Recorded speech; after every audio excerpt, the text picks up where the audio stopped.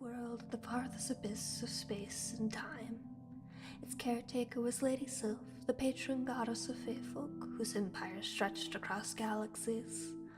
On that world, she cultivated the strength of her people to draw out the greatest power of magic. From these efforts, a noble hero ascended from the masses, the first human capable of sorcery. And though his tale is long and tragic, this story is not his. For where there is a first, there may be a next. Neither history nor the people who write it are kind to second place. But as the saying goes, through adversity, true brilliance will polish itself. And though they called it heresy, I would find a way to sculpt myself to their liking. The gods are cruel and selfish beings. Even the kindest among them do not like when mortals tread into their domain. My machinations to entwine my lady's creation with my own existence certainly threatened hers. In Sylph's fury, the entirety of that world was shattered, save for one fallen star. Upon her own justice she ordained, let this fool live the remainder of their days in anguish, know that this blood is on their hands, and suffer no divine being further. She stole my link to the anchored laws, so I could never again use magic to defy her will, and abandoned me to my fate. Most gods are so short-sighted that they can only weave the threads right in front of them and fail to look beyond to the full tapestry. But there are a rare few whose great understanding was born in the visions of others, and in Sylph's misuse of laws, opportunity arose for their intervention. The goddess of chaos who wishes for an impossibility, and the god of magic who facilitates potential. They found me in the darkest of nights contemplating fate, and both offered me a kindness that no man would refuse. There is more than one way to bend the laws, and who would know better? So though I might only be a remnant of who I once was, do not delude yourself into thinking I have become lesser. I am no facade of who I once was. I have become something greater in every way. Do not think me weak, for you will find steel where others are mere glass. And if you believe me powerless, if you truly think you have taken my everything, dearest self, watch your back. I know what gods like you fear, and I swear upon the stars your fate shall be worse.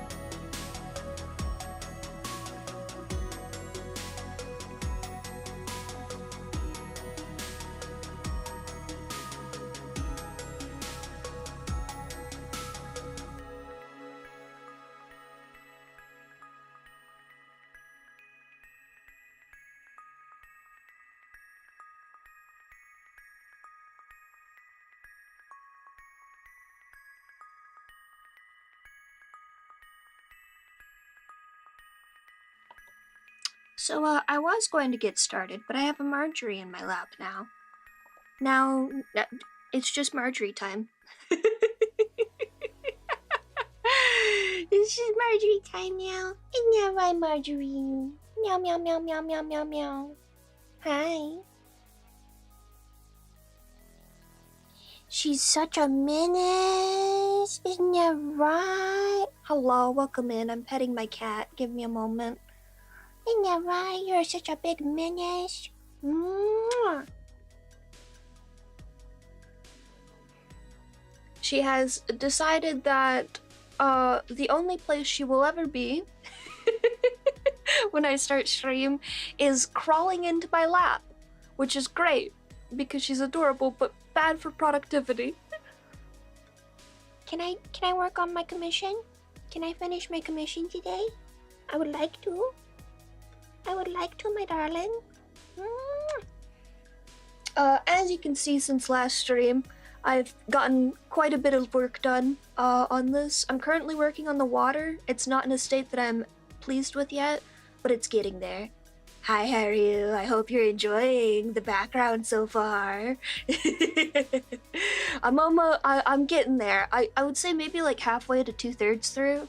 I haven't finished the overpainting of the flowers, although I did some testing on a couple of the pink ones on this side.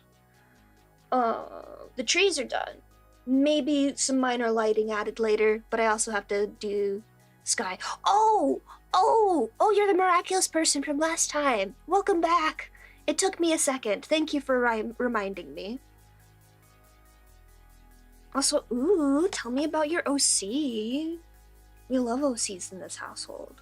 Okay, you done now? You got enough? You got enough? You're so cute.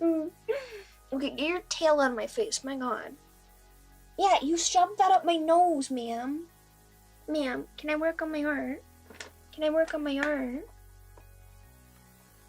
Young lady.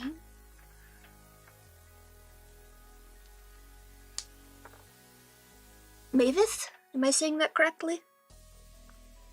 Alrighty, let's get working. Oh, I need to check. Yeah, I need to save that. I forgot to save earlier, and now I have a 30-minute video time lapse from this. I want to edit it for like a short or something, because I like the vibes of YouTube shorts that are just like quick, like little time lapses, or even ones that are just like little cutouts of people working on art. I didn't think I would enjoy them as much as I have been, which is nice. But yeah, I'm mostly doing overpaint on the water at this point. It's a lot of layers. Don't worry about it, it's fine. Hello, welcome in. What's she fighting if she's an undead warrior? I'm assuming there's like some big bag that she's fighting. I will ask very many obnoxious questions about OCs. Tell me their entire story because I want to know. I love hearing about OCs. Also, just realized I'm very large. I was on my friend Yang's stream yesterday for a Halloween event, but I was using my VTube Studio avatar, so we were having fun with that. I have a Discord. If you just do the Discord command, it should work. Just !Discord.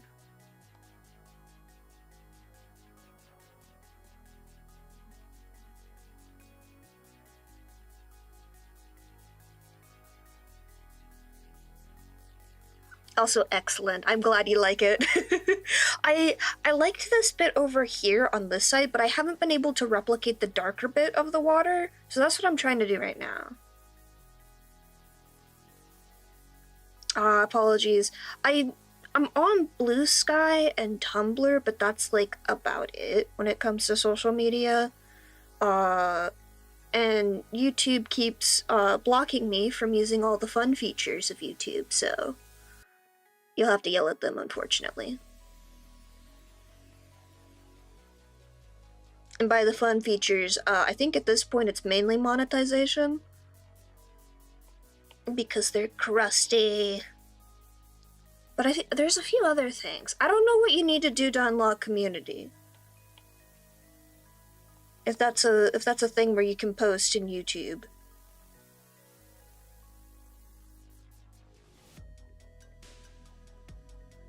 Also, fair and understandable to not use Discord. They've been lighting themselves on fire lately, from what I can tell. Oh, that's really funny. I must duel them. I have to win. I have to fight your OC and win, I'm sorry. Oh, isn't that delightful, hareryuu? YouTube not explaining anything that's happening. I thought I had the community tab unlocked, because I've posted in there.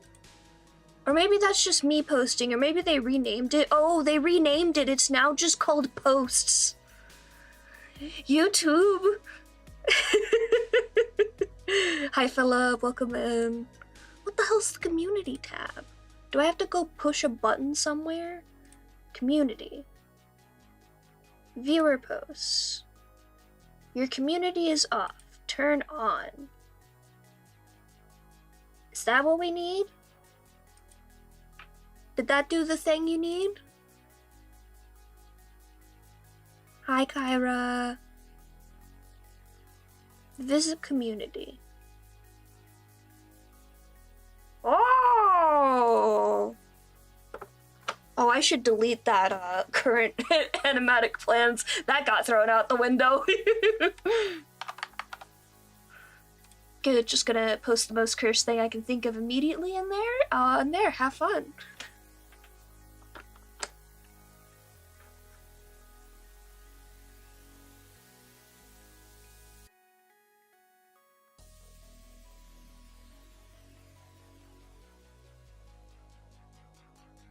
Hopefully, Yang will finish editing all the clips, not from yesterday, but the last time I was on his stream.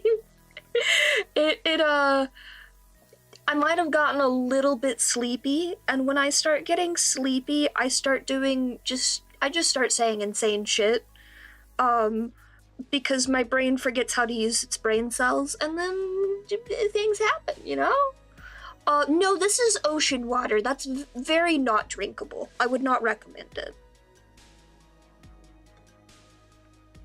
Unless you want to turn out like the extended cast of Destiny Islands in the Kingdom Hearts real-time fan dub.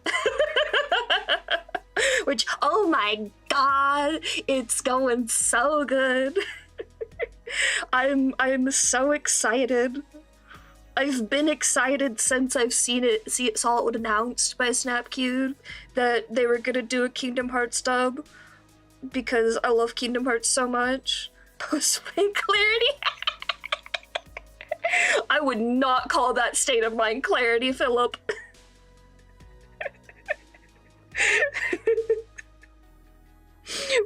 When he finishes editing the clips, I'll put them in Discord, and they should be linked to my channel because of the new YouTube feature for, like, connecting people's communities and whatnot, which is very cool. I'm so down for it. I have a few things connected to Dai's channel as well. Let's see, newest posts. Oh! How do I... Yeah, there we go, I can like it. Very nice! Also, fucking mood. Whenever I have a doodle page and there's like just a bazillion things going on, like, those are just part of the art now. I have one page that, in my sketchbook right now that's just me trying to understand how to draw a fucking dog. And there's like also a bunch of random humanoid heads in it, and it's just like, yeah, that's just the page now. Don't worry about it. No, they're not related. Why would I draw bread teleporting?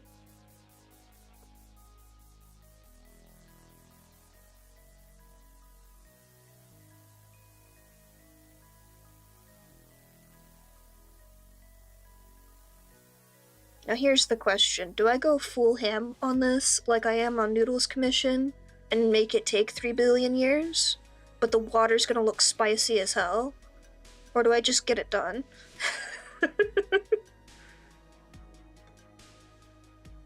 I mean, sure, drawing in general is fun, but I've got like a lot of things I'm trying to work on at the moment. I can't get distracted. The only distraction I'm allowed to have is drawing cursed Momo art for the Nikki community on Tumblr.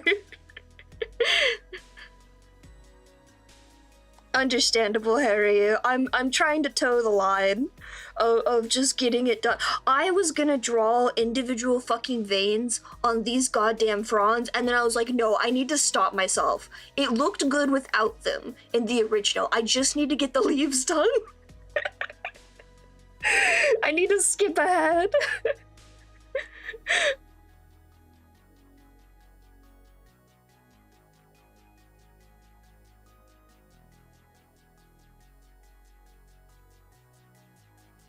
All y'all teleporting bread and you're not sending me any? Good God. I can't believe this community. This is just like whenever Daishima finishes a cooking stream and then he comes into my DMs and he shows me the most delicious goddamn food I've ever seen in my life, and he's just like, haha, you can't have any because you live in a different state. And I'm like, fuck you. I want to eat the delicious food.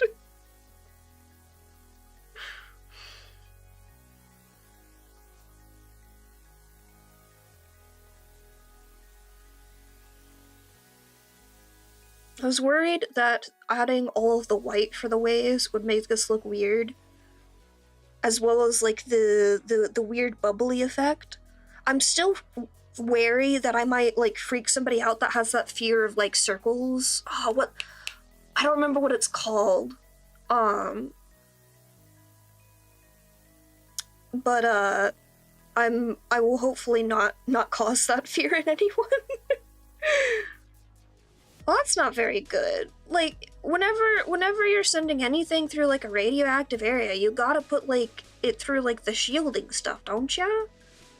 Very simple. That's just the standard.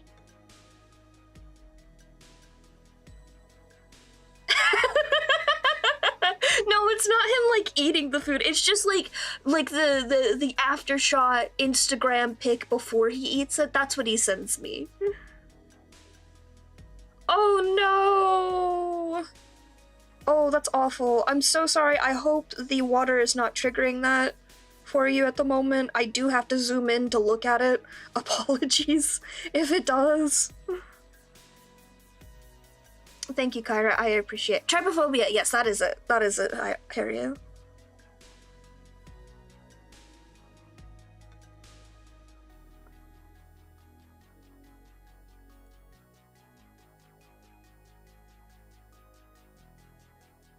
That's good. I know even like small things like this can sometimes affect people with that fear. It's just something I think about when I'm working on art. Thalassophobia, I believe, is fear of the ocean. Oh, understandable.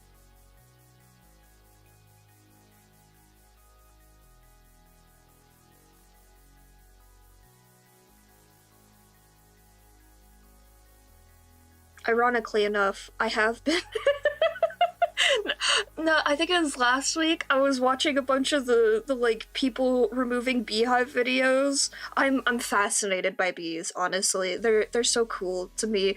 But I was also thinking about like, man, I can understand why people have this fear of seeing these things.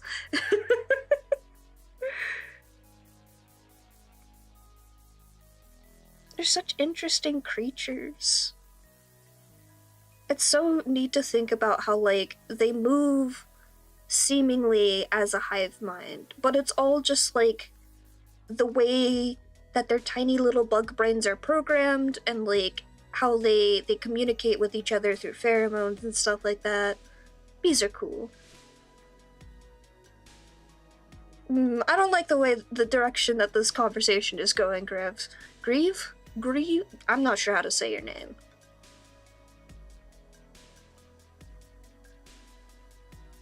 I know it was just Halloween, and it is my favorite holiday, but we don't have to get that creepy.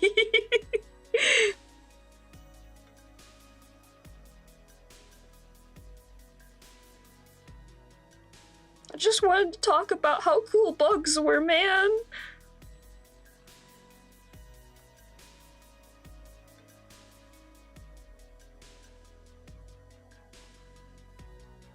It was yesterday, yeah.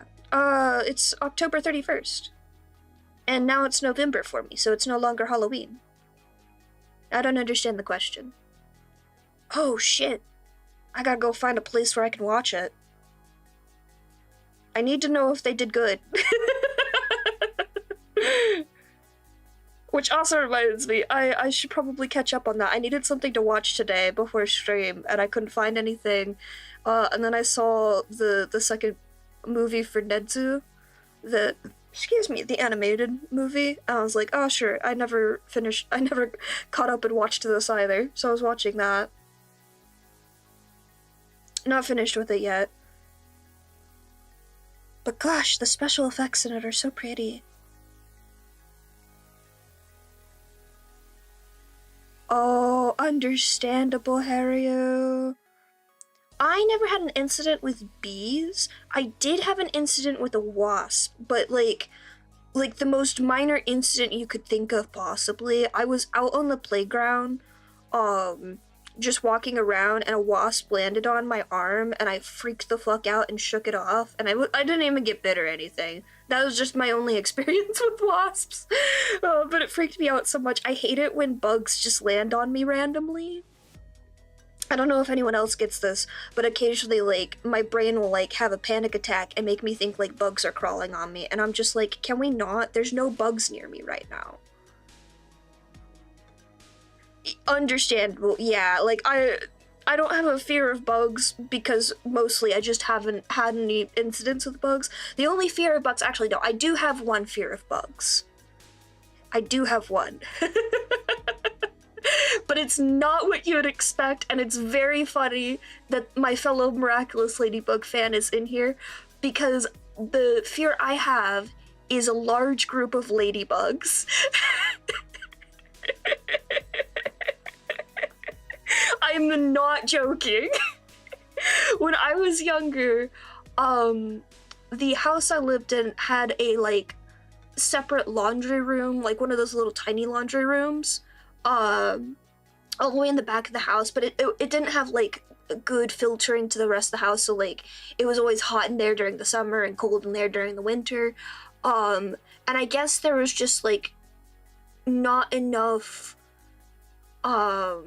infrastructure to, like, make sure the whole room was sealed from the outside, and one day I walked in there, and, I just, all of a sudden, a ladybug fell from the ceiling, and I was like, huh, that's weird. But it's kind of cool, like, I love ladybugs, they're cute little guys. And then another one fell, and I was like, wait a second, that's a little bit weird. And then I looked up, and there were hundreds of ladybugs, all crawling on the ceiling, in, like, this giant mass. Like, if you've ever seen one of those videos of beehives where, like, all the bees are, like, crawling all over each other, that's what it looked like. And I won't lie, I will, to be perfectly honest, this was at a point in my life where I had a lot of trouble separating dreams from reality. I don't know if this was a dream or if it was real, but it was so, like, crystal clear in my mind, I'm pretty sure it was real. And yeah, I don't like seeing large masses of bugs like that. I can stand it with bees because I know that they're supposed to be doing that and I know why they're doing it, but I definitely not in real life. If I saw a clump of bees, I'd be running in the opposite direction.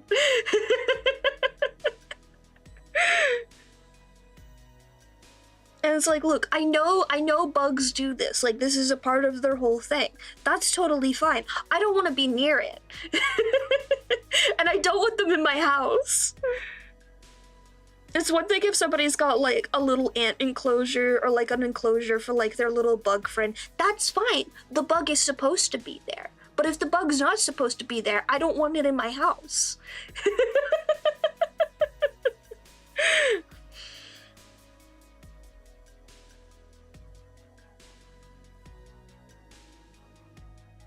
Also, a loveliness for a group of ladybugs is so good. I love that so much. Yeah, exactly. Like I'm totally the kind of person that if I see a bug in my house and it didn't freak me out immediately and make me accidentally kill it because I got freaked out, if I beat my cats to getting it, I'm gonna probably try to get that bug back outside because I understand the bug's probably just lost. But otherwise, stay out of my house. Oh my god, I haven't seen fireflies in so long. I love fireflies so much. When I was younger, like, going outside during summer and seeing just swarms of fireflies everywhere was so delightful.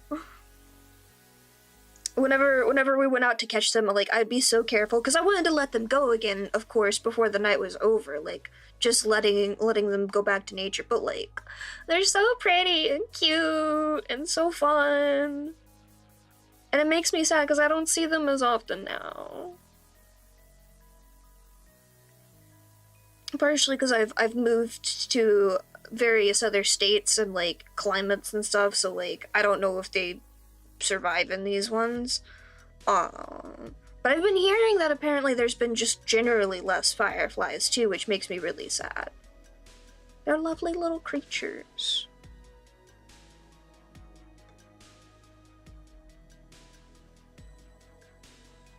Yeah, they're so pretty. I don't usually see a ton of bugs on my way to work. Although one time I did see like a weird bug that got its like butt stuck in between a sign and a pole. I don't know what kind of bug it was. I might have a picture of it on my phone somewhere, but it was such a weird looking bug. I was just like, I gotta look this up at some point and figure out what the hell this thing was. And I tried to look it up, but I couldn't find any info about it.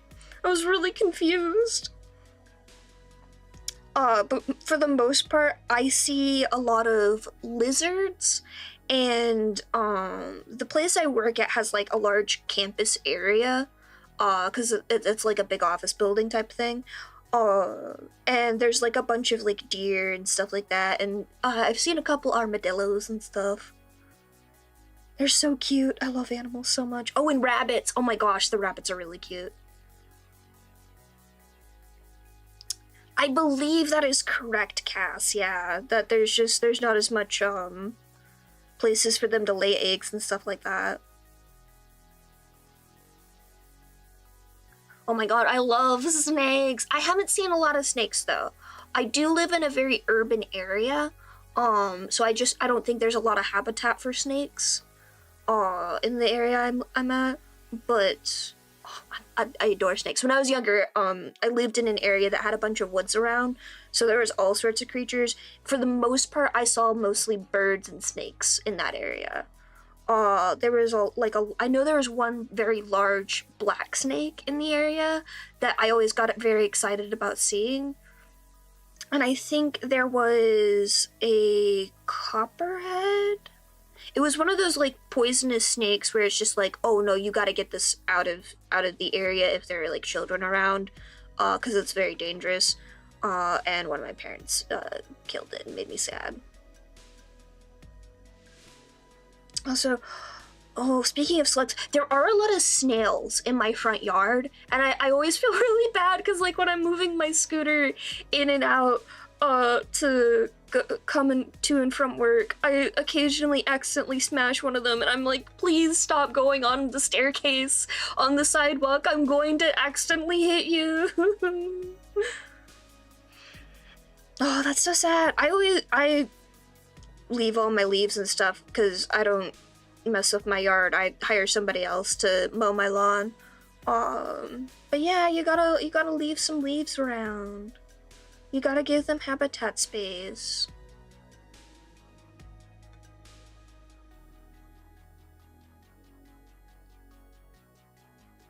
We're slowly getting there. I think we need more glitter.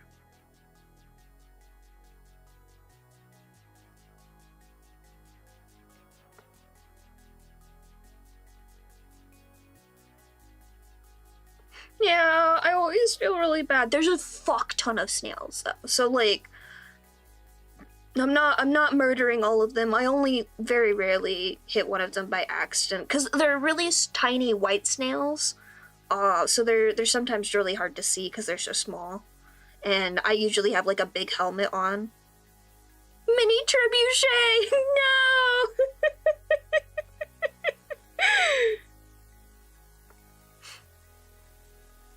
Hi, Akami, how's it going? We're talking about random animals and bugs. There was one really large snail that was on the sidewalk one time, and I was just like, oh my god, I have to take a picture of this immediately, because I follow this one Tumblr called One Bug a Day, and I was like, I have to take a picture of this so I can send it to One Bug a Day. There is a type of snail that is a huge pest problem, but I do not remember what breed of snail it is. Let me see if I can find this snail picture, though. It's very important, because it was a huge fucking snail. Oh, you saw a giant moth? Tell me more. Oh my god.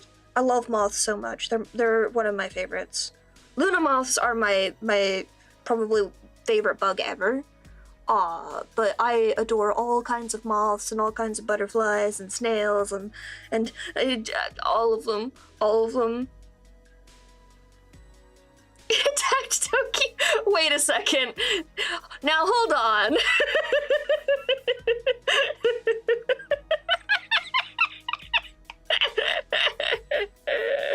Now, you just wait 1 second. Was this guy's name Mothra by any chance? Where the fuck is my snail picture? These are all just pictures of my cats.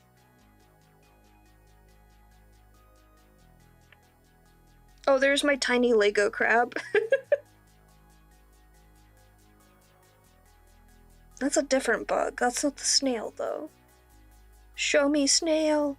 I know I sent it in Discord at one point, too, in the creatures chat, but I don't feel like digging in Discord, because I also send so many other pictures.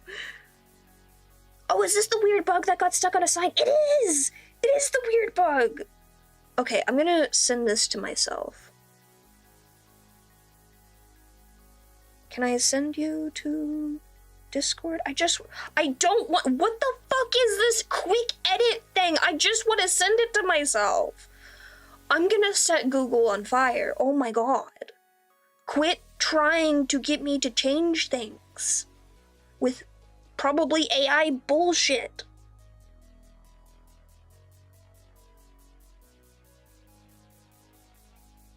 A snail miraculous power. Ooh.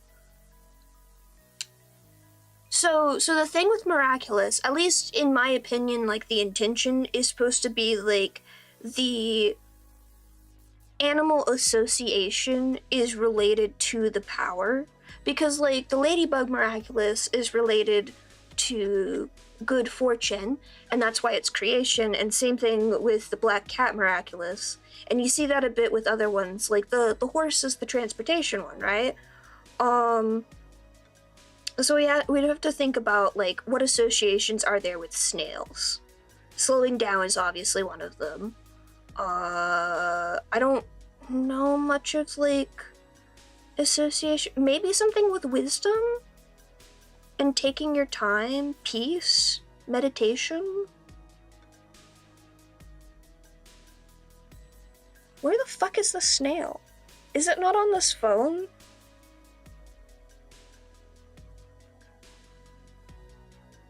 There it is! I found him!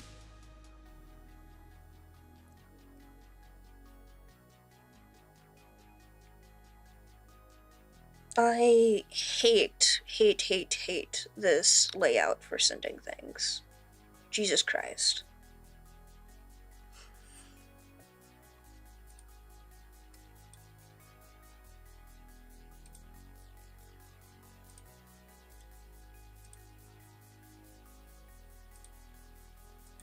Okay. Where's my temporary image? Oh, I forgot about you. Ignore the man. One moment. There we go. Oh, that's huge. Look at them! This thing was at least 3 inches long. Like, the shell was 2 inches alone. Like, look at them. They're so cute. I love them. Oh my gosh. He was gone after I came back from work, so I'm so glad I took a moment to just take a bunch of pictures real fast. But oh my goodness, I love little creatures like this so much. YouTube keeps buffering. I did set it to ultra latency today, and that might be the issue. So maybe I should keep it on low latency. But it also could just be YouTube being YouTube again, as YouTube does.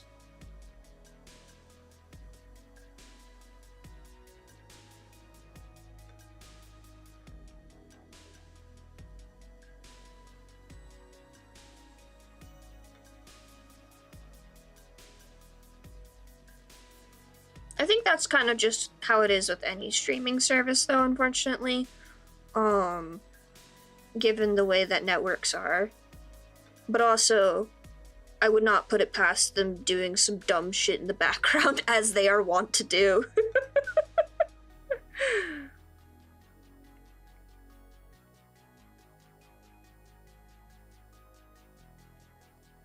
I have to sneeze real quick, one moment.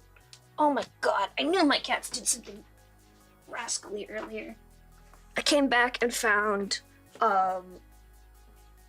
Mia sitting on my computer tower, having somehow managed to turn my computer off when I went to go take a nap. Little rat bastard. So that is through the stream avatars command. I think it's like... did I put it in here? What's the right command?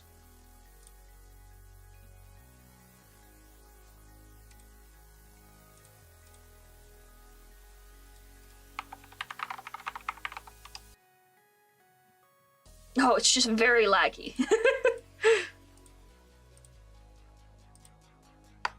I think if you do gear, and it should be wings.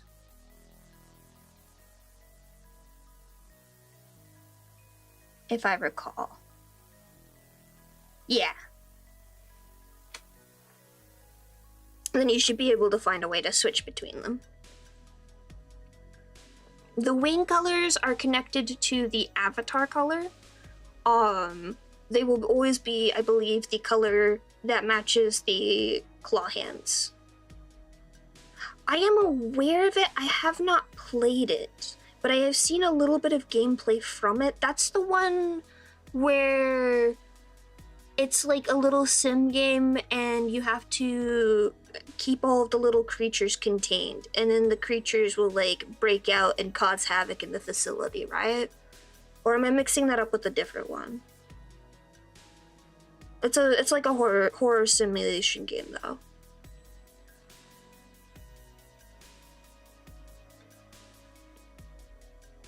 That's the prequel game.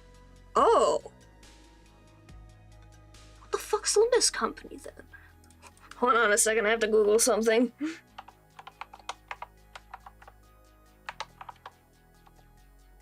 Hello, welcome in.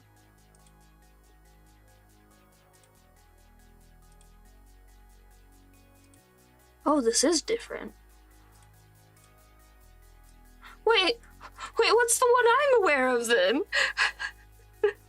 Funeral of the Dead Butterfly. It's been going good. I'm just working on some art.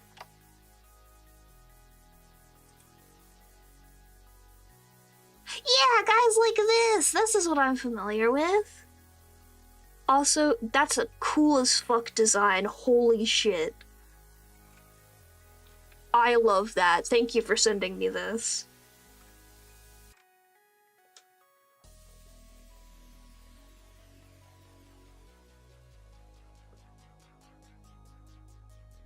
Yeah, sure. I always love hearing what people are working on.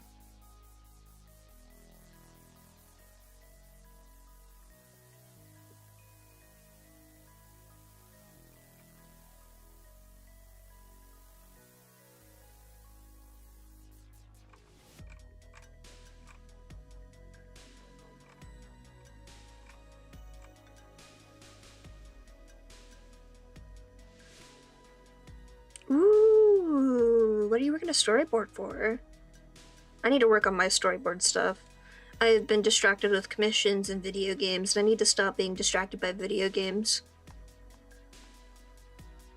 In my defense, though, I had like 3 different video games come out with things like within the span of 3 months. It was Silksong, and then it was Hades 2, and then Guild Wars right now, and yeah. Hey, welcome back, Raven.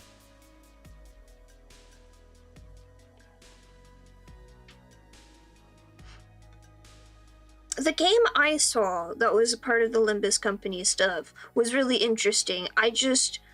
There was so much happening on the screen at one time. I was like, oh, this would immediately overwhelm me from what I'm looking at. But it looks like the person I was watching was like in a pretty late stage version of it. Like they weren't an early game. I'm sure if I looked at it like from the beginning, it would be a lot easier for me to comprehend what was happening. But it is definitely in the category of games that make my brain have the fun tingles. I love simulation games like that.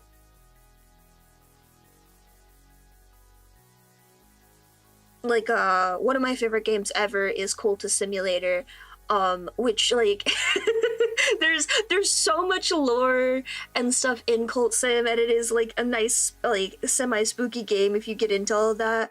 But I'm just there to, like, make all of the numbers go up and get my victory.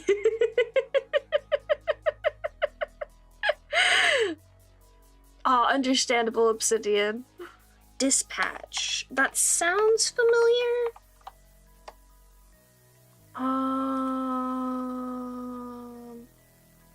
Oh, I think one of the people I follow on YouTube is playing that, and they're very excited about it, but I don't know anything about it. Modern Telltale game. Wait, what is... Okay.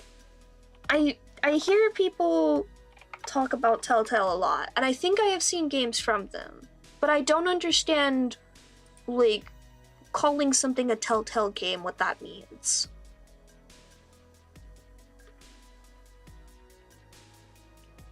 I do want to hear what you have planned. Like, yes, please, tell me. Oh, I see. It's interactive movie then. Yeah, no, I understand it's like made by the company Telltale Games, but it's also been just like a genre sort of thing, like calling something a roguelike, and that's what's confused me. Yeah, walking sim. I don't understand those games. I truly do not. I can understand a visual novel, but those games do not have enough choices in them to feel like the same as a visual novel.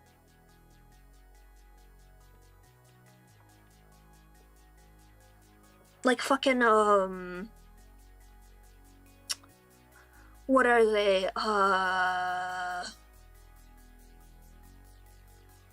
Until Dawn is one of them. Detroit Become Human. Like, I don't understand the appeal of those. I really don't.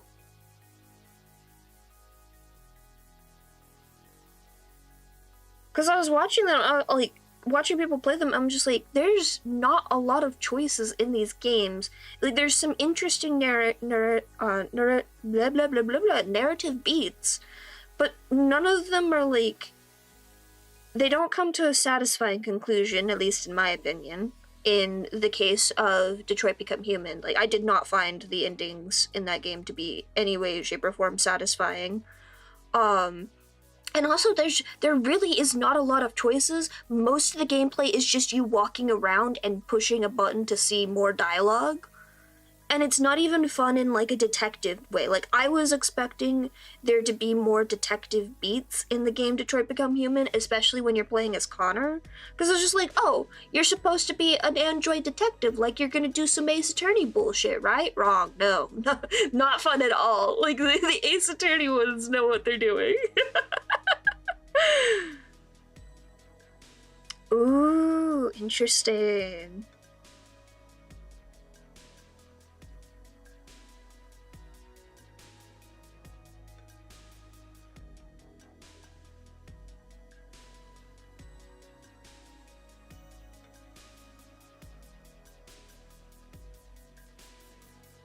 Tales from Borderlands I've heard good things about, if I recall correctly. But I think that's just because the Borderlands fandom is always just really excited to get more of Borderlands content. So when I was... it's like a simulation management game. It is the one that I saw, where like you had to basically manage the containment things for all of the creatures that were in your little containment area. And you'd have to like go up to them and do something to like pacify them essentially, and if you didn't do that they would break out and they'd start murdering people. So that's a simulation game in my opinion. It's just containment facility simulation.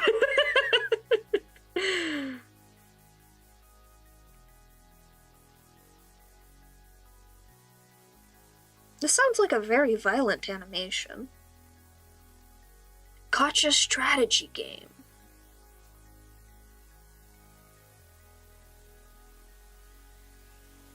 That sounds like an entirely different game. Cause there wasn't any like gotcha or fighting things. It was literally like you were in a you had like this giant building, you had all these little containment pins. Oh, Lobotomy Corporation. Yeah, that's what I'm saying. That's the one that I'm familiar with. I'm not familiar with Limbus Company. That one's definitely a simulation game.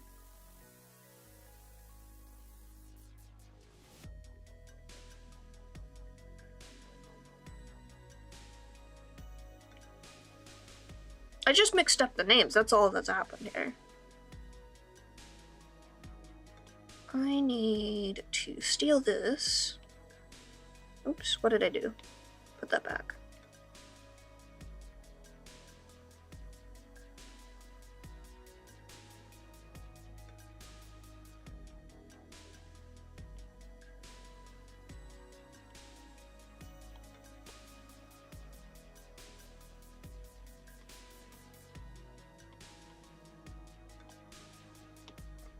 Oh yeah, I'm sure.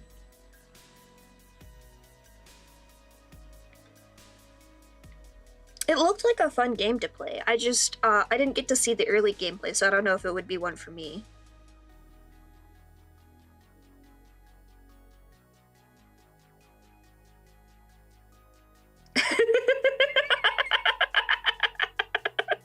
You could have a sip as a treat.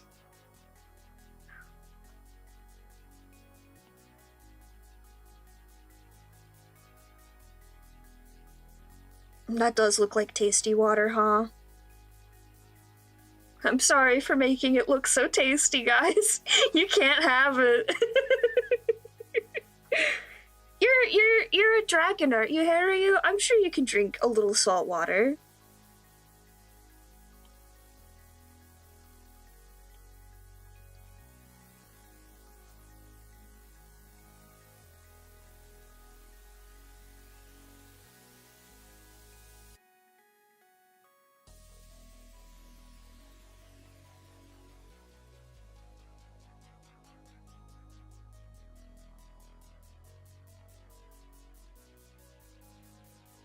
I'm just adding a little bit more glitter.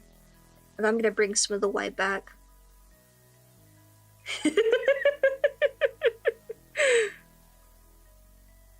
I wanted to keep the purple from the original, but I wanted to make it a more intense purple, because this was like, where's the big one? Like, it was leaning towards a little bit of browns in some area, and I was like, I'm gonna make this fucking purple.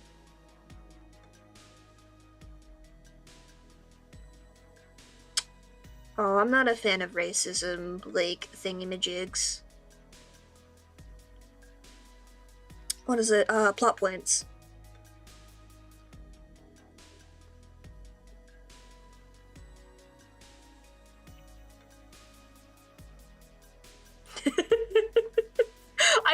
I think if it's not potable, it's not drinkable. That's like that's like saying any plant is edible. You can like look, just because you can put it in your mouth does not mean you can eat it.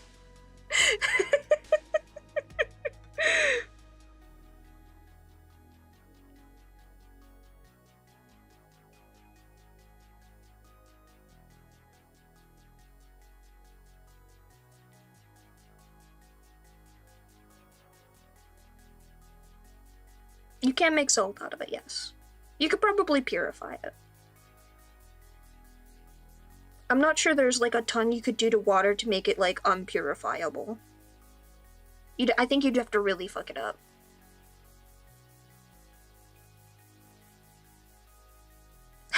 No. No. Oh my god, you have to be so careful with mushrooms. I could never be somebody who goes out and forages for food, because like I will see 2 pictures of 2 completely different mushroom species and I'm like, oh yeah, same thing.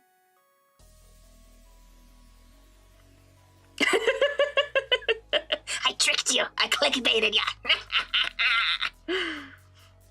Okay, but for real though, I drew the thumbnail that I use for art stuff just as an emote, and then I was like, oh my god, this is my favorite emote I've ever done for myself or anyone ever. And then I needed like a new thumbnail for art stuff, and I was like, I'm just gonna be lazy, toss this thing on there with some stars.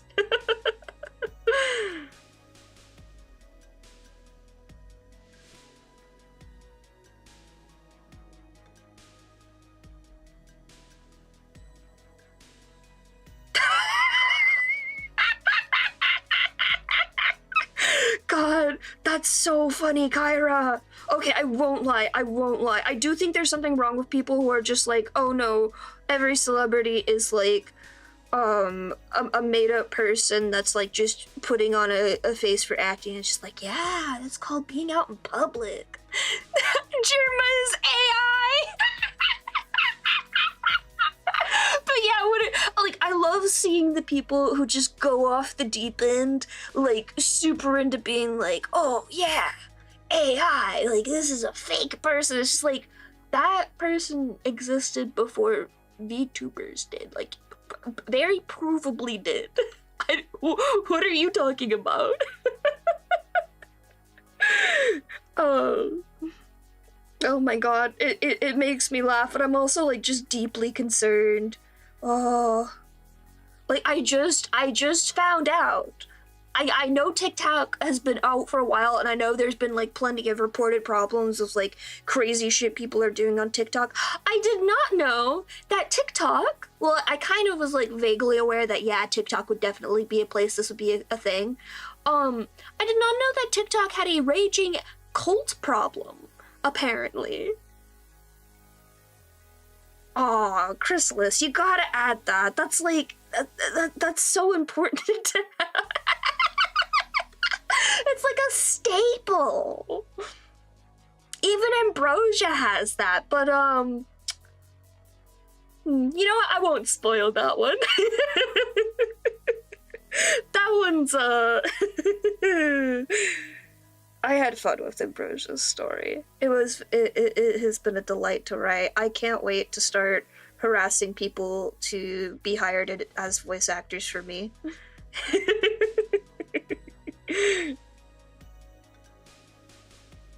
Wait, hareryuu, have you never heard any of the Ambrosia lore? Ambrosia's got big lore. Yeah, the Da Vinci twins are based as fuck. I have not followed much of their content. I've seen occasional snippets of it, but I've only seen like them having correct opinions about things, which is great. I swear you were around with the painting I did of Ambrosia with a knife.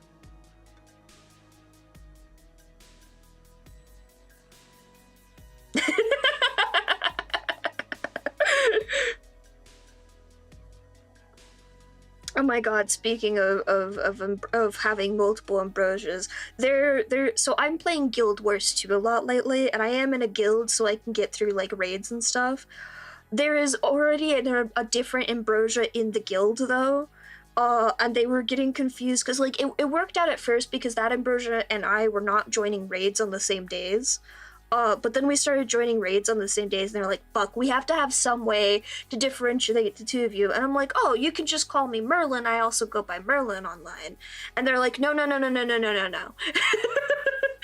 then one of them was just like, all right, Ambrosia the First and Ambrosia 2 Electric Boogaloo, and I am now, that's what they call me now. Every time they say the whole fucking thing.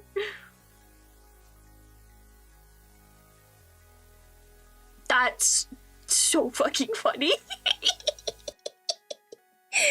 I know some people get very uncomfortable with jokes about like pronouns and stuff, and I think that's completely understandable. There have been some people out there that are just assholes that have ruined it for people, but like my gender is wizard / the bit. I will be anything I need to be as long as it's funny enough.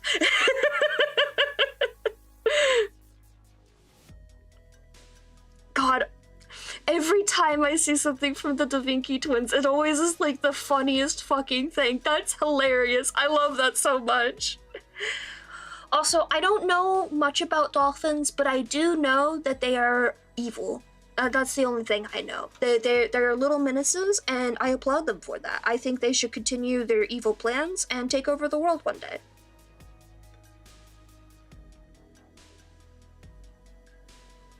A bottle fireball. How dare you drink alcohol in my Christian Minecraft stream?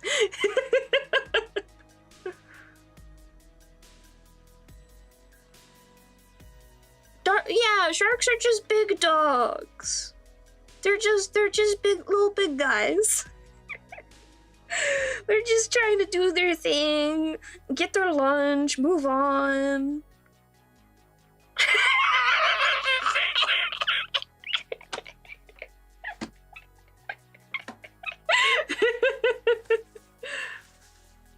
Bears are not big dogs.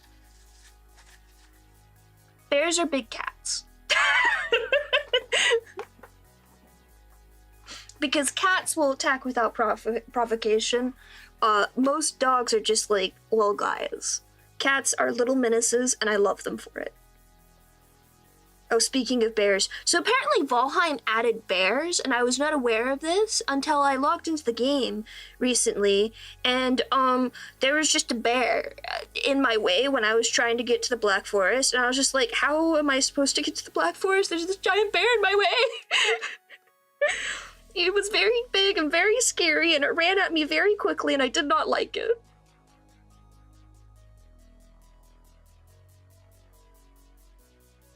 They just go to space with berries? That's it? No protective equipment? What is this? A wuxia? Oh, I forgot the name of the genre. Don't hurt me. I'm sorry. I'm bad at things.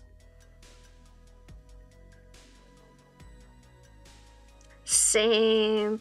I honestly though, I can't also see them as cartoons because of the fucking Tumblr thing. I don't know if everyone here is aware of the very famous Tumblr scam about the police lady and the bear cub. I see hareryuu is.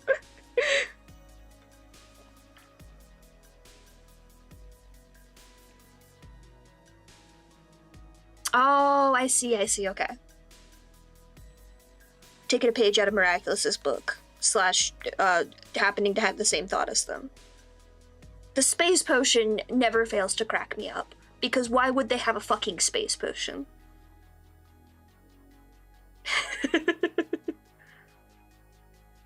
Okay, I keep hearing about this new funny number. What is so funny about the number 67? I do not understand. All I have heard is that it's in some lyrics for a song, and that is the extent of my understanding of it.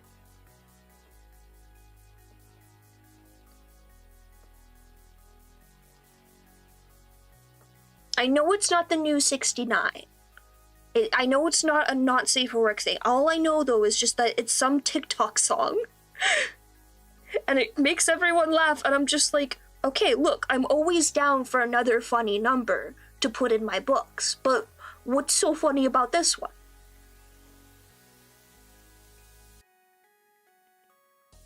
Oh, is that just it? Like, they didn't even crack a joke with it? God, TikTok fucking children have no sense of humor these days. Where's the punchline? Show me the punchline! Anyways, let me open up my Kool-Aid. I am a child at heart.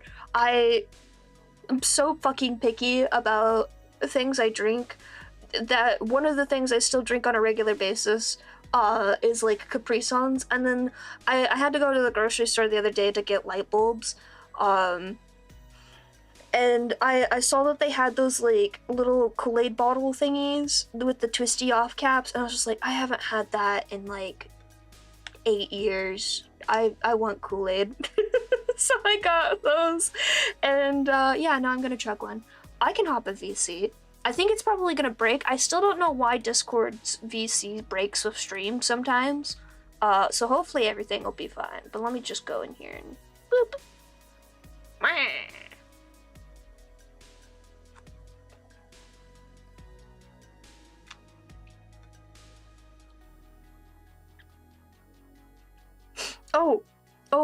I should also say, for the Twitch side, we have a new emote. If you guys haven't experimented yet with the breakdance emote, it's incredible. It's beautiful. I'm so happy with it.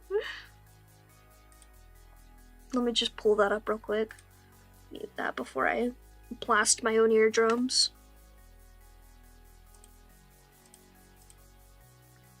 I don't like the new Twitch emote thingy. There we go. Hello!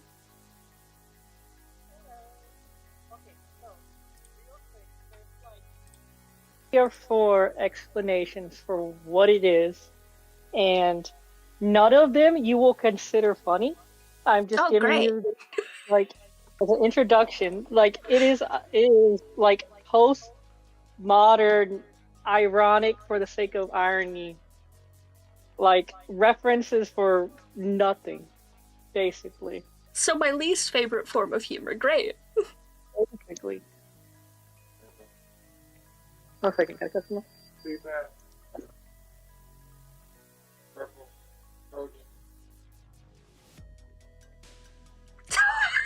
Oh, cutting right to the heart of an obsidian.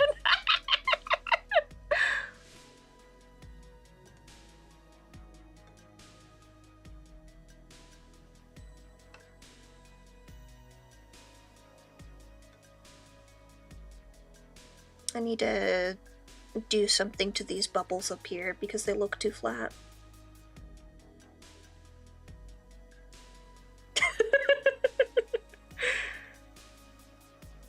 Okay, so it started with like a Skrillex song.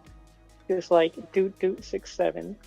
So they pulled out from that, and then there's like a 6-7 NBA player, Carmelo, and so that he would just say that every time he made a thing like 6-7, 6-7, whatever. That makes sense. Then like some kids started doing that whenever like he just made a meme of it, and then he also made crypto out of it, and he did a rug full, which is just a funny aside. I was about to say, okay, I can see how this would become a joke, and then you said crypto, and like, oh, never mind, delete it. Yeah. And then there's some people going around saying that is like a code for suicide from the police, but that one's like disproven. But the other ones are just like, yeah. It's just references to other stuff. But that's basically all it is, like nonsense reference that if you say it enough, it's funny. Yeah. I was on board with the sportsman making it a thing until he was just like, yeah, let's do crypto. God damn it. Because that is one of my senses of humor, of just repeating something silly for no reason, other than to annoy people. That's why I have the breakdance emote now.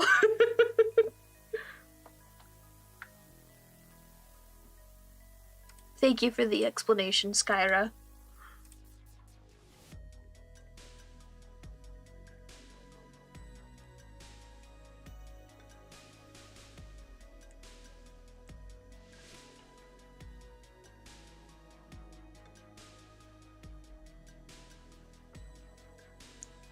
For the Tree of Life obsidian, are you taking from a specific mythology's Tree of Life? Like, I know there's the Viking one, there's the Christianity one, that's more theology though. There's probably 5 bazillion other ones, because every culture likes to have a Tree of Life for some reason. Oh, Jesus. So he's just raised as a McGee. Just have the hero call him a whiny bitch.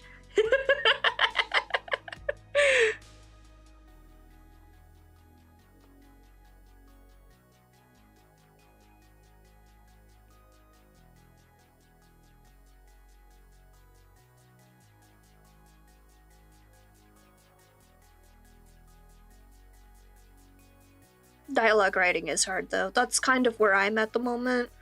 I need to finish the storyboards and finish the actual dialogue writing of the pilot thingy I want to work on. I've got most of it. I just need to actually do the storyboard. And then I can start bothering people for voice acting. But I didn't want to get distracted from commissions before doing that, so I'm trying to finish these up first.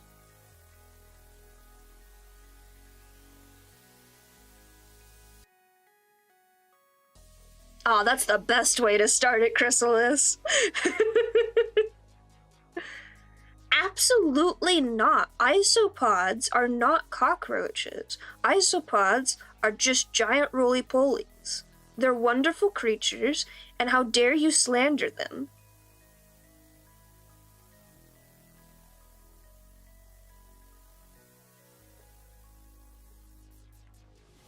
They are so cute. I love them. I love them so much. Yeah, really great. I'm not gonna even try. Yeah, that's what I was thinking of. That's the Norse mythology one. Honestly, if you're having trouble thinking of a name and you don't plan to take from a specific mythology, it is good to just stay simple, because Tree of Life tells your audience everything they need to know about what the thing is supposed to be.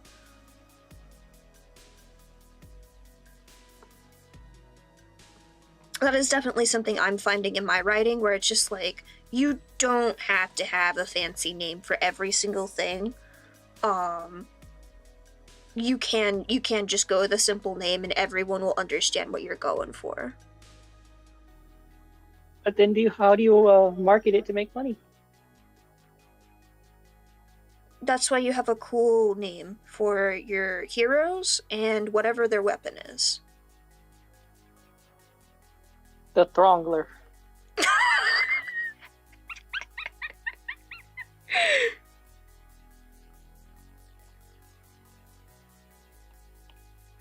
Everything else you can just steal from something somebody else has made already. Like how Odysseus' name is just Odyssey, which means long story? Yeah. That's... Don't you dare do this to me, Kyra. You know damn well that happened in the opposite order.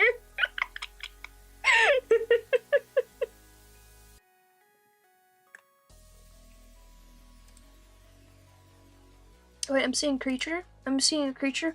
Oh my god, I don't know what this creature is. It looks like a caterpillar, but thank you so much for sharing, Philip.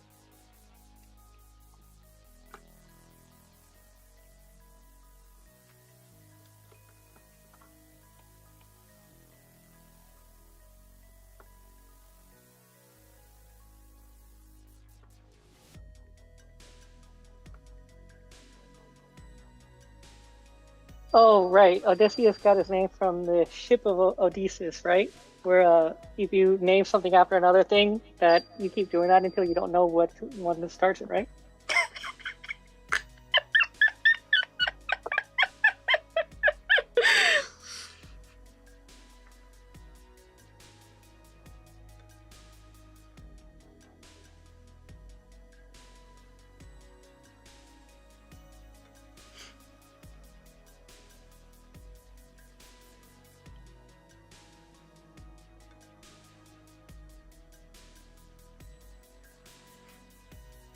As you should. Straight into the point, Chrysalis. Should I give everyone a sneak peek, Kyra? What do you think? Should I give a sneak peek of the logo for my thingy? Because it is done. Yes. I vote yes. Thank you for being the enabler for today.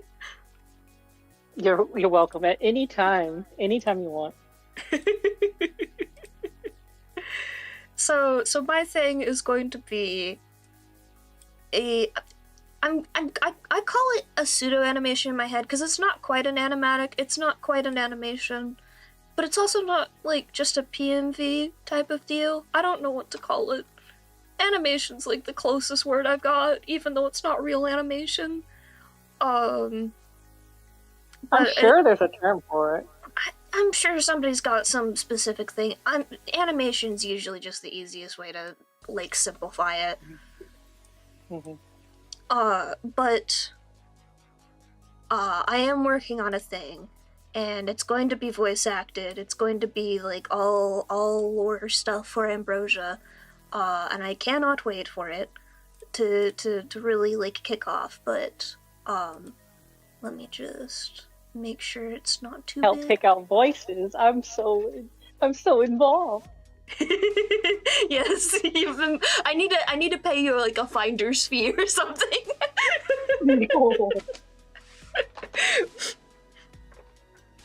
Oh my goodness, you've been such a big help. Cause like the major one I have been trying to find a voice for before I do anything, because I want Astra to be voiced in the teaser that I use to like tempt people over, like going pss, pss, pss, pss, to cats for voices. I wanted to have Astra voiced for that, and you finding Haruto has just been like, I'm going to like come into Haruto's DMs and be like, hey, I need you. Haruto has like such a range too, it's ridiculous. I cannot tell you the noise that I made when you sent me that clip, because I was like, this is what I've been looking for. I had a feeling, because like I'm like, oh, this has to be something for Ambrosia. Probably not Greaves. I don't play a ton of horror games, and I do know Limbus Company is on the side of horror game type stuff. And if it's also like a gacha fighting type game that you're gacha strategy game, that's also not really in the category of games I play. But anyways, let me just go ahead and turn this on. This is the logo for it. It's called Will of the Last Abyss, and I hope it's gonna be cool when I finally finish it. But yes, a little sneak peek. The person I worked with this logo on is so cool. If you need a logo, I've got a person for you. I will send you their way, because holy shit, they did so good. But yes, let me just go ahead and put that back in my secret folder.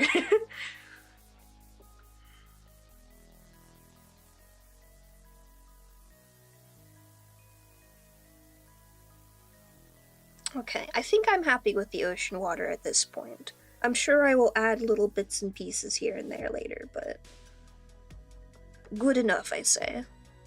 No, I think you need to zoom in and zoom out 20 more times. Enhance!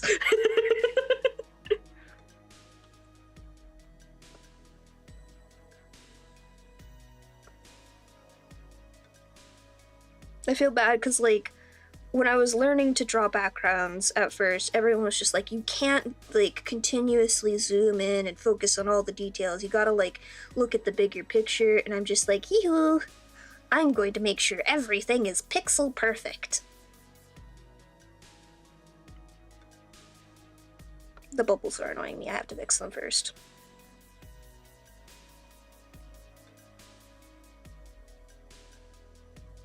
Okay.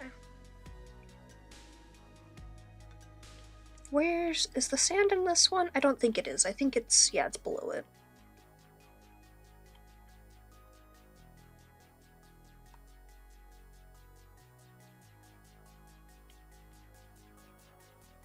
I want to add more contrast to the sand.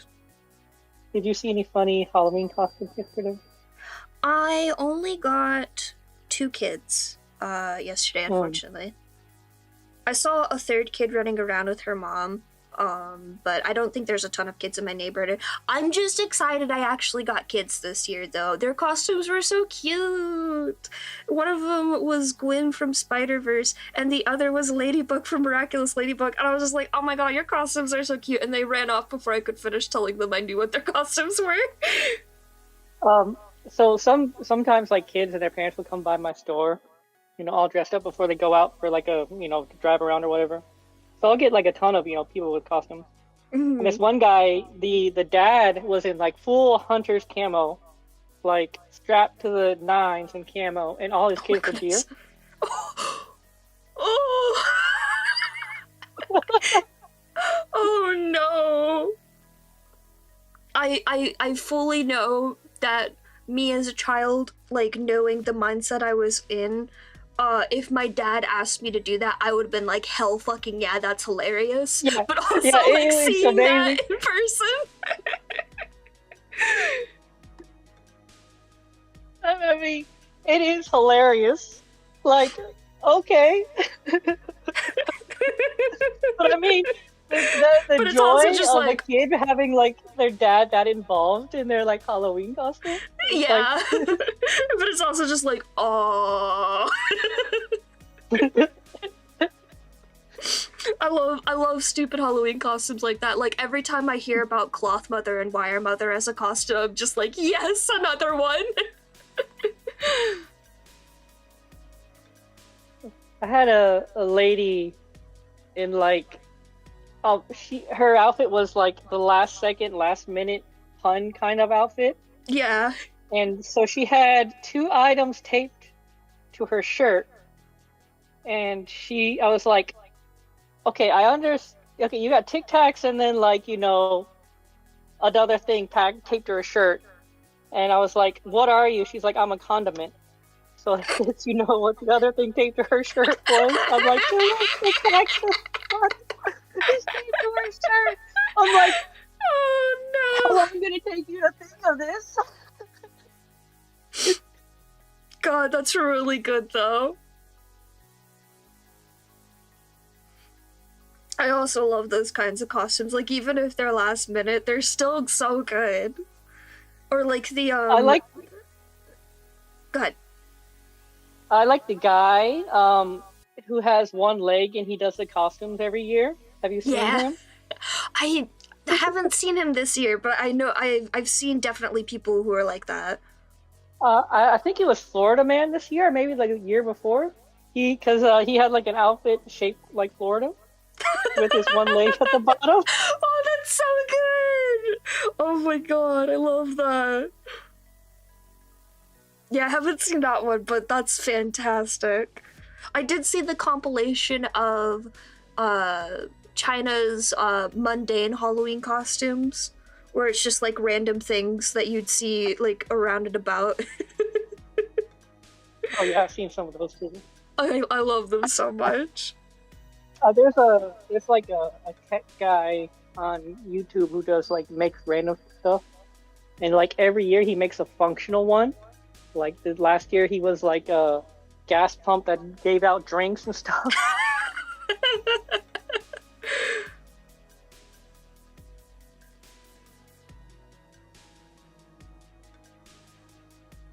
Ah, yes, the classic villain. No! I say that delightfully, to be clear.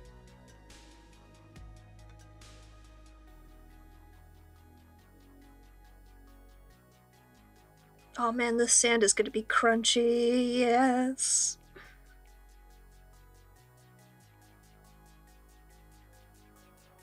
Oh, I forgot, speaking of crunchiness, I forgot to advertise in another person's Discord. One moment.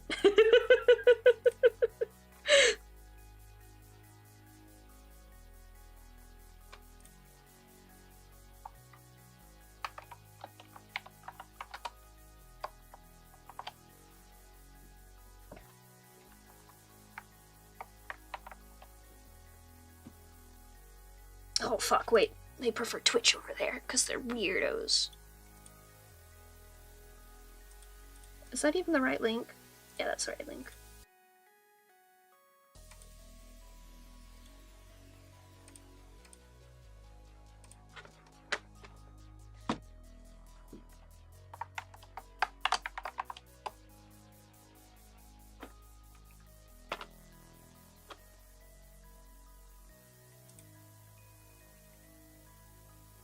Ooh.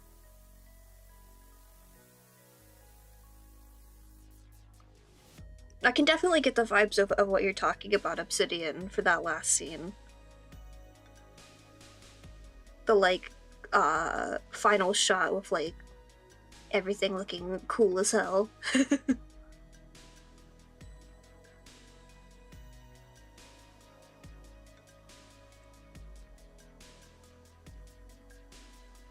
The super cinematic slow-mo, like, oh no, my zombies!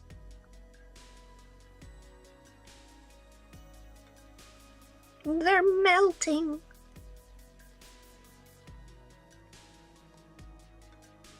What was I saying about that? Oh right, Crunchy. Ongoing joke in Guild Wars that one of the buff thingies that you get from a sharpening stone station is just crunchy soup. Hence why Crunchy Sand reminded me of that.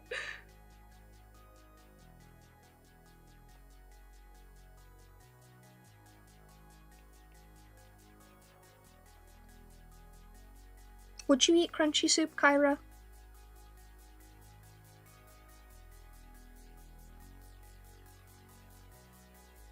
Does crunchiness deter you from the idea of soup?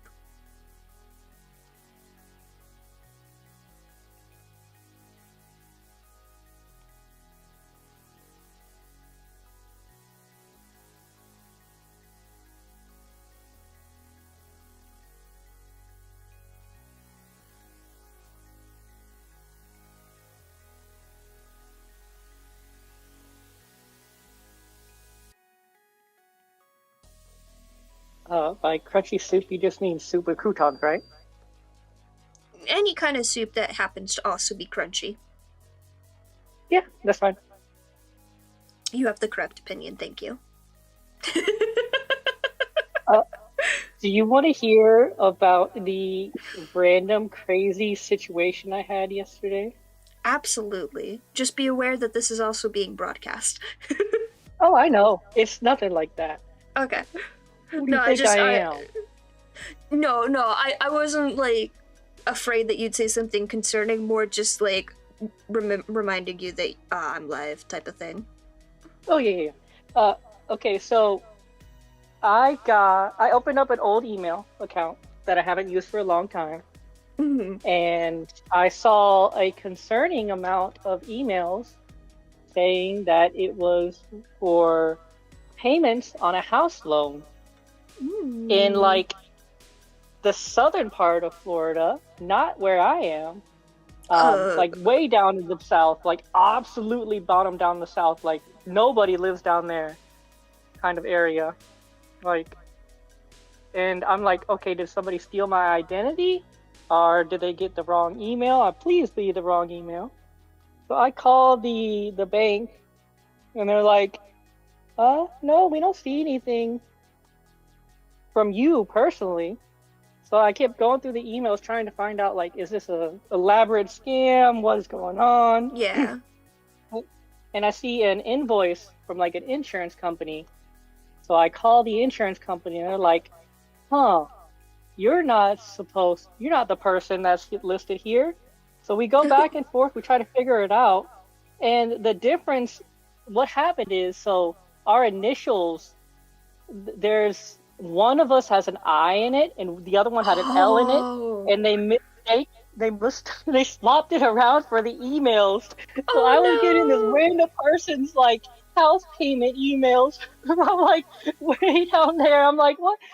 So this whole, like, I spent, like, maybe, like, 4 hours on the phone back and forth between banks and, like, everything, trying to figure out, somebody wrote down and mixed up their I's and their L's. Oh gosh. That's why I always like immediately go and just start spelling my name for whenever I'm repeating it for anyone, because I'm just like, I know one of you's gonna fuck it up. This isn't personal, it's just the experience I have. Oh no. That's why they need to bring back the eyes with the two the bookmarks at the end. That's why they need to bring the capital I's with the bookmarks at the end.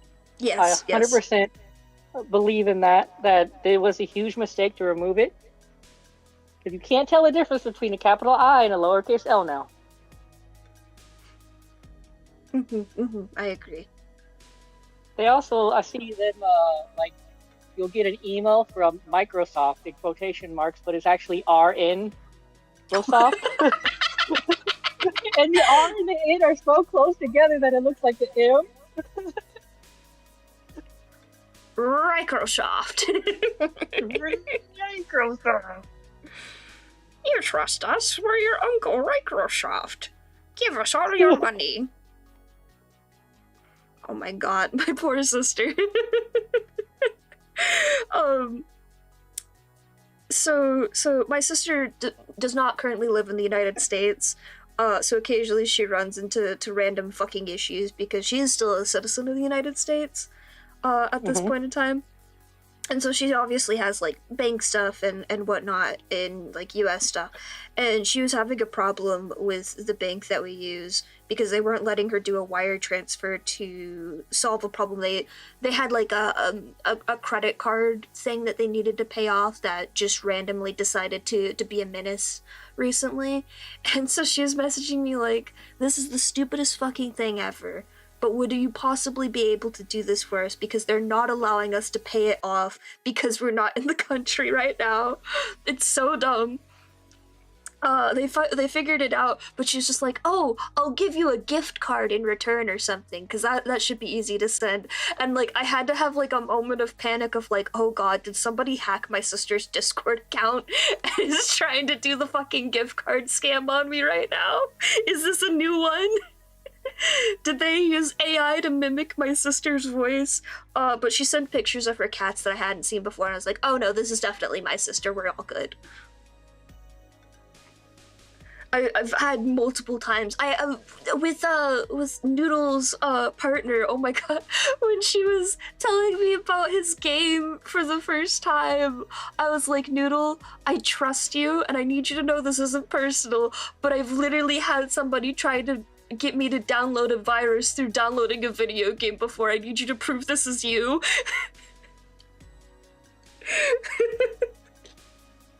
Oh god, that reminds me. I was like random talking to somebody. I was like, oh yeah, I got a deal on food today. And then they were like, the mod timed me out.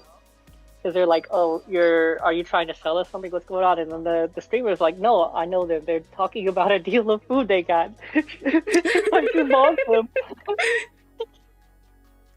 Oh goodness. Hello, welcome in. It sounds very interesting, Obsidian. When you finish it, like, I would love to see it.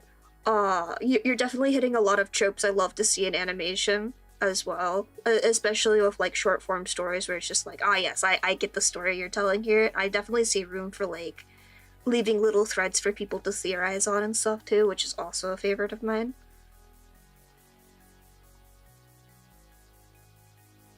Also, thank you, hareryuu, for agreeing this sand is crunchy, as it should be. We're getting lots of new people today. Hello, welcome in.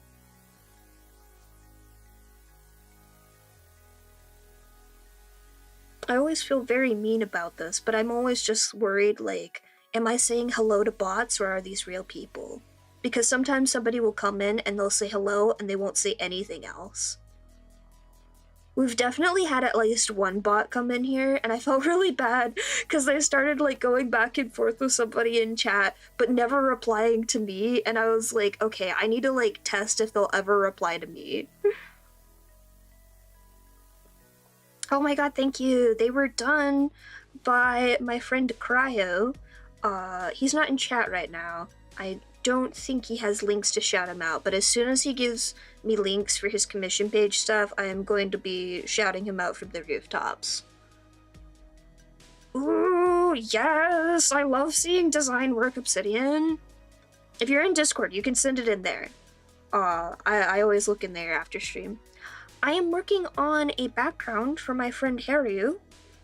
I am updating his old stream background, which is this one. It's got two variants. It's got this one and then the night variant. And I'm just upgrading it to my current level. Okay, but be honest that they only asked you to update one, and you're going extra and you're updating both. No, hareryuu did clarify later. He did say that he wanted both. I just missed it in the VGen proposal because I think I just put hae and then ignored everything else in there and just hit accept. No. You know, as I'm wont to do when we discuss commissions off of VGen. Mm-hmm. Yoink, give me. Alrighty. I think I can move on to the sky. I'll probably put some, like, pebbles on the sand later, but I just wanted to get the basis of it. And I don't want to do too much to the sky. There's already a soft gradient there. I think I just want to add a little darker blue to the edges, but not too much. Did you see the art Digi gave me for the dono? Because there's a lot of rocks in there in the background. I know you like them. We can look at it again. Oh, Rocks, yeah. my beloved. It's so good. Hell yeah. Rocks. I love rocks. Crunchy rocks, tasty rocks.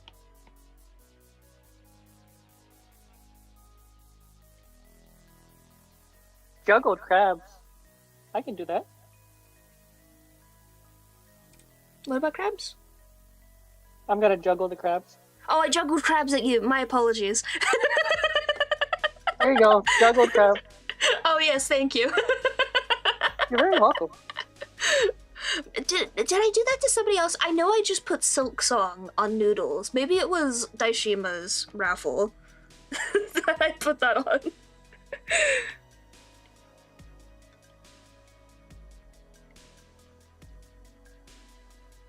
Oh, hell yeah, Obsidian. 10 out of 10, I approve. One of my favorite miraculous things in the fandom is the Office AU. I've been following the person who's making it for quite a while. They got so mad about Miraculous not using Felix from the original PV that's why the Office AU became a thing. Which I think is so funny. But I'm so excited for the final part of it. It's gonna be so good.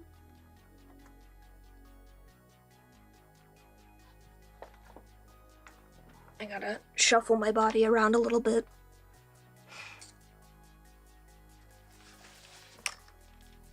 Also, of course I was gonna do both, hareryuu. My favorite thing to draw ever is night skies. Other than rocks. Rocks are still my favorite thing. But I love drawing night skies and putting a bunch of stars and stuff.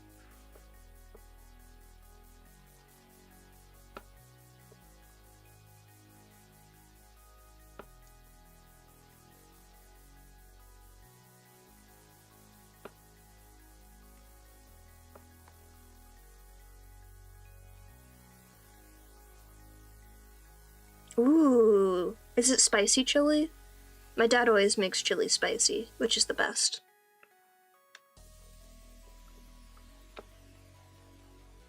What are they doing? Making fucking Voltron out of them? Did I read that right? Aw, fuck yeah, spicy chili's the best!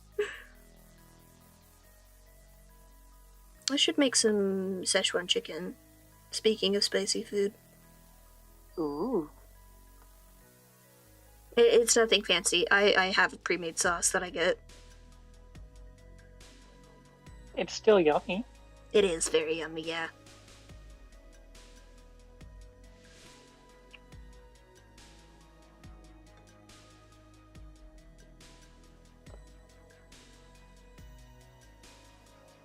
I was gonna make tacos, but then I kept forgetting about the tacos, and now I have to throw away the meat that I had in the fridge, and I'm really mad at myself about it. It's been in there too long now.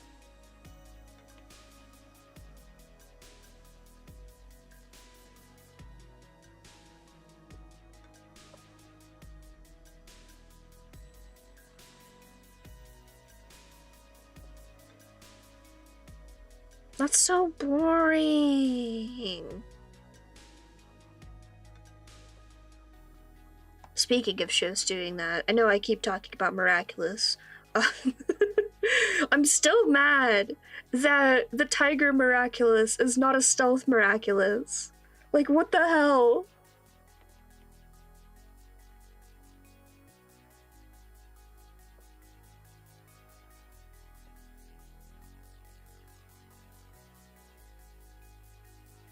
Oh my god, that sounds fucking incredible. What?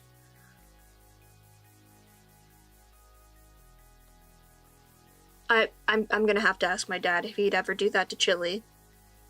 He'd probably have very strong opinions on it. I don't know which way they'd be. But I need to know what that would taste like.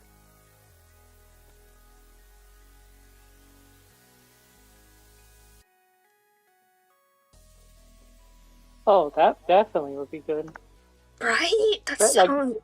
you could even use like like cheaper cuts of steak.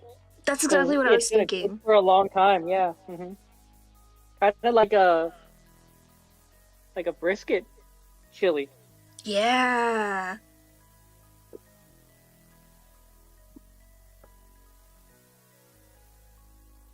Yeah, Obsidian. That's what fanfic's for. It's almost like a chili con carne. Like, just make it Americanized.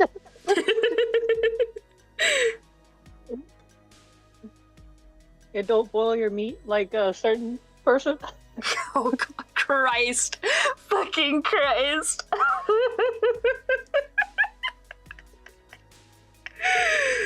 Oh, that was an experience. Between that and the freezing milk, I will never see Dai's food the same, but it does still look very delicious.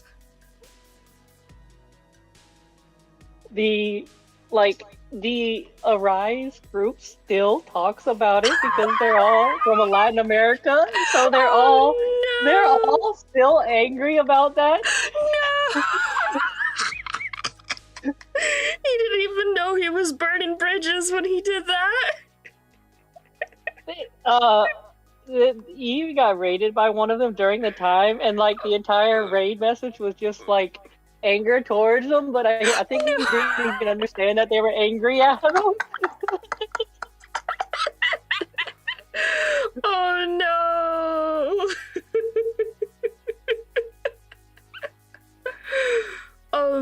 To clarify for chat who was not present during this incident, Daishima, my friend Daishima, is a cooking VTuber.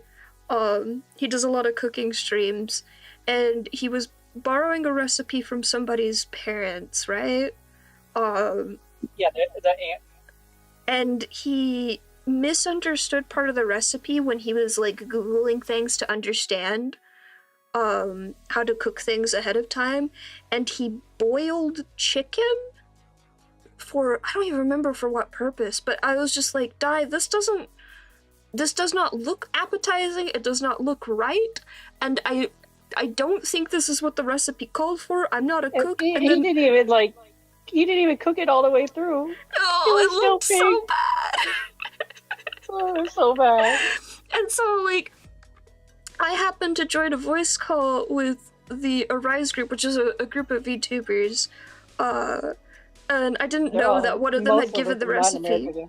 Yeah, but they were talking about it in there, and all of them were like, yeah, no, who the fuck boils chicken? And I was like, oh no!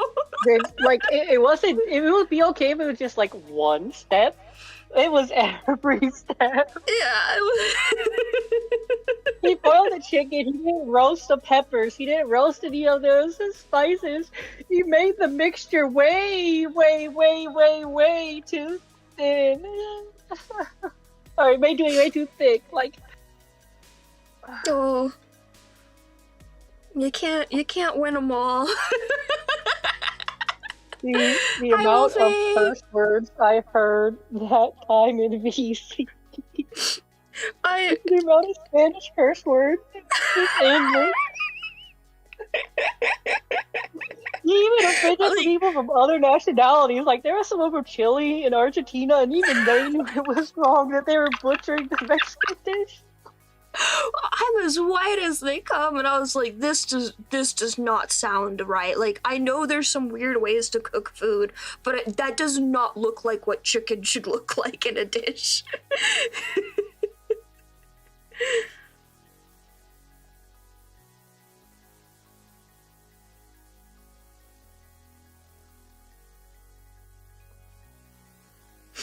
Like, the only man. acceptable time to boil chicken is, like, if you're making a soup. Yeah, that I could see how that would happen, because it would be like a really long cook time too. Like, you know that that chicken was cooked all the way through. Mm-hmm. But I was like, let me throw some spices and some water and boil it in there. Yeah.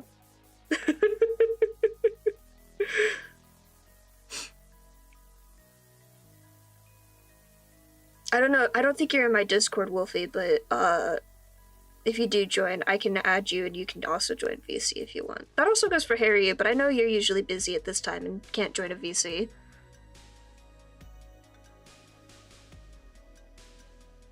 Oh, is YouTube doing a weird thing where like now we can see everyone's full username and it doesn't have like their nicknames on there anymore?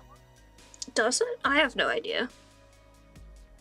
Is that what's happening somewhere? I think that's what's happening. Because I see like their full ads now. Mm. I was wondering why they started looking weird. I was talking about that earlier, yeah. Mm-hmm. No worries. I hope you're. I know that name, but I don't know those numbers. Who's this person? Hi, V's. Hi, V's. There's people popping in and out. Tomato. Yeah, Cass, it's all you. I see everything about you now, Cass. I'm so sorry. Thank you for Crab Rave. Oh my god, Guild Wars 2 added a Crab Rave emote, and I need it so fucking badly. Let's see if Ambrosia did the thing. Did what thing? Nope. You got that working, but it got the second shout out. Sticking my head. Oh, the shout out works on, like, if you shout them out on the platform it's on. So Twitch will, if you do it on the Twitch side, it will only shout the Twitch side, and the YouTube side will only shout out the YouTube side. Oh, no. The small shout out and the big shout out not being tied together. Oh. Wait, big shout out? Twitch has a big shout out. When the fuck did they add that? Or is it just the slash shout out? The slash shout out, and then there's the exclamation point shout out, which is a bot one, which is a small shout out. Oh. These, you won't do anything. I see your empty words. All bark, no bite. It's like a chihuahua. Little ankle biter. Have you seen their little goober model? That's literally what they look like.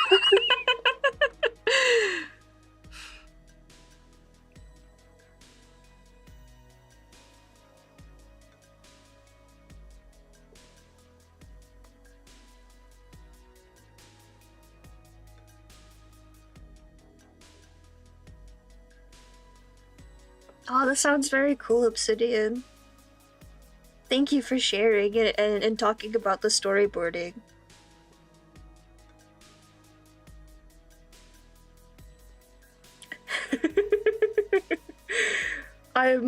So Yang is apparently going to have me on his podcast at some point, so I can do the green rant for them. And apparently, I have to have a reactive image for it, by Wolfie, and they're debating between just having me be a giant hat or having me be a giant hat with this tiny crab underneath. Oh no! I saw one of the clips from the sleep deprivation stream popped up already, because he had me connect to it on YouTube. I'm waiting for, oh fuck, I don't even remember what happened. I know there's one part where I just kept fucking up every jump during the hero point train. I'm waiting till they all come out before I start linking them.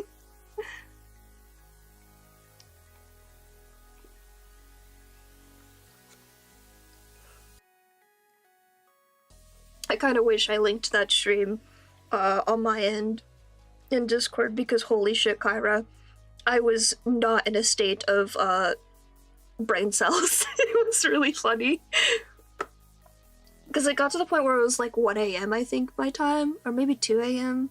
I don't remember.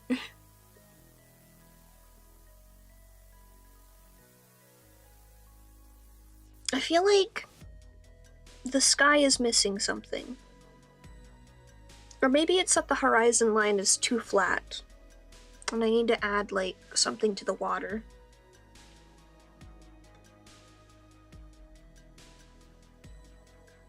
I'm gonna play with it.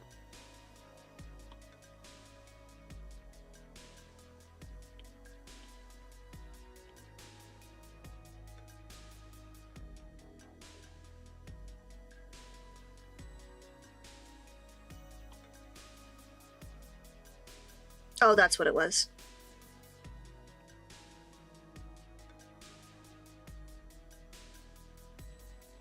Now I just have the flowers. And this is part 1 done. And then I get to do the funny thing to make it a night theme.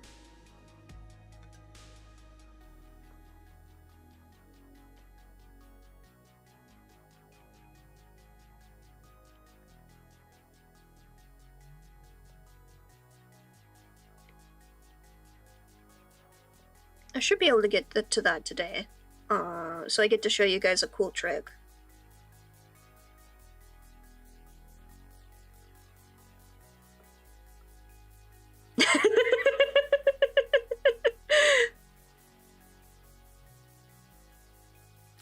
That is the funniest downside. Like, please, Obsidian, please tell me that you have a dialogue line that is, "You are what you eat." Please, and if you don't, please add one. That's the perfect time to use that phrase.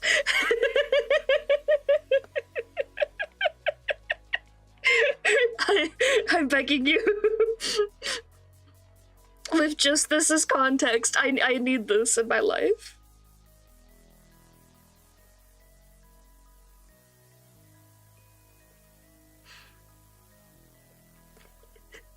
Thank you. I appreciate it. I am a sucker for, like, tropey lines like that. I love them so much. I have to, like, balance the fine line of making every scene a bit in Ambrosia's story and keeping, like, the more serious tone it's supposed to have. Because I'm a little gremlin and I have the humor of a 12-year-old. Tree gotcha! Let's go gambling! I need to add that as a sound effect. The, Clover Pit "Let's Go Gambling" noise is so good. I don't think I'm gambling in that game anymore, though. I literally got it to have Clover spawn 100% of the time, so every roll was a jackpot. It was fantastic.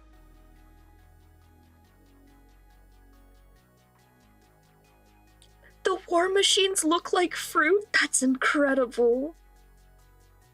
And yeah, like, there's a nice balance you can have. Because, like, the thing with humor when you're writing is it's a really good way to break up tension. I've seen some people talk about how, like, one of the reasons Marvel movies suck nowadays is because, like, everything has to be a one-liner, and that's awful for writing. It just sounds bad. It sounds stupid, and it especially sounds stupid when you make every one-liner a funny bit. But the way that you can use one-liners, especially in very serious media, is, like, taking horror, for example, is the example I saw, where it just keeps amping up. Like, you you amp up to a point where you can't get your audience to be more fearful at that point, so you break up the tension with a little bit of humor, and then you keep going with the scary stuff, and it makes it feel like it just gets scarier and scarier and scarier that way. And yeah, exactly, like there's a reason they're called one-liners. You get your big one-liner in, and then you move the scene along. That's so funny, Chrysalis. I don't want to spoil too much, but a similar plotline is also happening in Ambrosia's story, where there is a goddess who wants a very specific job, but because of the actions she keeps taking, she gets a very different one, and she's really peeved about it.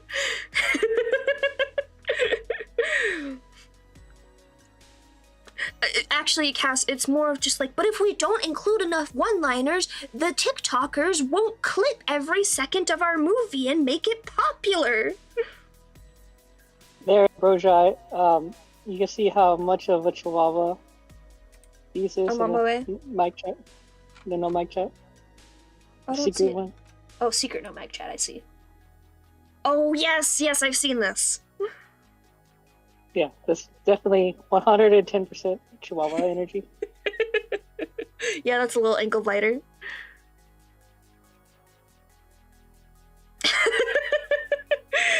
Cass, I haven't seen an MCU movie in over a decade.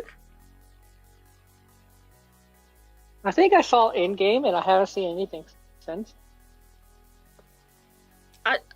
It only I think the only one that maybe counts is like Into the Spider-Verse, but like that's not an MCU movie, that's a spider movie, to me at least. Well, I didn't even see those until you like were watching them. Yeah. Like, okay. I forcibly made you watch them. Right. In my defense, they're actually good movies though. They are amazing. I don't even remember And what the arcane. last one. I don't remember which MCU movie like came out and everyone was really excited about, and I was just like, I am so over this entire franchise. Like the movies are not interesting to me in the slightest anymore, which is a shame because like I used to be very excited about like the latest Iron Man movie and stuff. Because I feel like after Endgame, I had like zero desire for any reboot or anything. Yeah. Then Thank you, they started hareryuu. doing weird stuff too. Yeah, like, I can understand having to bring back characters in weird ways because, like, that's a franchise character. You don't want to lose out on the marketing potential of them. But I feel like when you kill off a character and then bring them back almost immediately, like, it's just... meh.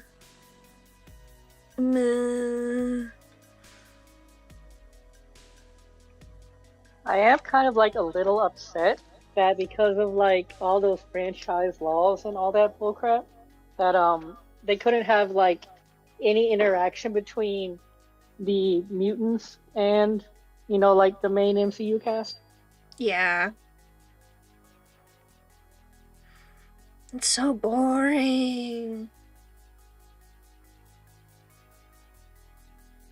Also, every time I even like vaguely consider like even maybe reading a comic or something, I get that one comic on Tumblr that is from somebody who wrote for like superhero comics, and they were like, oh, can you make this character's skin tone lighter? And they were like, to my understanding, this is a black character. And then their editor is like, actually, they're this and this now, and they're white, and so they should be lighter. And they're like, no, I'm not changing it. This fucking sucks. I mean, yeah. But I mean, on the other hand, there is some like crazy wild lore going on behind the scenes. Like, Yeah. a lot of it's really well written. But then you also have to dredge through a bunch of crap. Yeah, exactly. Like, I want to read the Spider-Verse stuff, and I want to read maybe some Batman stuff, but because just American comics are the way that they are, like, I need it to be a straightforward order that I read it in, and that does not exist within American comics. I'm on my way.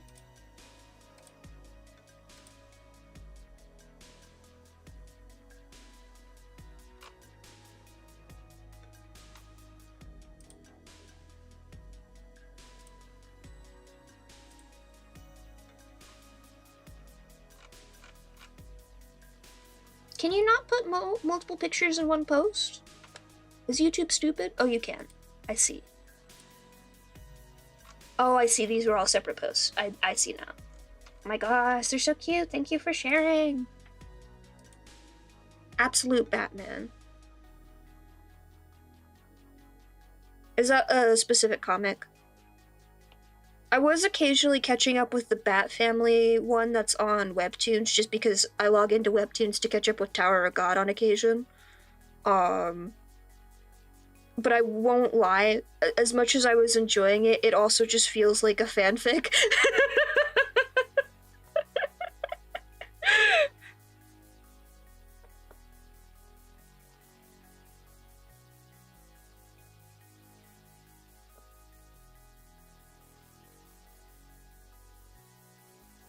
The mutants just don't like the Avengers. That's really funny.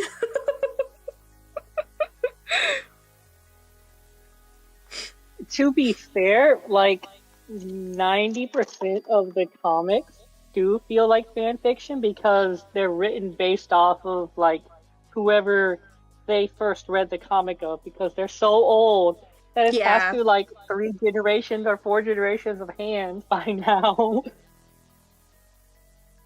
That is true. That is true. I keep forgetting that like American comics, like there's only a few of like major ones that they just keep repeating over and over again. I think that's another thing that kind of draws me away from it, honestly.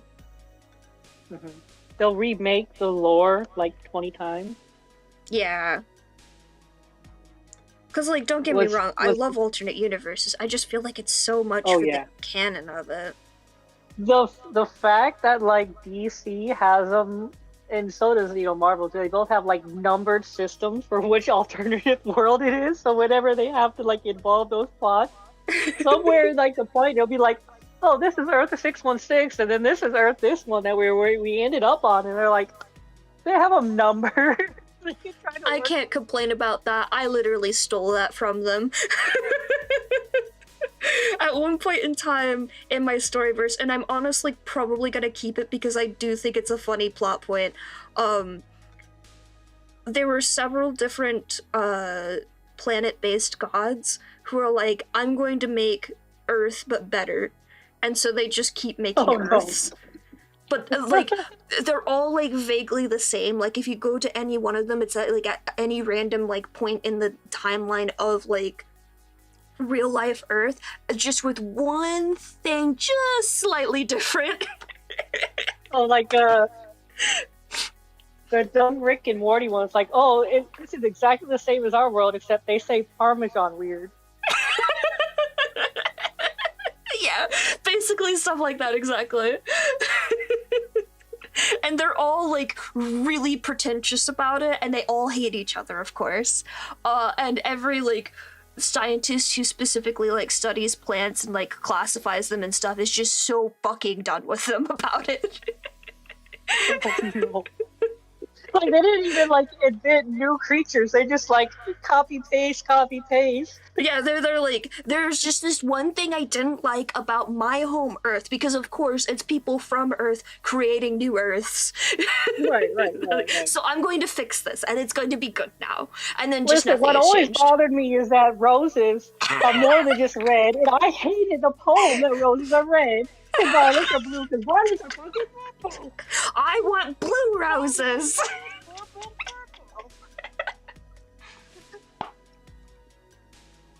Exactly. Mm-hmm.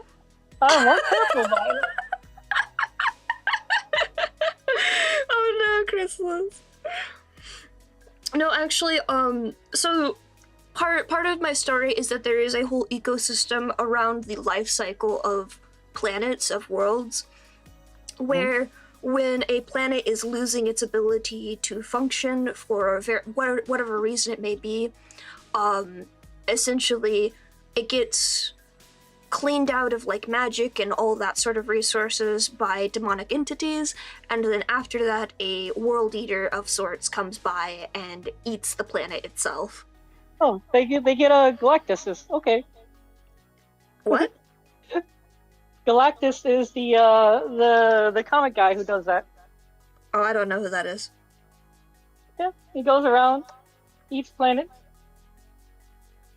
Crunchy. Yeah.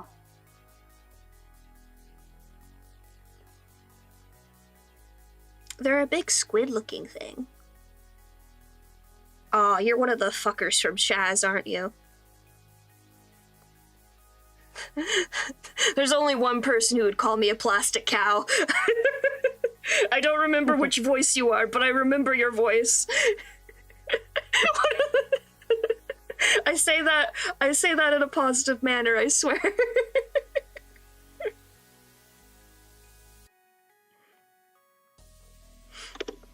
For context for everyone else, one of my characters in Guild Wars is called Microplastics Crow, and this person keeps misreading it.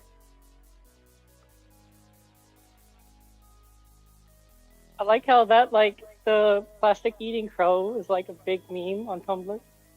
It's my favorite thing. It's a joy to behold. I need to read it. I need to see either how bad it is or how gloriously good it is in its badness. From my research of other people reading it before me so far, though, I have learned that there are possibly spelling mistakes in it, which does not bode well. Oh yeah, you've seen my characters. Yeah, that's Guild Wars 2. Do you play Guild Wars 2, hareryuu? Do you want to play with me?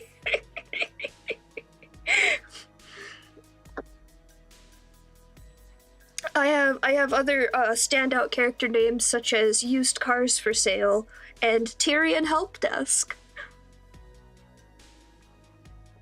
And of course my main character, Nil the Bonk Wizard. It is an MMO, think World of Warcraft style MMO, or Final Fantasy XIV. But it is free to play. It's the expansions that cost money. I finally stopped thinking about it, Chrysalis. How dare you bring that back? How dare you? Oh, that's cool, Obsidian. I like the concept of world eaters. I know in D&D, Tarrasques are apparently world eaters. Because when I was trying to do a one-off with some friends, and I was describing the world eater, one of them was just like, oh, that's what this is. I'm just like, thank you for taking everyone out of the role-playing aspect of this game. You already heard my long rant about the people I've played with, Kyra.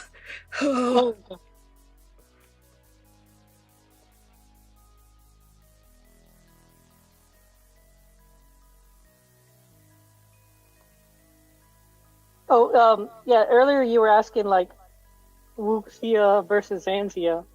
Like, okay, so Wuxia starts with a W, just think warrior. That's, like, the highest tier they go, and then Zanzia is, like, the crazy cultivation piece. Oh, I see. Wait. What is Wuxia again?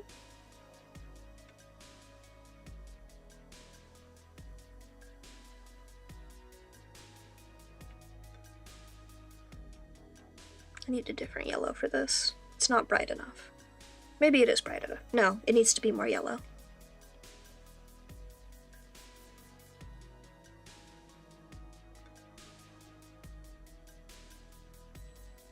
Don't mind me. I'm not going insane. I have a thought process, I swear.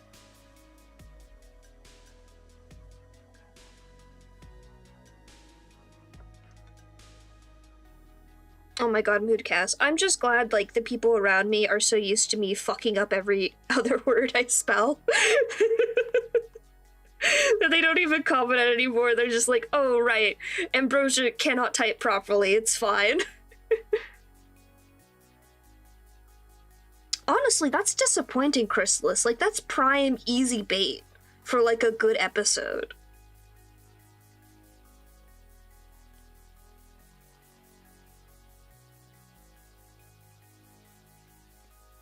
You're gonna send me on a miraculous fanfic hunt again to go read a bunch of miraculous fics.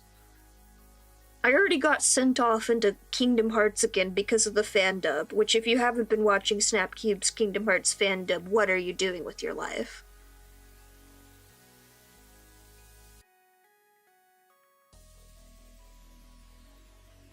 It's so good.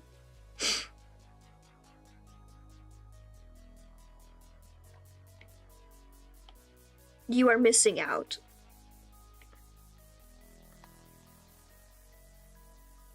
I agree. Like, so many of the Akumas already, like, you could turn that into a fucking horror movie. But I guess because it's a kid's show, they're like, no, we have to be a coward and not make it scary for the children. Even though, to my understanding, children love to be scared shitless. I would know. I hated Courage the Cowardly Dog because it terrified me, but I'd still watch it, goddammit. We're talking about Miraculous Ladybug, which is a French cartoon. Centered around the superhero Ladybug.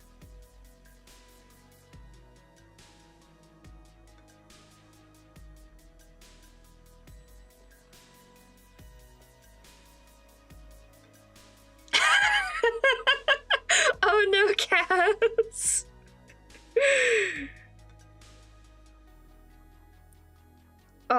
In true Ambrosia fashion, I got into Kingdom Hearts because I stumbled across the openings to Kingdom Hearts 1 and 2 on YouTube when I was younger, and I was like, oh, I'm gonna get obsessed with this thing. The first time I played Kingdom of Hearts, it was on one of those, like, hospital carts with, like, all, like, the different games that they put in, like, the children's wards. Yeah. And, like, I'd only have enough time to, like, get through the tutorial. No. And then, like, I'd go, and then, of course, like, guaranteed 100% somebody would erase your save. No. So, like, this was, like, when I was getting chemo and stuff. And, so, like, one day I had, like, a really long session. Like, they kept me in overnight, so I was, like, able to, like, snag it for, like, a couple days straight, and I finally got to, like, the first boss. But I actually was like, I like the tutorial better. It was, like, on a little island. Yeah, the tutorial and, like, the station of the Dive Heart station. Like, they're such cool areas. Fuck all the Disney islands. I just want to go to the Station of the Heart the entire game. I'm still mad about missing Link. It was gonna be so cool.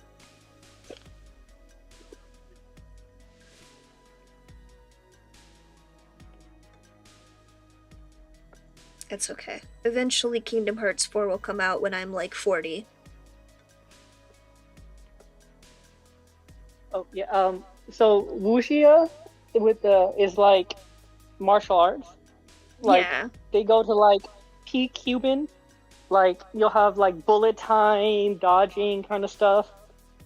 So like, imagine like, like a regular shonen like battle series. That's kind of like it. Like, no amazing superpowers. Like, sometimes they'll be like flying swords and stuff. Like flying swords, some guy can like walk on water, or like, like basic like superpowers and like peak human. And then Zangia is where like they'll cultivate. They can like cut a mountain with the swing of a sword, stuff like that. Or like go when they get started to like the higher tier, they get like summon a black hole or stuff like that. Yeah. And hello, Ichika, welcome then- in. Let me know if I need to speak a little slower for you. And then there's like Murim, which is the Korean one, which is like the equivalent of like the martial art tier. Mm-hmm. I need to learn more about Miriam because it keeps coming up in Omniscient Reader, because that's a Korean web novel, of course. Yeah. And I was so confused. I was like, "What the hell is Okay, this word?" that's understandable because not only is it like a category of manhwa, but it's also like a actual thing. Like it was like almost like a government body of martial artists and like nobility and everything like that. That So, like, immediately explains so much. Yeah. So like the world of Murim is also is like encompassing that whole thing. Like you'll Yeah. hear things like Gang and like all these ancient cities where like they gathered together. Mhm. So yeah, it's half cultural history and the other half is like a genre. That makes so much sense. And explains a lot about how it was. Because I was like, oh, this is like some wuxia stuff, just for Korea. But this doesn't like encompass all of the things I'm seeing here, and I'm very confused. Right. But I also thought it was really funny that they also had the thing where it's just like, oh yeah, in the novel they go to First Miriam, but apparently there's like 50 of them. Yeah. I Yeah, was it's like, basically oh no. like a martial art world. Yeah. So yeah. I can see how that would get very good. There are a lot of terms that like get thrown around in there, and if you're not like familiar with at least like 4 or 5 novels deep at one point, you're gonna be so lost. But I will say, like the Murim genre has some of the most talented artists. Like so some of those Korean novels or manhwas have like the most beautiful art. Makes sense. Yeah, and especially because like rather than like manga or manhwa from the Chinese one, the manhwa from Korea, which is like they're all like the same word, but Yeah. they do really, really, really, really long panels, which is like the wildest thing, especially like when you do it on like on the web versions. Because like you'll open them up and you're like, what is this? The page for ants? And you're there just keep zooming in because it's so long. Oh, real quick. Yeah, try to keep the chatting in English so that we can moderate. Noodle, just so you know, hareryuu is a friend of the channel, so he wouldn't have said anything bad. Don't worry about that, at least. Noodle doodle. We do have somebody on the YouTube side, who's using a translation tool, so it might come up a little bit. But hi, how you doing? Very How was stinky Phasmophobia? person. I saw you were playing it earlier because Discord ratted you out.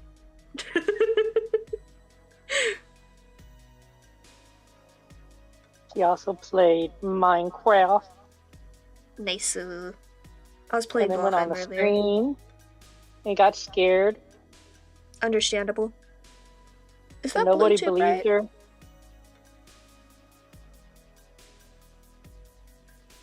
Noodle was like, I know the answer, guys.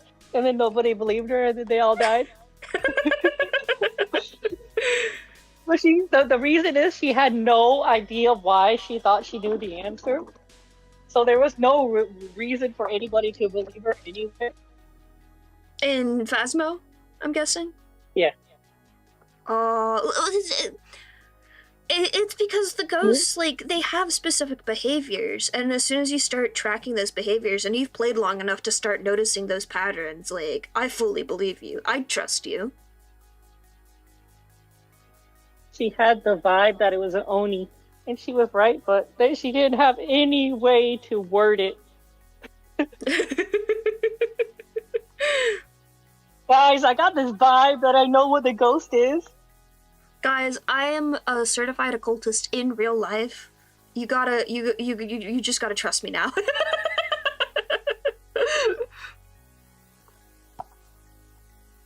Guys, doesn't my face Oh. look like I would lie to you? You weren't here earlier, Noodle, so I have to share this since I shared this with everyone else. But I shared the thing, the logo of the thing I'm working on.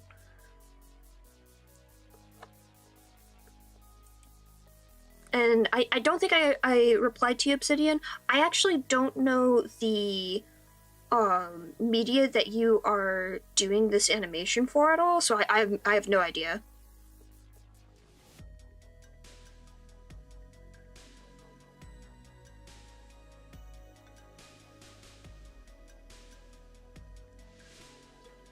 Also, side note, from your last message, why the fuck does it turn you into a giant granite ball? What's the point of that? And what use case is there for this?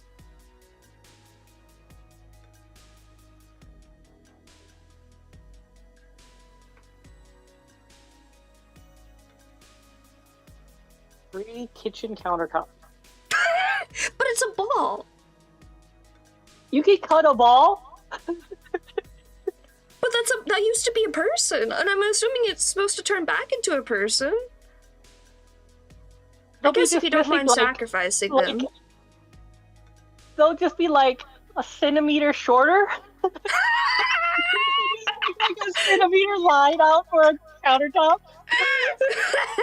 Oh no! But like, if it's an orb, you'd have to cut it in the middle. So would that like take out part of your stomach or something? If you aim it properly, you could take out like the vertebrae that's giving them back pain. Worst way to get bottom surgery? Oh no! Completely just a whole panel gone. That much shorter. Your pelvis is just gone.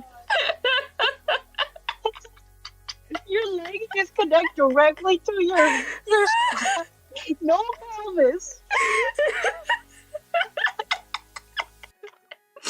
It's like one of those cartoons, like basically SpongeBob proportions. Oh no! Or one where like the Looney Tunes get squashed down. Just a little leg sticking out of the torso. That's all you got left. Oh no! Now here's the important question: would they still be able to poop, or are they fucked? I'm terribly sorry for tainting your knowledge of this show with Tainting. this Obsidian. But inquiring minds need to know. No worries, Noodle. Have a good lurk. We're just being insane over here.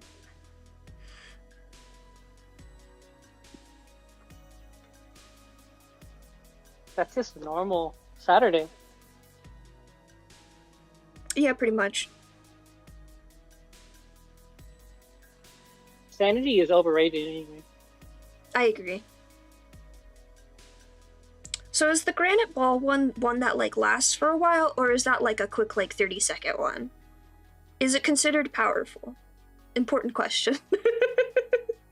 Yeah, is it like is it like a defense? Like you're gonna, it's like somebody scares you and then like you turn into a granite ball as well? Like could they accidentally trigger it?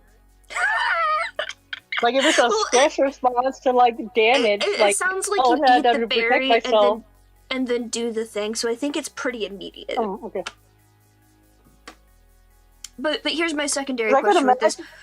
Would they have enough time to cut them to shape for their nice new granite countertop?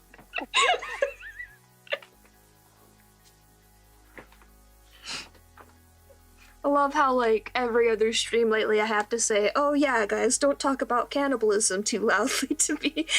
But on the other hand, I'm like this.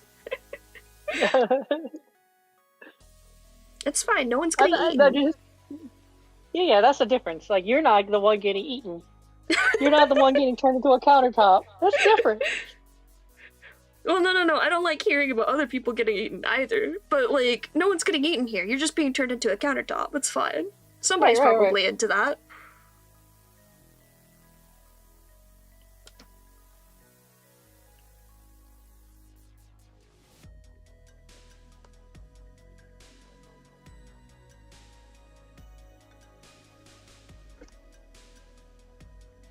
Yeah. There's a lot of things. That's why the rule is always like, Oh. if it exists, it's on the internet somewhere. Yeah. Rule 34 or whatever. See, that's what I was expecting 67 to be about. I thought they were like, oh, did we invent a new rule of the internet? I thought we were already up to 69, but apparently That not. would have been so much better. Right. There are more rules, but they're like if you go onto Discord and go into the gift reaction section and you type in rule, they like have random rules all the way up into like the thousands. Yeah. And like most of them are just like countering other rules people have made.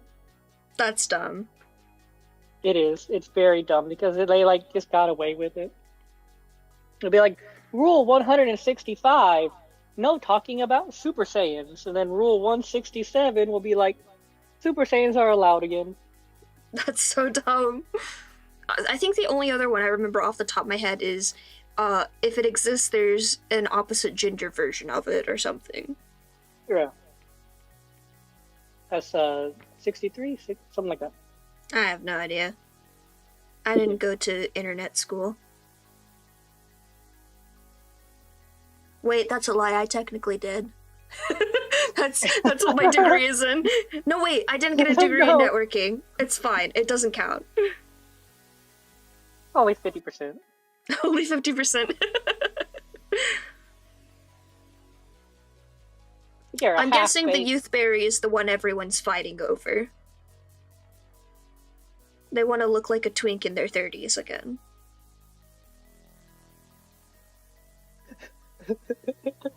The amount of posts I see about people talking about that, like, it's crazy. They have like it termed as like twink death, and when they can't like maintain that body plan anymore as they age. Oh my lord, it's fine.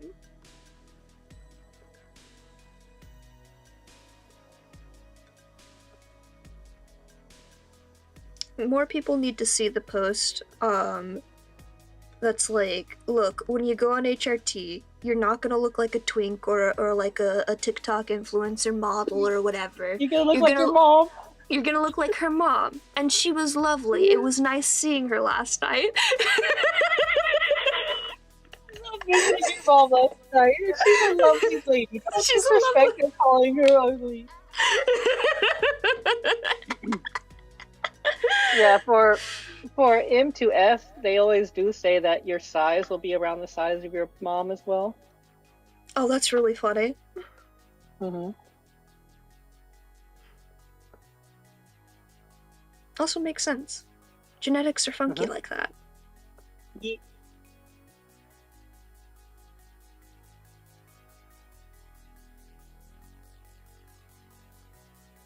Okay, I think I'm pleased enough with the flowers on that side.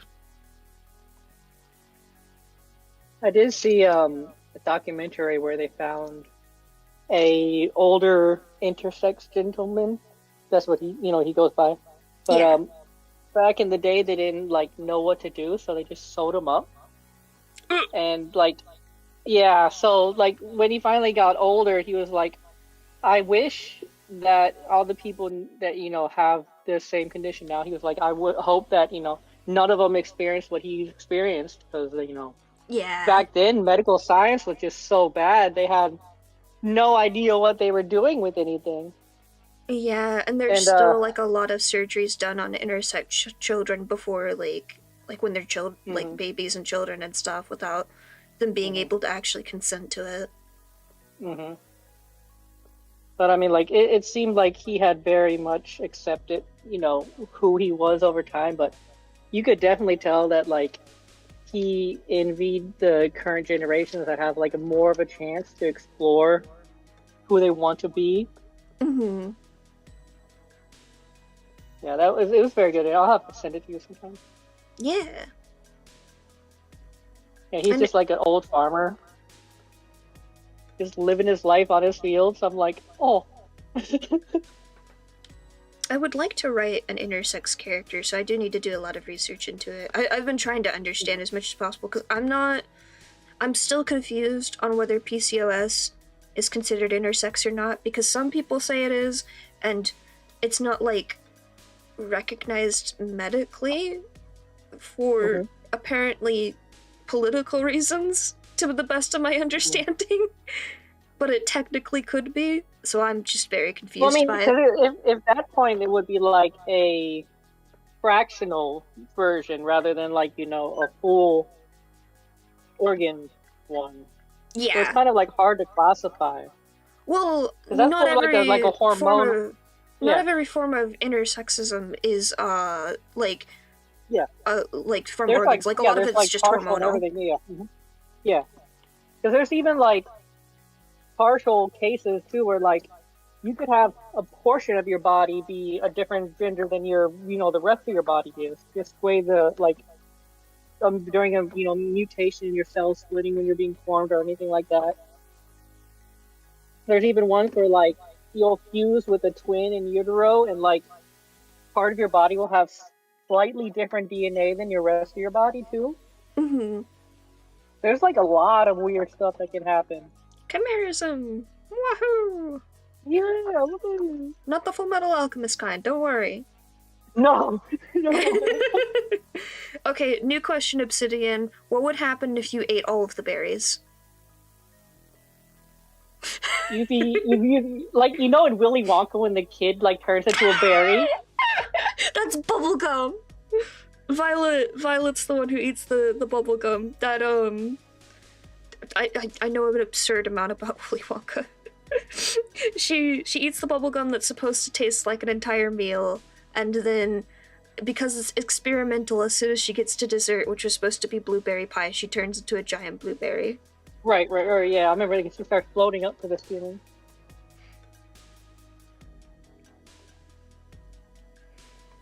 Which, on many levels, why would anyone want that out of a stick of gum? But also, like, what's the point of tasting an entire dinner but not eating it? Actually, no, don't answer that.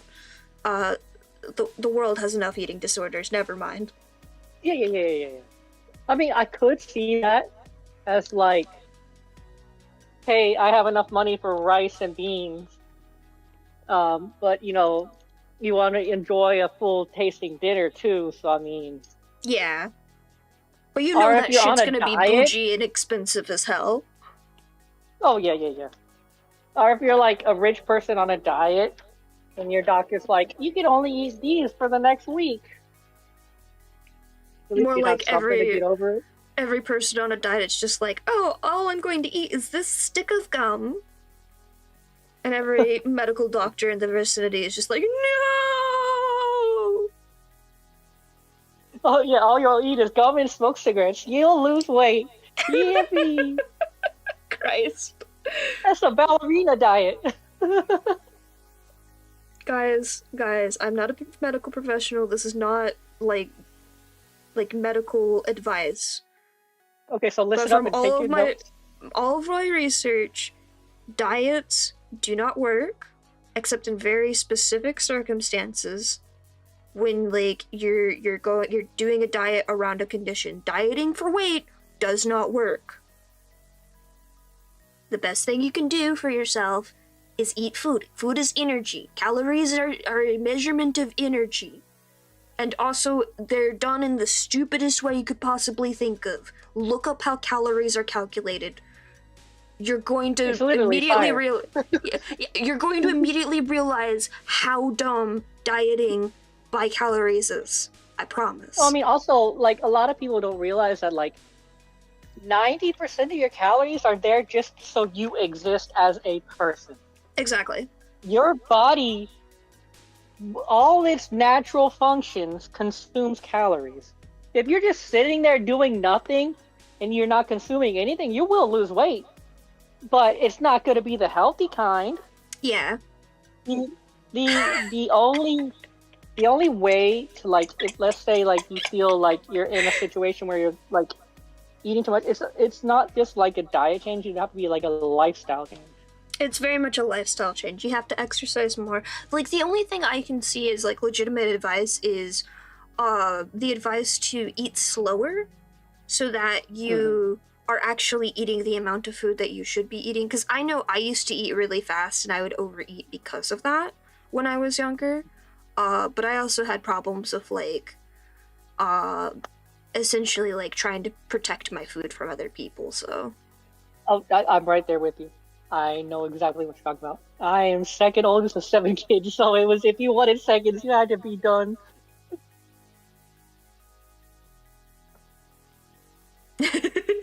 No, very valid, hareryuu. You're right, like, it does depend on what you're eating, but also, like, there's been studies done where if you're eating food that you hate, you are not getting as much value from that food as eating food that you like.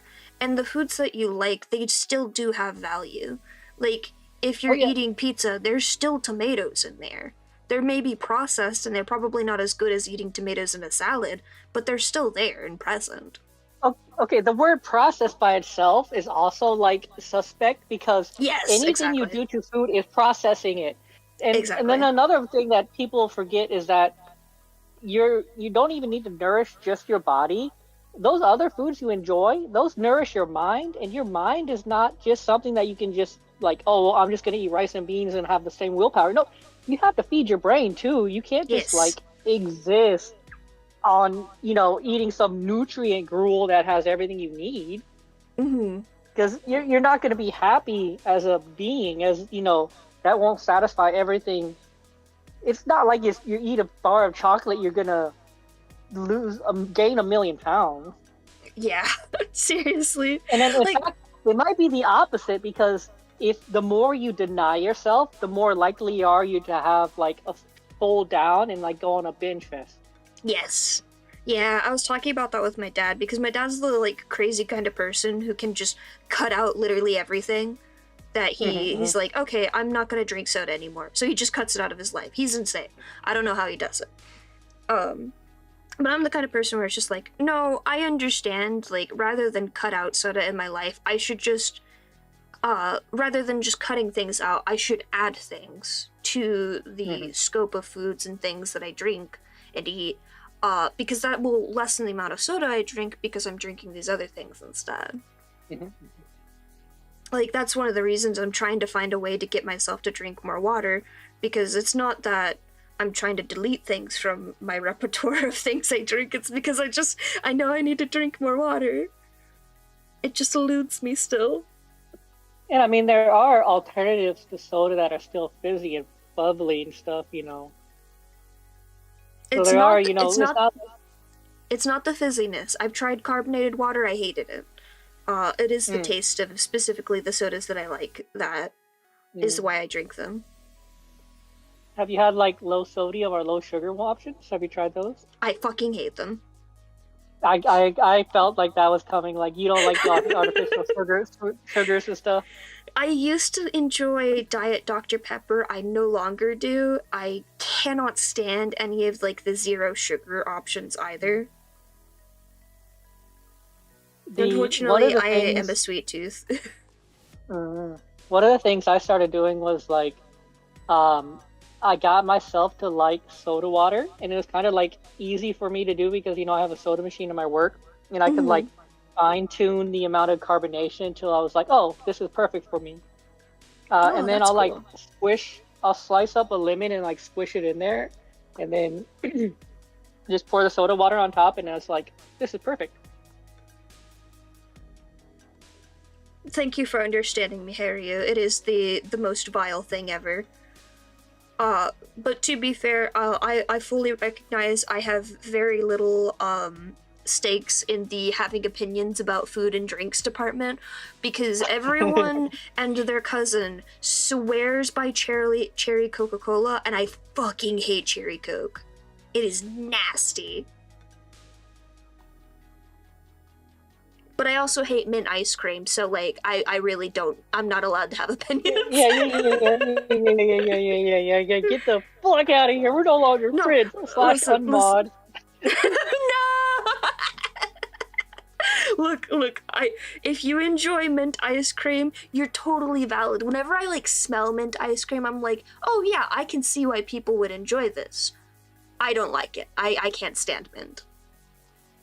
The the ice cream guy that stocks my store's ice cream thing, he brought me a mint chocolate Rocky Road ice cream. Oh, that sounds amazing. It was so good.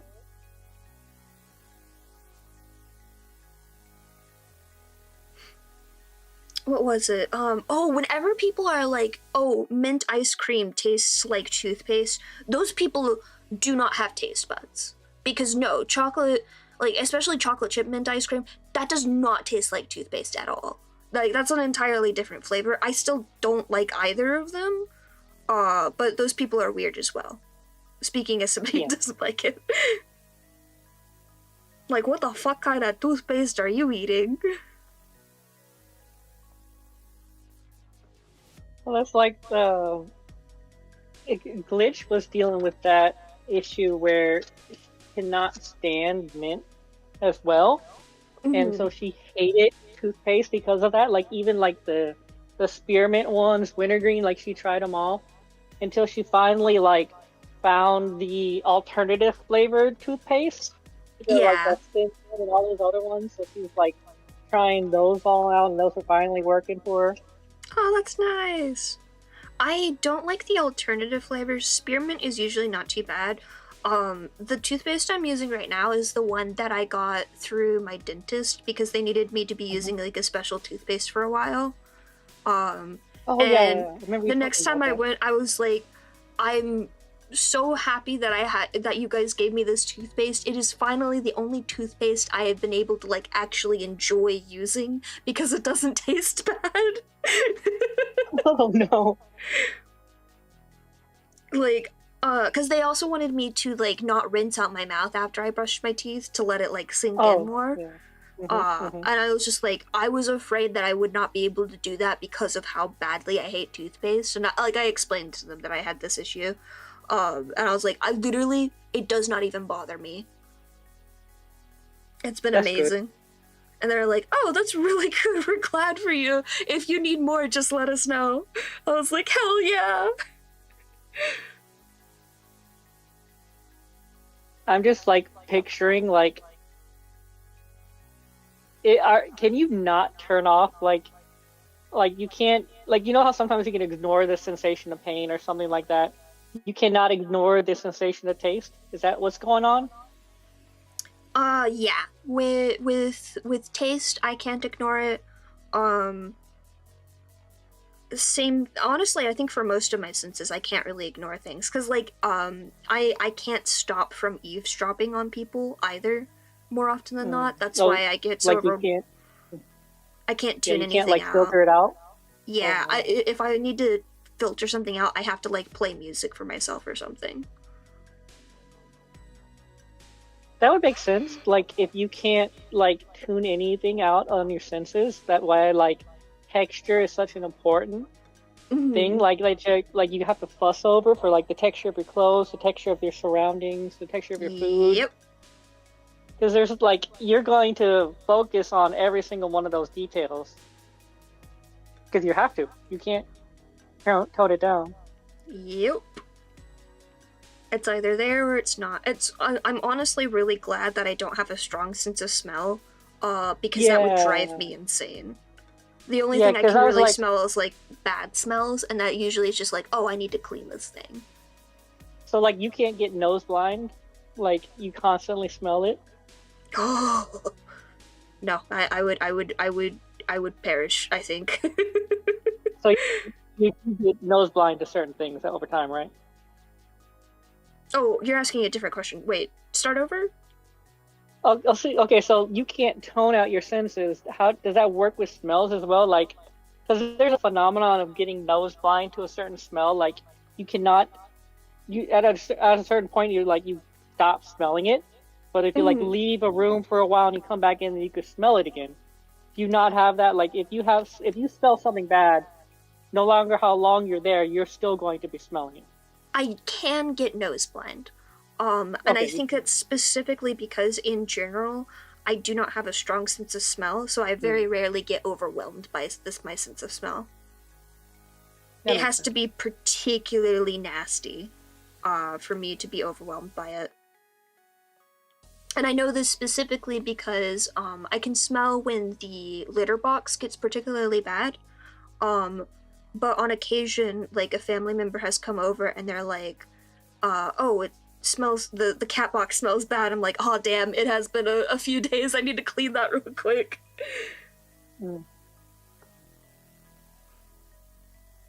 That's interesting. The human brain is so weird. It is. It's so interesting. If people were like slightly less annoying, I totally would have gone into psychology. Oh god. And no, Obsidian, I don't think I have any more questions. I think I'm just gonna wait till you guys finish up your project, and then if you want to share it, I would love to see it.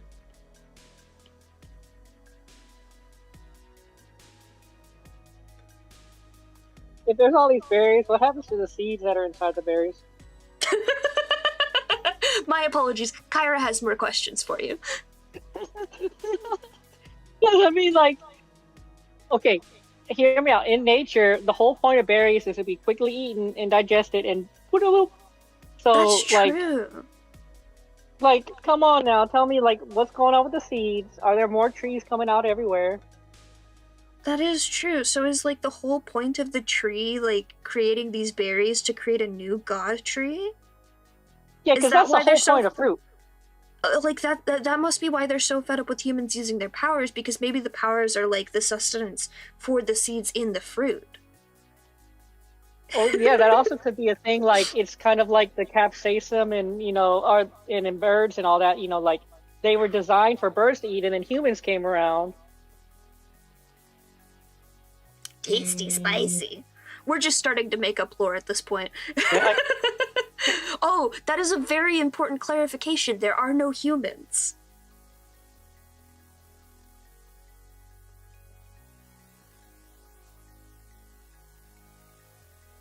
Wait, who the fuck is eating berries then?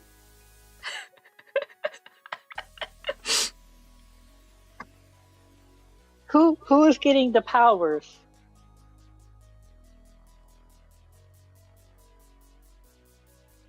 Is there just like a human equivalent somewhere? Because there has to be some sentient race, which 99.99999% of places have a humanoid. I saw you say something about Transformers earlier, and I swear to God, if it's robots eating berries, I'm gonna lose my mind.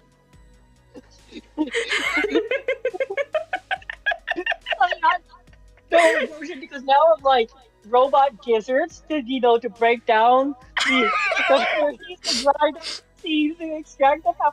Robot digestive system, robot pancreas, robot appendicitis. Do they get appendix first? Why they have a digestive system? So No. Wait. Did you ever see the movie Robots as a child? Which one? The animated one where like it starts out with them getting shipped all the parts to make their baby robot.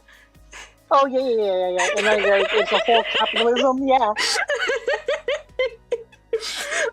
Apparently it's free on YouTube at the moment, or it was, because I was like, oh, I remember this movie, I'm gonna rewatch it, and I was like, oh wow, this movie was really fucking dark, actually. Yeah. Well, I mean, speaking of like that same thing, did you know that in a lot of the re-releases of Up, they cut the scene where the couple breaks their piggy bank because it was such on the nose? Like, the evil villain is the healthcare system that charges so much money that they couldn't continue to save their money. So, like, there's actually, like, re-edits on the re-release for the DVD edition and everything where they cut that for kids. Oh my god. Because it was like, it's too on the nose, yeah. The healthcare system's the evil one because they had to waste their entire savings. Has to be mass marketable. Can't be a commentary on anything. If you're a commentary on anything, we have to kill it with fire. And not the fun fire. It's the boring, just pure destruction fire. It's not like the, ooh, pretty color fire. Well, of course not. That would be a statement on something. Right. Oh my, do not curse me with those words, hareryuu. Please do not tell me they're doing a fucking Ratatouille live action.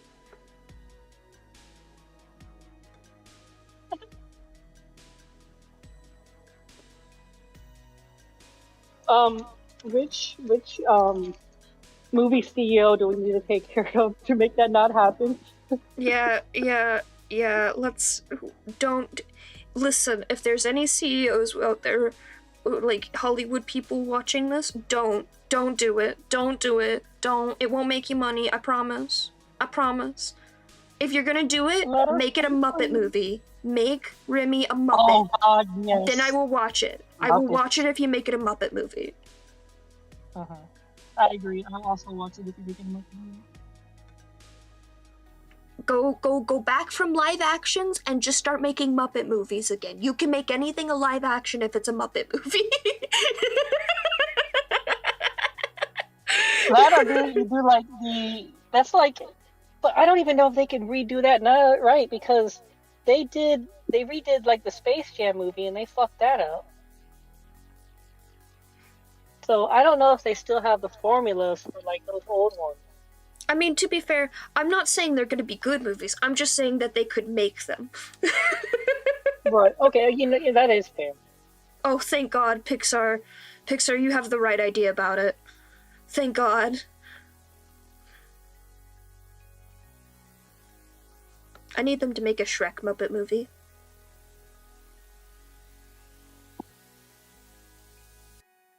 I'm just imagining the giant Muppet dragon popping in. Now I know, okay, Obsidian, I need to say this. Like, I understand that in fiction, there are things that are always going to be simply wrong.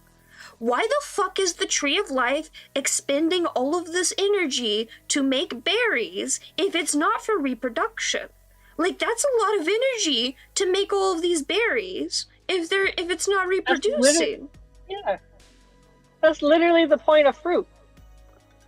Like, there's no other point to make fruit. What do you mean it's infertile?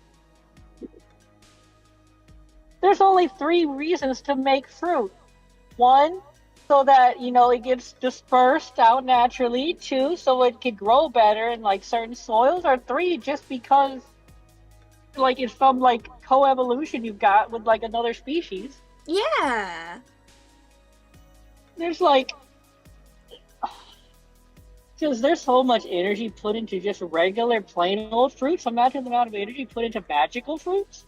Yeah, exactly. Okay, so there is, like, a symbiotic relationship happening. Okay, so there is an evolutionary reason for it to have fruit, at least. So it's not completely stupid.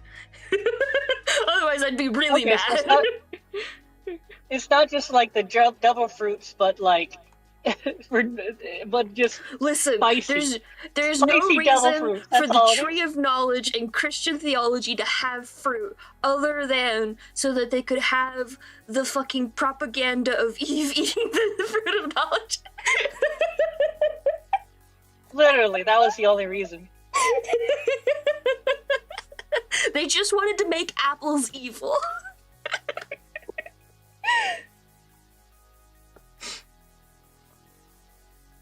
Muppet Dragon would be really funny. Actually, it would be even funnier if everyone was a Muppet except for, like, a character like Donkey or Shrek.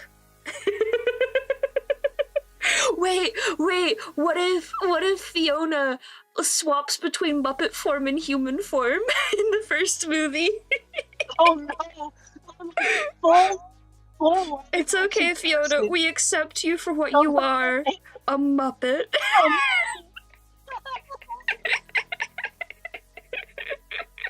Also, speaking of evil fruits, they're like when life gives you lemons, but life didn't give us lemons. We made lemons. They're a crossbreed. They're not a naturally occurring fruit. We made them. Oh, I didn't know about that. That's really cool. Also, Yeah, terribly on point. they're like a crossbreed between basically an orange and another citrus fruit. They're like I forget the exact names, but they're like they're a crossbreed that was made a long, long time ago. It's the same thing with like bell peppers and everything. When the Europeans got access to chili pepper, they thought it was too spicy, so they bred it to be sweet over time. Fucking white people. And then when they made it sweet, it also got big. So it was like a 2-for-1 special there. So they can make it like, big bell peppers. And now they're like a huge part of like so many different cuisines and everything. Yeah, that makes sense.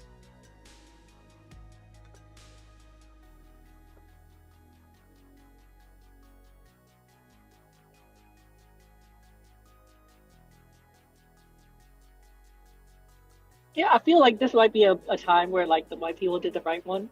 Yeah. Because paprika is awesome. Bell peppers are awesome. Everyone's just like, oh, you know what? You were cooking this time. We're gonna take that. We're gonna use that you too. Got it. It's a rare white of you. Fiona is Miss Piggy! That would be really cute. Oh no. Oh, that'd be amazing. Now I want Muppet Shrek even more. I was just saying it to think of like the most cursed thing I could, but now I want it. But like, imagine the only difference between Miss Piggy as a human and Miss Piggy as the Shrek is just green. Everything else looks exactly the same. No body shape, size, no nothing. But she completely calls herself hideous because she's green like her husband. All she does is change her wig. Oh no. She has blonde hair as a human and a green wig as an ogre. That's the only difference. Oh, this is my worst. I hate this color the most. And Kermit just turns over and looks at her. Kermit and Green Shrek. is my least favorite color. You see, Donkey. Oh no. That's such a combination. Muppets have layers. Like onions. Onions. I don't know enough Muppet lore to know who Donkey would be in this scenario, so if somebody else has more Muppet lore, please let me know.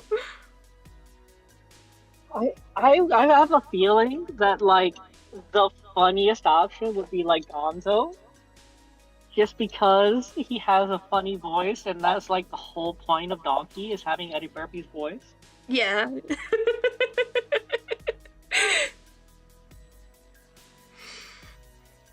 So you're saying it grows. So there has to be like a cycle of life for the tree of life. Yeah, where is it getting nutrients from? What is it doing with it? Why? I'm terribly sorry that we're getting so pedantic over this. No, but listen, you would eventually get this anyway. Like, somebody would be pulling this up, and if you don't have an answer beforehand, at least you'll have one now. This is why it's taking me forever to finish storyboarding, because I'm too pedantic about random bullshit. That makes sense.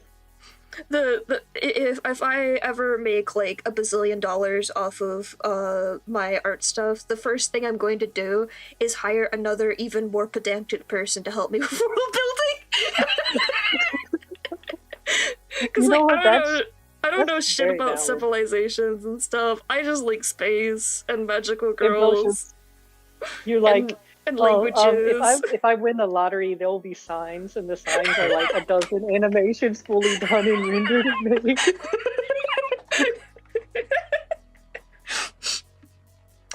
If I win the lottery, I won't tell anyone, but there will be signs. Suddenly, my animatic schedule got really fast.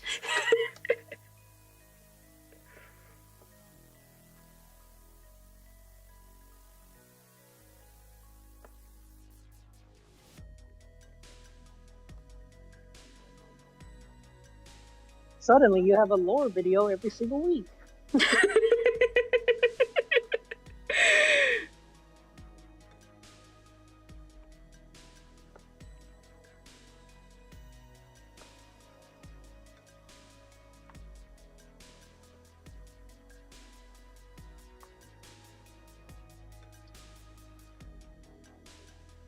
they made Cheeto coated smart food popcorn. Interesting. Yeah. I won't lie, I don't like popcorn. That makes sense. That's definitely a texture thing, right? I do like the texture and taste of popcorn. I just think it's a really annoying food to eat, and it's not filling.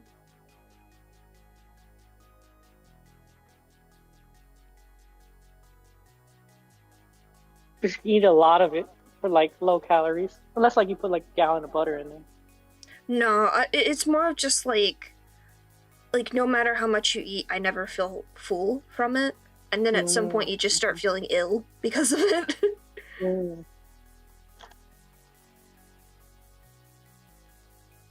It's only a teenager? Guys, we What? gotta rescue this tree.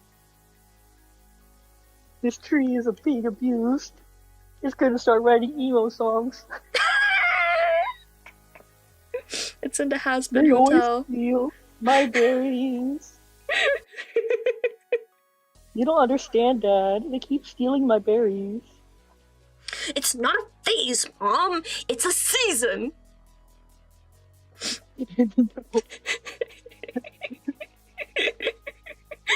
Teenage angst. Now I'm starting trying to think of puns for like all the different band names that are like emo bands, like but tree themed. Green Day, you don't have to change because it's fine. I'm trying to think of one from My Chemical Romance. My Mycelium Romance, because you know the Mycelium Network.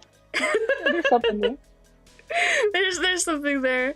I was thinking of changing romance to like photosynthesis or something, but I like mycelium romance.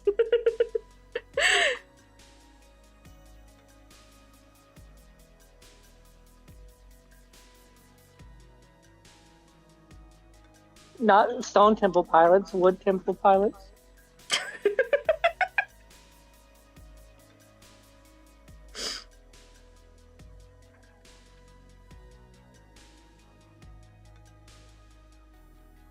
Panic at the Socialist. So. You got it. Work on it. Socialist. That's not it. Close enough. Panic at my photosynthesis.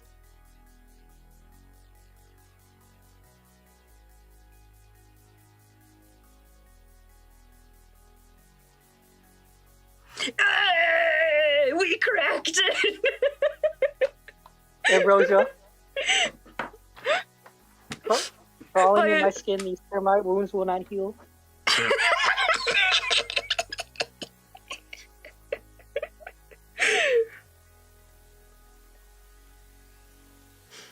Oh fuck, what's the lyrics? The last resort lyrics. Something, my plastic fork is all I remember.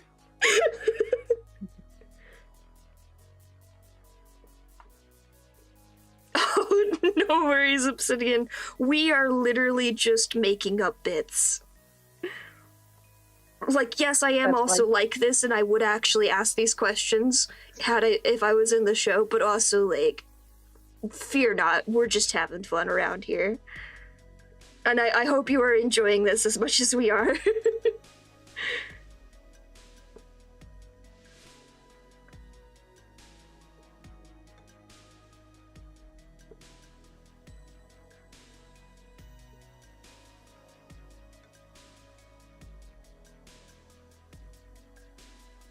I'm going ahead, yay! I love when people come in and start talking about their favorite things. Especially if I don't know about them, because then I don't have to worry about spoilers. I feel really bad that I had to cut off Chrysalis the other day with the miraculous spoilers, because I still want to watch the show.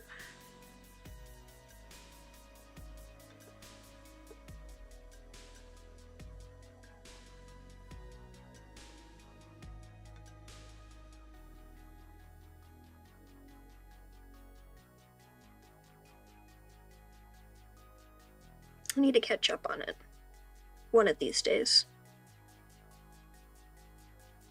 Probably not until the Kingdom Hearts Phantom dub stops. Apparently the English voice actor for Riku is doing a playthrough of Kingdom Hearts at the moment, or he finished Kingdom Hearts and he's doing like all the games or something. And he sounds exactly like Riku in Kingdom Hearts 1 still, and it is mind-boggling. I was like expecting it to like still sound like slightly different, but like recognizably be the same person. But no, he just sounds like Riku. It's kind of crazy. And thank you, welcome in. See, that makes sense. It's understandable that it's like, it's one of those things where it's like how fish have like bazillions of eggs, but only a few of them actually end up hatching. Like, I can get behind that being like how the fruit works, where like only a few of these fruit will like germinate enough to be the giant final actual fruit that becomes the next tree of life. And then like all of the other ones that people are eating and getting powers from are the ones that are infertile. I can get behind that. That would make sense to me. Because we did that with, like, chicken eggs.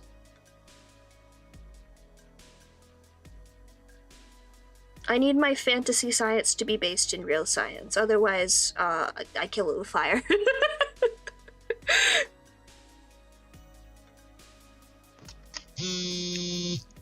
Hello?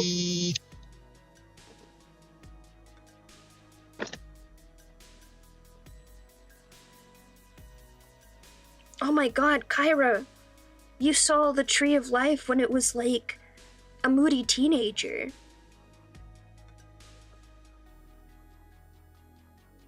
Kyra's a dinosaur, for the uninformed.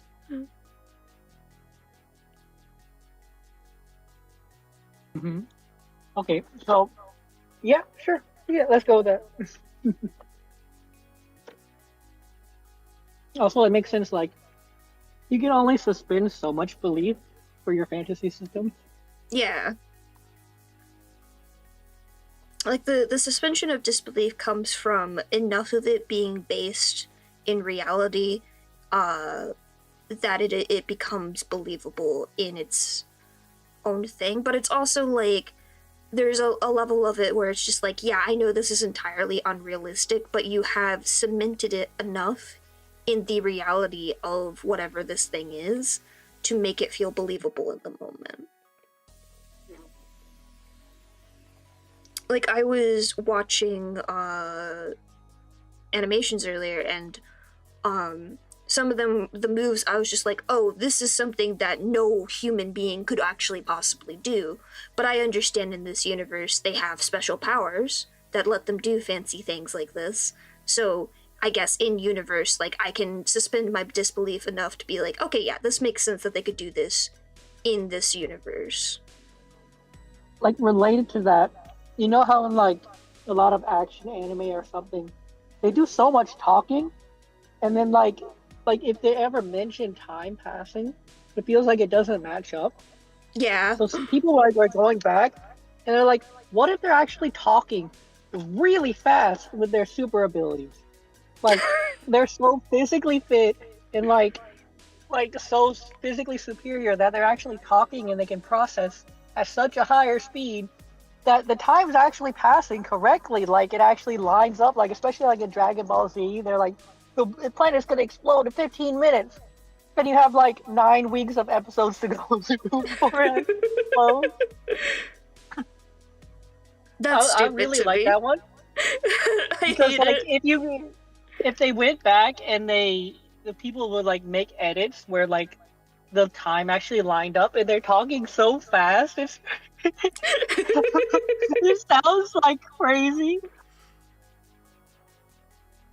I think that's a funny interpretation of it and existing canons, but I don't like that as like an excuse to let your conversations in universe go on forever when there's something very like time intensive happening. Mm-hmm. I would rather they do like the Danganronpa method of like, oh, there's technically a time limit in all of the trials, but they don't actually specify what the time limit is outside of actual game mechanics. So it doesn't matter how long you take, like during the investigations or during the trial itself. It never feels like it's taking too long because of an in-universe time limit, because they never actually specify it. Which So I we think was as a the, very you know, clever way to handle it. Yeah. Yeah, we as the viewers, we're like, left in the dark on that. That makes sense. Yeah. 'Cause, I mean, there is like a point where like, okay, you've given us too much information. We don't need the whole details. Our brains could fill out the rest of them if you just give us a solid base to work on. Yeah, exactly. And in doing that, like, I will say a lot of like open-ended interpretation novels and stories and everything always seem like they have more interesting like hooks because your brain has to try to figure out what's going on. Yeah.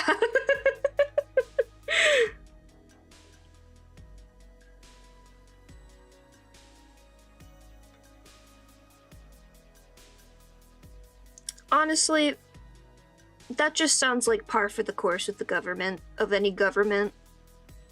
Of course it gets kidnapped 12 or 15 times. There's probably conspiracy theories about it. Wait, how do you kidnap a tree? Great question. And also, if there's no humans, what type of government body do you have? I'm sorry. The beehive mind, of course. Yeah, but if it's a beehive mind, then there wouldn't be corrupt politicians at the top. Oh, that's a good point, because there'd only be the queen. No, wait, actually, oh my god, I can't believe I get to flex my new bee knowledge. Apparently, if the disposition of the queen of a hive, like if there's a new queen, does not match enough with the bees will just straight up kill her and like try to get a new I've one. seen that too.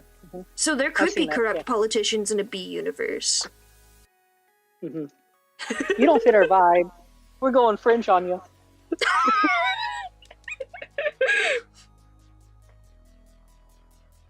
It is really funny watching beekeepers go and rescue hives from like random places. Because for one, they're always like, yeah, the owners of this place did not know exactly how long this beehive was actually there, because they're like, oh, it's probably only been there for a couple weeks, and they open up like the panel and it's like a fucking mountain of honeycomb. They're like, 2 weeks. Yeah. Sure. This looks like it's fucking like, 5 years old.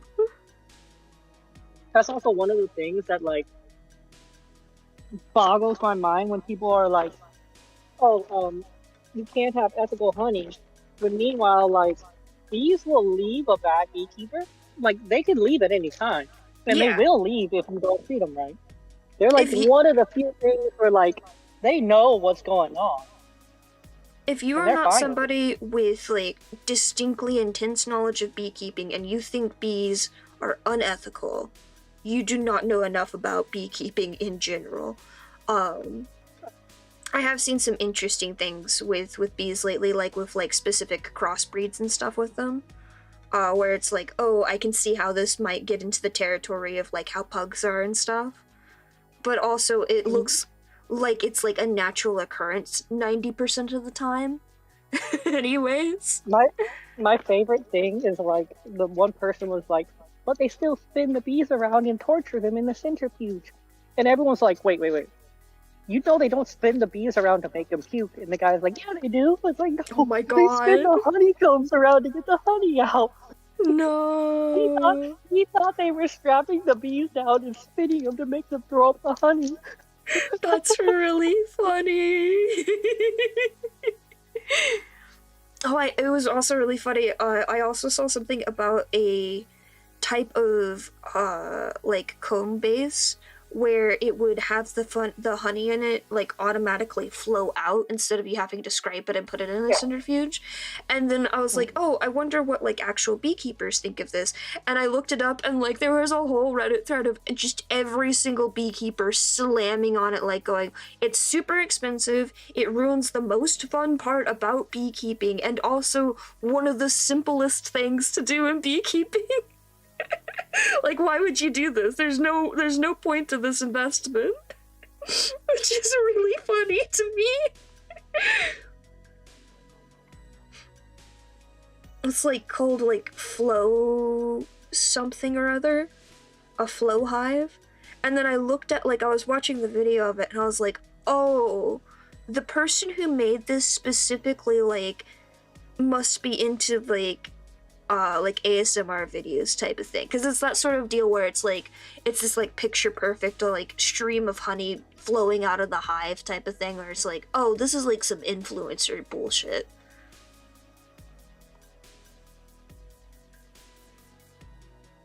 Especially when like every single beekeeper I saw was just like, this is worthless.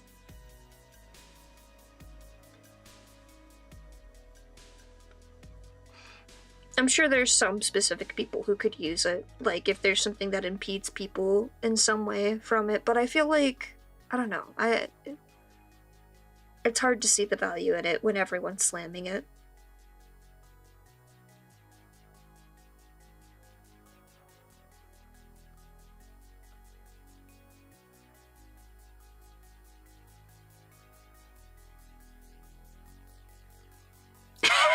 It's just there to play the game. That's so funny, Obsidian.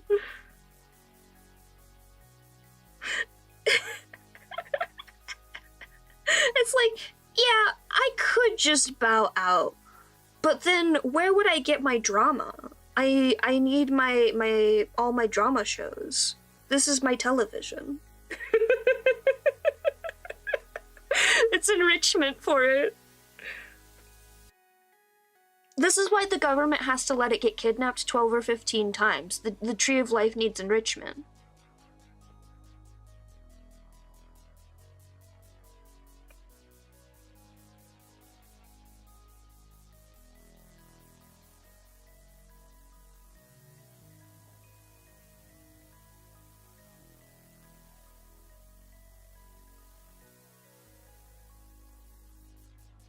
I kind of don't want to add too much detail to the leaves, because I do like how in the original they kind of fade out into the background because they aren't detailed.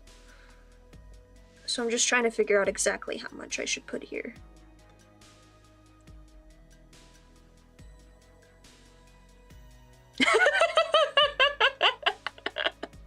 They're like, oh man, this guy's got like a sick presentation. I want to see his slides.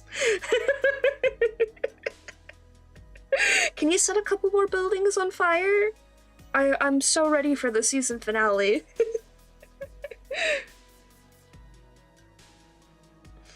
The tree's just like, look, I've been here long enough. I need somebody to shake it up every now and then, you know?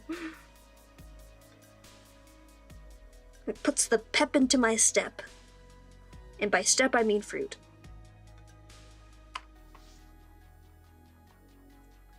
And by fruit, you mean magical berry that... Yeah, those thingies.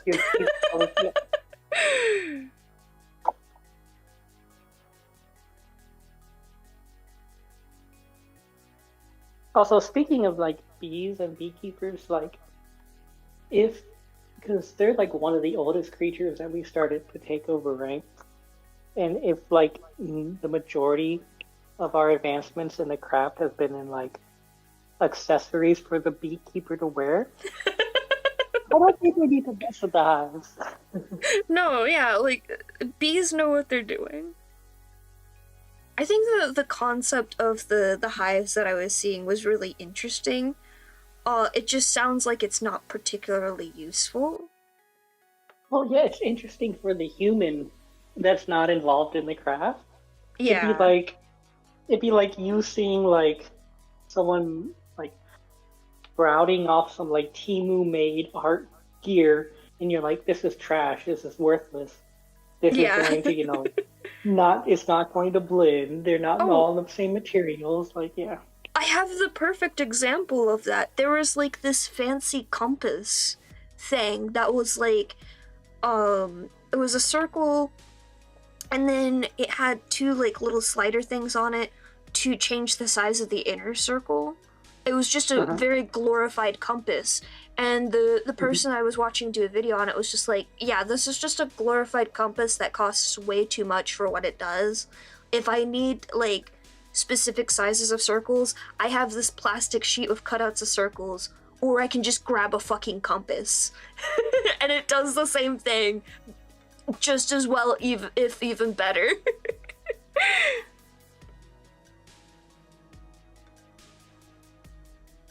Thank you, Haru. Or hareryuu. Sorry, I always misread. That does remind me of the the TikToks that were trending for a while of like home improvement TikToks and stuff like that. Oh my god. And then like the actual construction workers like show up in the comment and they're like, "That's not gonna work." Just like, especially one that sticks out in my mind is the person was like, "Here's the cheap way to paint your walls," and then the person in the comments was like, "This will not work. You're mixing, acrylics and you're mixing other paints. They will not blend. They will not bind. They will fall apart and crack in like 2 years."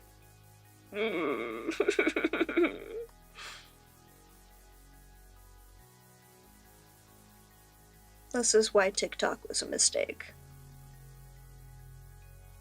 Please do not trust This is random why TikTokers' advice on literally anything. I think just humanity as a whole, maybe this is a mistake.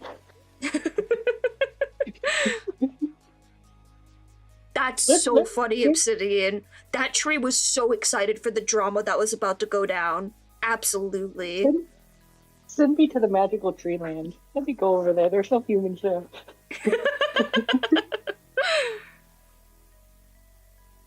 I just think there's so many people who are so secluded in their own like version of how the world works that they think they know enough because it's been working for them clearly, and then like as soon as anyone who like has specifically studied that thing happens to see what they're doing and like screams in horror, they're like, "What? No, it's always worked like this," and then they refuse to change, and that's what frustrates me.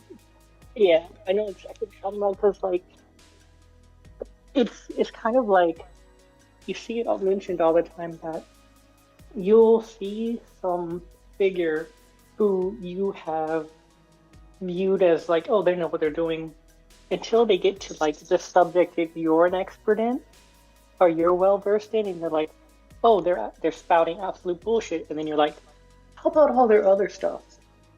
Yeah. And you can like unravel every single thing they've ever said. Yeah.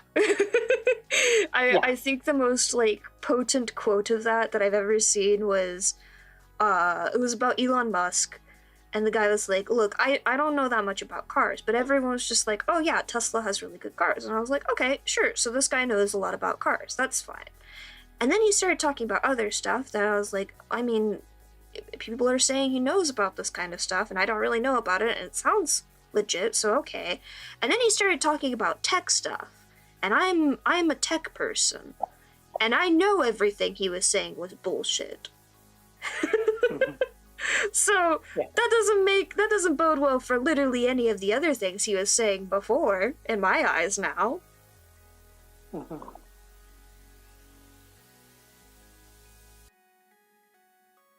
But I'm also like the kind of person who is skeptical of quite literally everything. I'm Especially certainly getting nowadays. I'm certainly getting in a reputation for that at work too. The sheer ease at which people can now spread misinformation, especially with AI, is terrifying. Yeah. It's also the sheer ease of that spread of misinformation that's not purposeful too, which is the really scary part for me. Mm-hmm. And just people like taking AI at straight value and being like, no, look, it understands me, it's talking to me. And it's like, no, that's not what's happening here. And that sort of fallacy, like, everyone is prone to it. People I work with, I have seen them fall for it, and I'm like, I don't know how to explain to you that that's not what's happening, because like this is somebody who was not like a direct superior, but somebody who like had more sway than me, and I'm just like, oh no, you are falling into a fallacy here, because it was like some sort of fun activity we were doing, like an icebreaker where it's I was like, if you could be any creature, what would you be? And he was like, well, I didn't really have an answer for this, and I figured ChatGPT knows me pretty well at this point, so I asked ChatGPT, and I'm just like, sir, that's not how ChatGPT works. And I like kind of tried to like say something effective, like, well, ChatGPT usually like picks from like the most common answer anyone would, so that's like just like generally what anyone would pick. I wanted to hear what you wanted to pick, and then the conversation like moved on. I was like,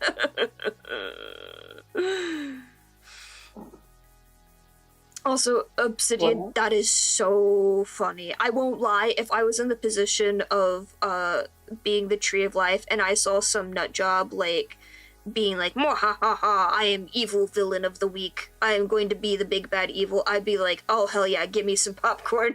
I'm ready to watch this go down. I'm sure they'll figure it out by the end. If not, I could just always earthquake them.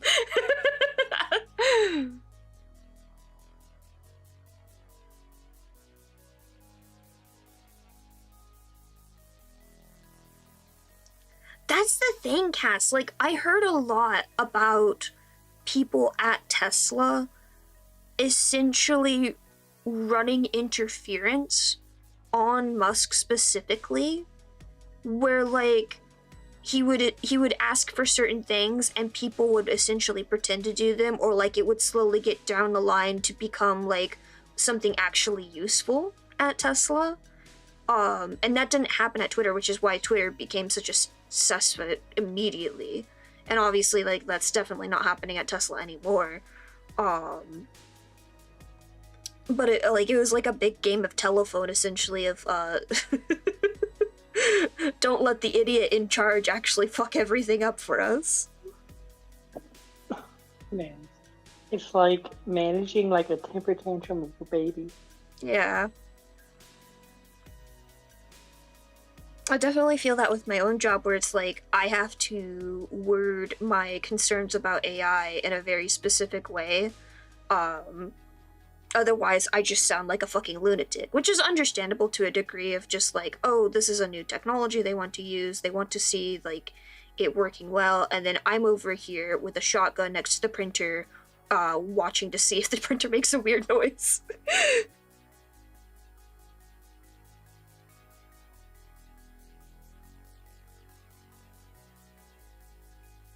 Yeah, that's one of the big differences between people who like know tech and people who just like love tech. Yeah. And the unfortunate thing I think right now with AI is people who know tech are also starting to fall for it in a way. Where it's like, no, this is a useful tool and yada yada yada. And it's just like, from my perspective and from what I've seen of AI being used in my workplace, it could be a useful tool. I still do not trust it, and I do not think it is a useful tool in my area of work. For a couple reasons. One, just being like, when I was learning coding in college, like the big thing they always talked about was like anyone can code like a monkey and can like plug things in and get something working. A real programmer is someone who understands not just the best way to do it, but why it's the best way to do it, and why it's the most efficient, and why this is the way that you want to have the program act and work at every level. And I immediately noticed this in practice because I mainly worked in Unity during college, and if you look up anything with Unity, like basic coding, a lot of the basic coding tutorials out there will teach you how to do something, but it will not be the most effective or efficient way to do that thing, and it like could cause some significant like problems down the road with whatever game you're trying to make in Unity because of those inefficiencies. And that's why it was like important to like do research and find multiple sources and understand like what each thing was actually doing for whatever thing you're trying to program in Unity. And so now I'm seeing people take ChatGPT and such at like face value, and I'm just going, you don't understand how research works. Like, there's a reason you needed 3 primary sources whenever you were writing a paper for high school or college. Why is this no longer the case now that you're in the workforce?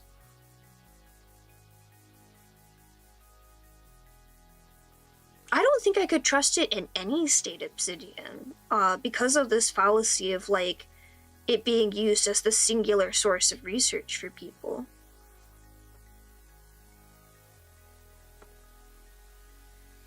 I'm at the point where it's like, I'm probably going to have to once again justify my lack of using AI at work soon, because like performance reviews and stuff.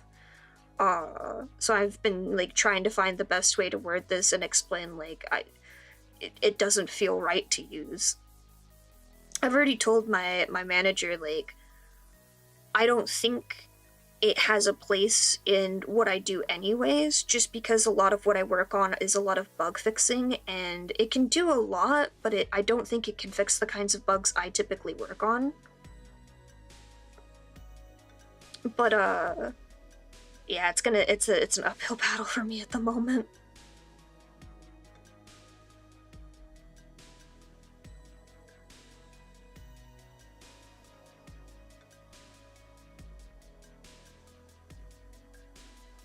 There have been some people who have said some crazy statements about AI near me, though, where it's just like, okay, I objectively know you're a very smart person.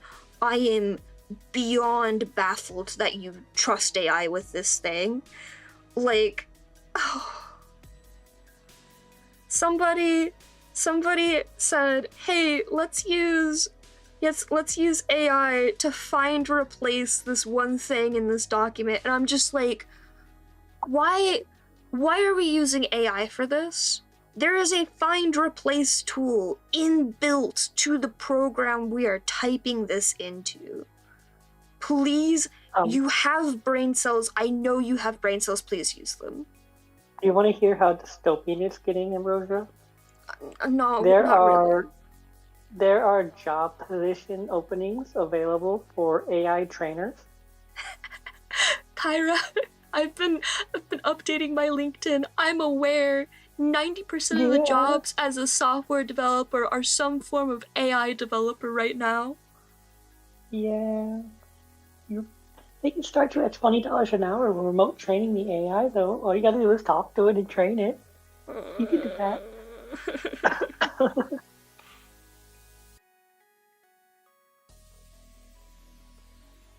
Literally any web browser, you control F and you can find everything in the document that you need to.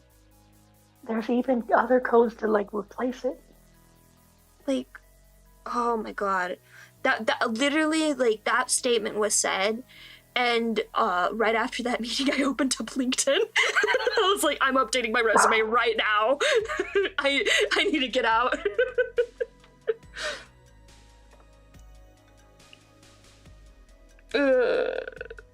I'm considering if I need to like change the industry I work in, but the problem is I do like my paycheck a lot.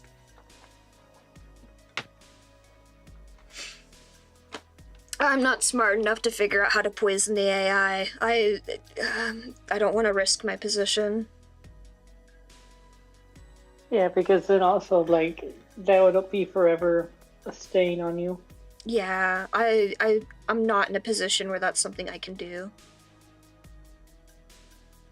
Yeah, if you had like the ability to become your own boss, yeah, that would be like fine. Yeah.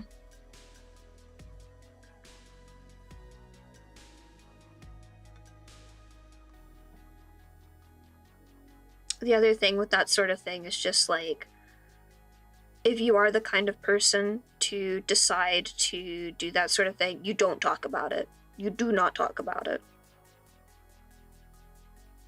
But I simply could not. The people who somehow managed to get like 0-day hacks into like plugins and stuff too, like I'm just beyond baffled how that happens, except by sheer accident.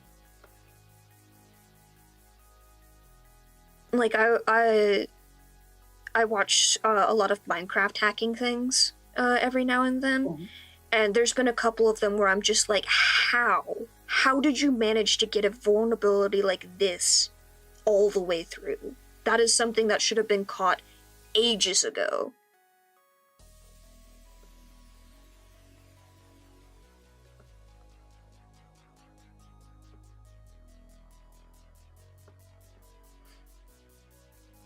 It's not all bleak. There are some rare positions where they don't want AI, and I'm trying to find those job positions. Unfortunately though, like, I know people have been talking about how like LinkedIn and stuff have been flooded with fake position openings and stuff. I'm definitely seeing that. Like there's ones that are like one absolutely written by AI, but also two like straight up like they'll post like a bunch of the same or similar really similar positions, and then like no one's getting replied to and stuff, and it's just like ugh.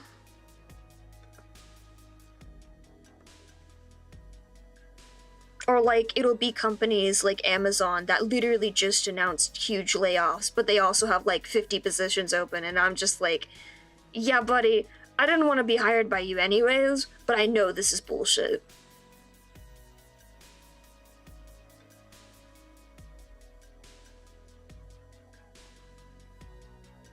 Which I know there's like some leeway with that where it's like they might be cutting some positions and adding to other ones, but it's still just stupid. I hate office politics so much.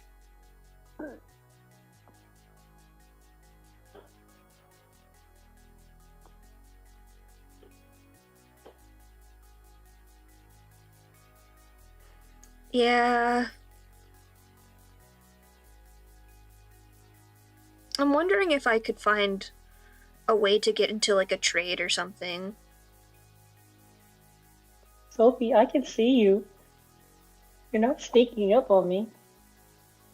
I was really frustrated because I was trying to explain to my dad all this stuff about AI, but he has unfortunately drank the Kool-Aid.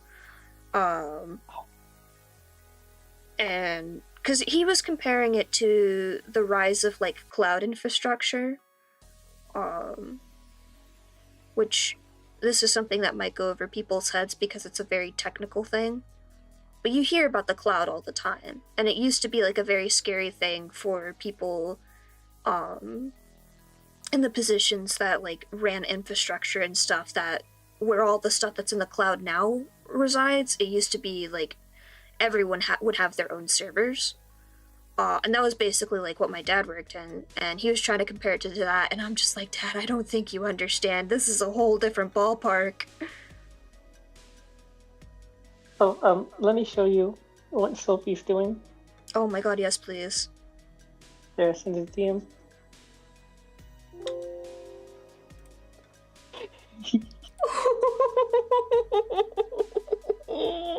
She's playing hide and seek with you. Oh, that's so cute.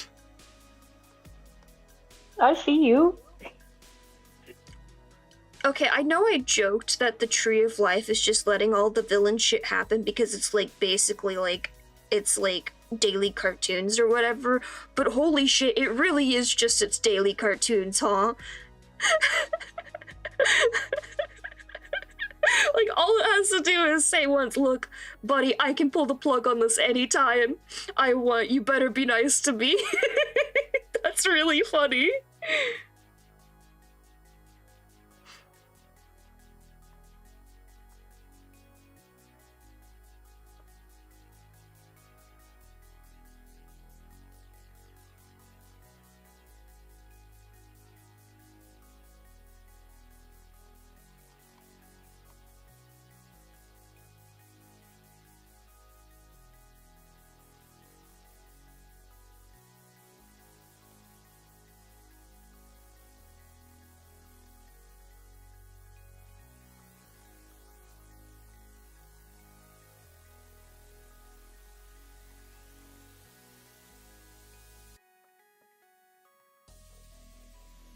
Uh, no, the hareryuu. Um, there is a lot of AI in medical already. It's not going to be doing like the physical stuff, yeah, but it's scary the amount of doctors and nurses that use ChatGPT to figure out what's wrong with their patients.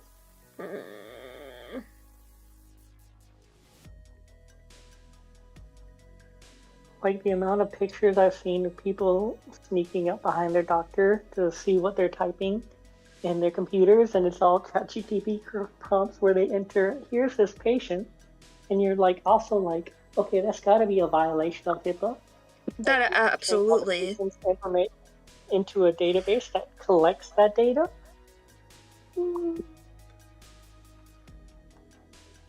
Like if you're Jesus very Christ. generic with it, and you're like, such and such female, 37, blah blah blah. Like I can see that. Well, there's Like ways they to could make not violated HIPAA, but there's ways to make like instant there's some of the big AI companies will let you have like an instance of it on like your own network, so like the information stays within that bounds, and thus does not pose like a security risk to the same degree of just entering it directly into ChatGPT. But I sincerely doubt that's been happening with healthcare professionals, because I know healthcare, and healthcare wouldn't spend a dime on that sort of fucking thing if they thought they could get away God, with no. it.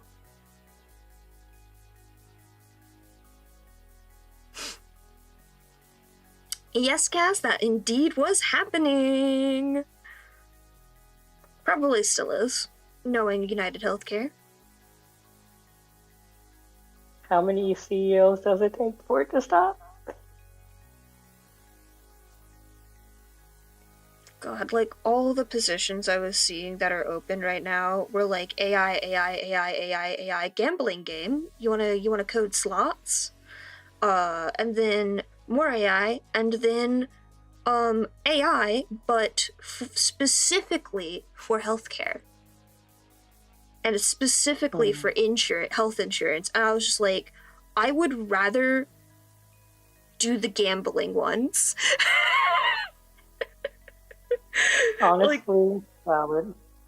I feel like out of these, the lesser of two evils here is the fucking slots games. Jesus Christ. At least they don't want me to use AI. The only AI they want me to program is to get as much money from people as possible.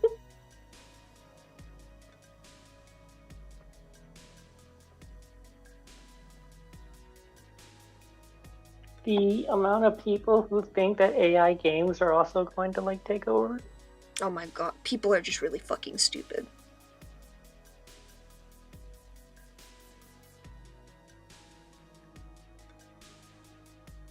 That's why I always say Gen AI or generative AI or large language model AI. I also think it's really funny that people are mixing up machine learning in general with large language model AI.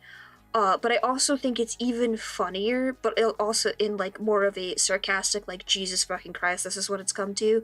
Apparently, certain companies are like saying, hey, instead of using Gen AI or generative AI, call it machine learning AI, so that we can assuage people's fears of us using Gen AI in our content or whatever. Like, that was something happening with YouTube's like weird new automatic filter it's been putting on shit.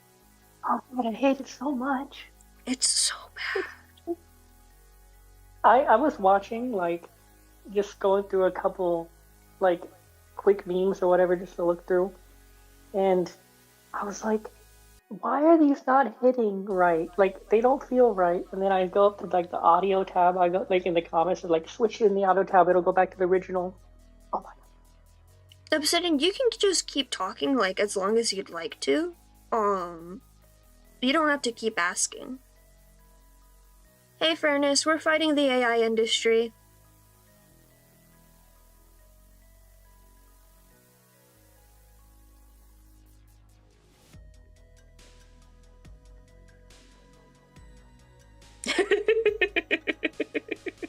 Hell yeah, boss.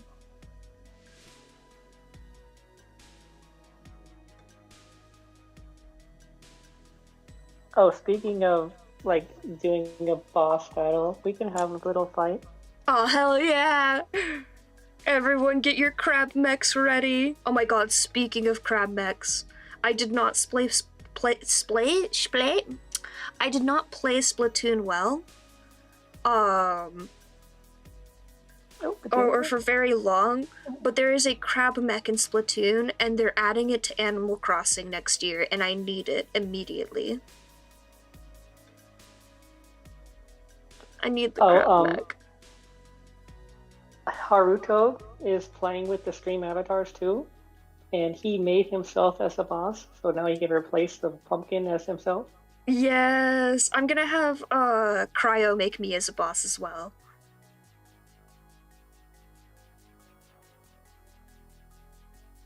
I just need to figure out how the programming for bosses works so we can do all the fancy things for it. Mm-hmm. All the classes and spells and all that fun stuff.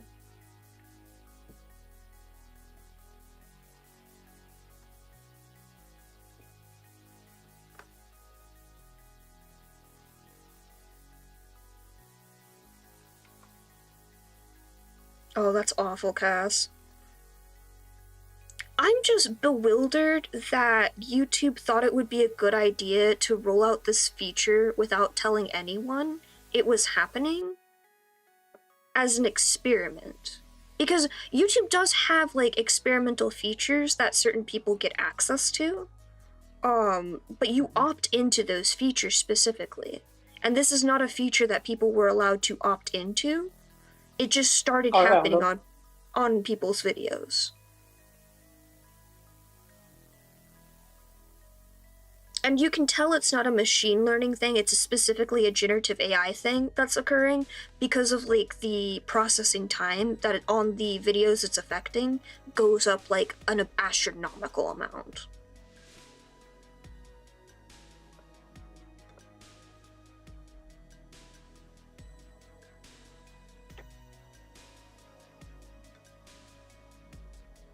I don't know what kinds of videos like they're purposefully targeting with it. I think it's mainly people like live action things.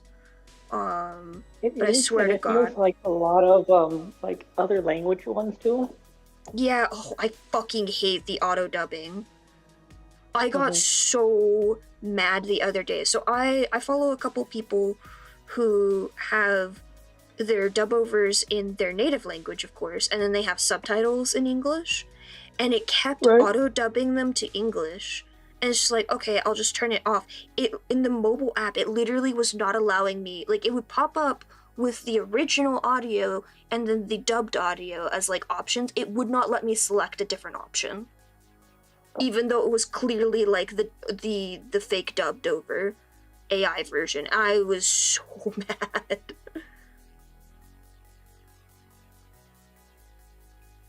Yeah, it's definitely hitting things that are not live action stuff too, hareryuu.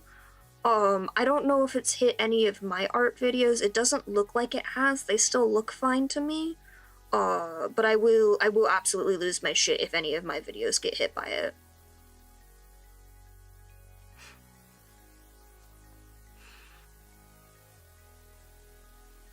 That sounded like some Voltron bullshit. Oh my god. Like, isn't that what happened in Legendary Defender? They were like, oh, all of the Alternians are dead. They got genocided by Zarkon or whatever the hell his name is. And then, like, 3 seasons later, they're like, JK, actually, they were cryogenically frozen because, the big bad guy's son is, like, evil and using them for energy or something. Some crazy bullshit. I'm just saying, like, it was a plot point in Voltron, too.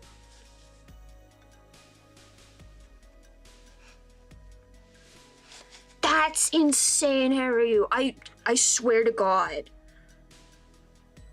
This is not a feature that should just automatically happen. This is a feature that should be an opt-in thing. Like, here's my thing. I hate AI. I hate that these things are going to exist, but at the very bare minimum, like, they need to be things that users decide to do to their content, not things that just automatically happen to their content. That's insane, Obsidian! What the fuck? That's a huge plot hole!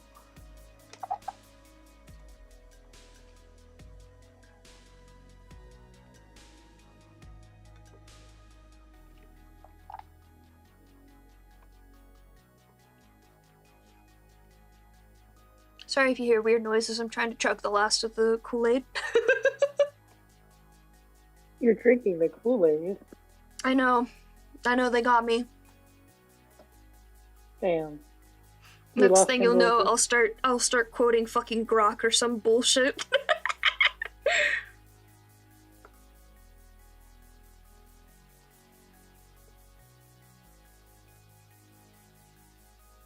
Damn, we lost a good one. I'm walking into the light.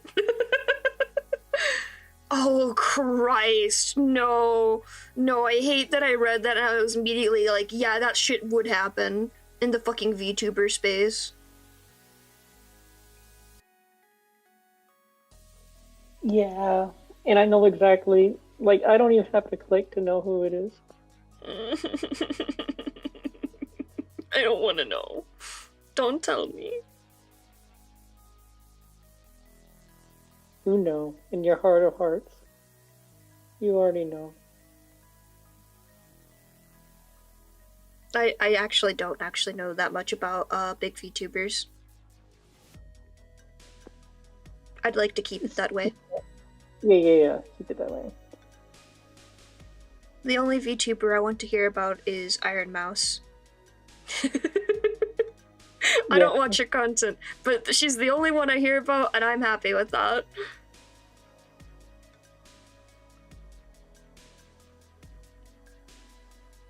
She does cool shit. Yeah. I used to hear a bunch about Silvervale, and I was okay with that until the whole fucking Harry Potter game debacle happened. And then I was like, don't talk to me about Silvervale ever fucking again. Mm-hmm. Well, if it makes you feel better, they're still fucking up. Oh, lovely.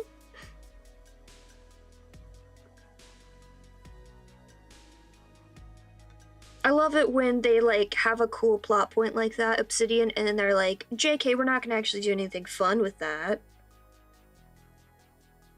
Oh, you wanted interesting plot points? No, we're gonna go back to weird fight scenes that don't make any sense and don't matter. Listen, I love a good fight scene that doesn't make any sense and doesn't matter, but it should not override the actual plot.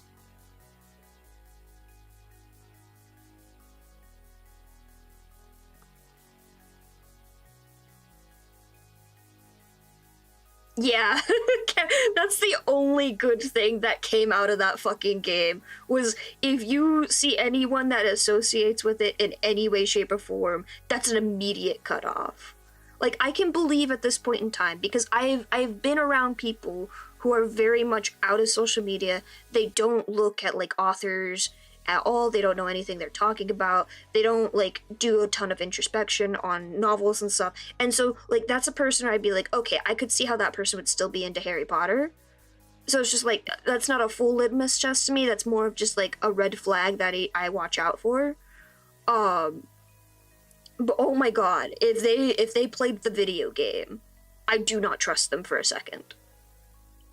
Literally, I was watching a video because I was looking at Valheim builds, and they cut to a scene of that game, and I immediately clicked out of the video and, like, marked every single video I saw of theirs as do not recommend, because I was like, no, absolutely not. You're insane. You're a person that's online. How the fuck do you still go with this content?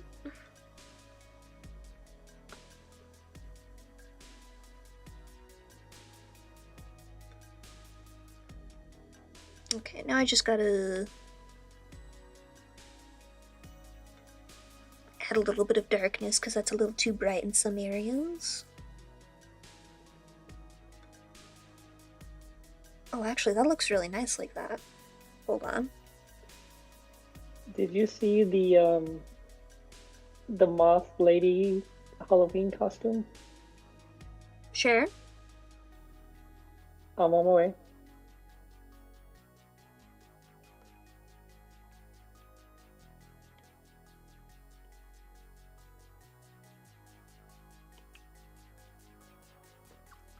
Oh my god. Wait till you Hi. see like the full body one. Hi, hello. Oh my gosh.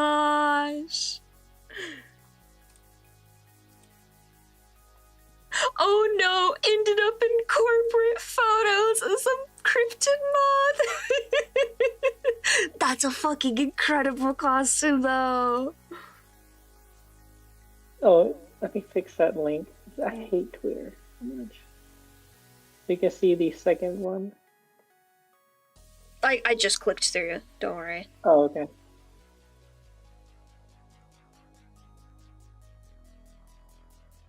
Oh my god, Obsidian. You can't just brush past an entire war. What the hell?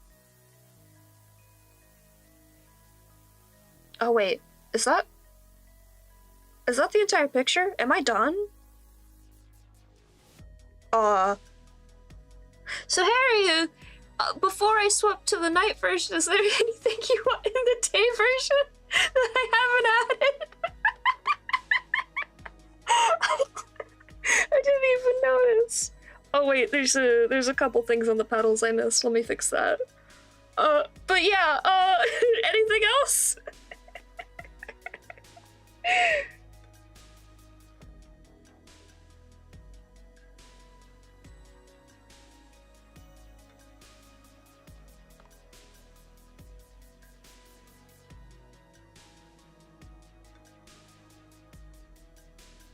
I didn't want to get it too into the nitty-gritty, but I did want to clean up around the pedals a little bit more. They were so much fun to think about. I just had them as like their base colors at first, and then a darker color, and I was like, okay, I need to like make these feel more intense. When I was working on it the other day. And I figured out what I wanted to do for the pink, and I was like, okay, and now I have a game plan. I'll leave this for later, because that'll be fun to do on stream. And I'm gonna just slowly work on the water.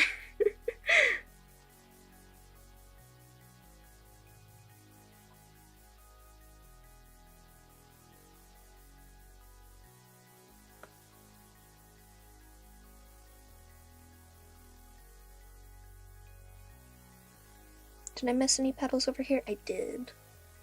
If you catch anything after the fact, hareryuu, just let me know. I can clean up anything after the fact. But I think I got all the petals cleaned up at least. And now I can show you guys a very, very fun magic trick. Because here's the thing. This is the day version. We're also going to have a night version of this. I need to move my legs again before they fall asleep.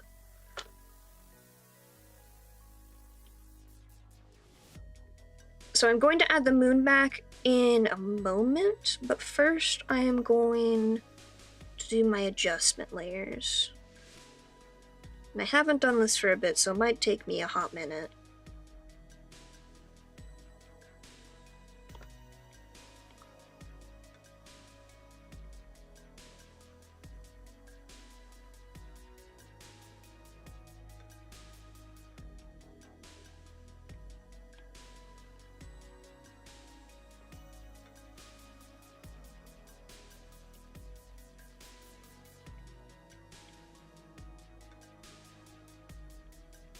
The important thing to know is you do have to make a new night sky. Hi, Miss Marjorie. Are you a good girl? Miss Marjorie? Yeah? Young lady, do not mess Sophie. that. Sophie.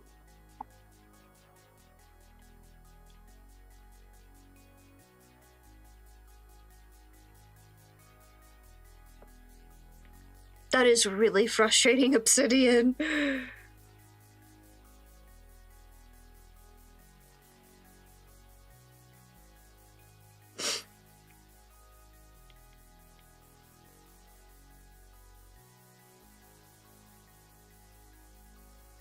Eh. I accidentally clicked open on I clicked the grok button on Twitter. I'm very mad at myself. Set it on fire. Cleanse yourself.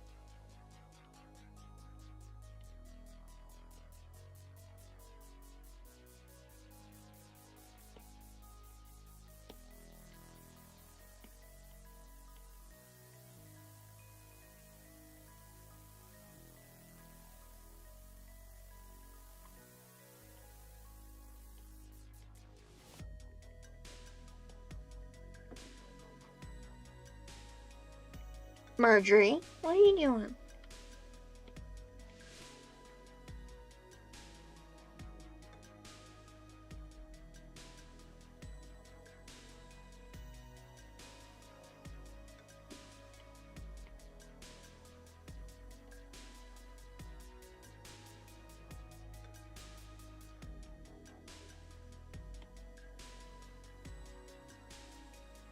I'm gonna steal colors from the original again.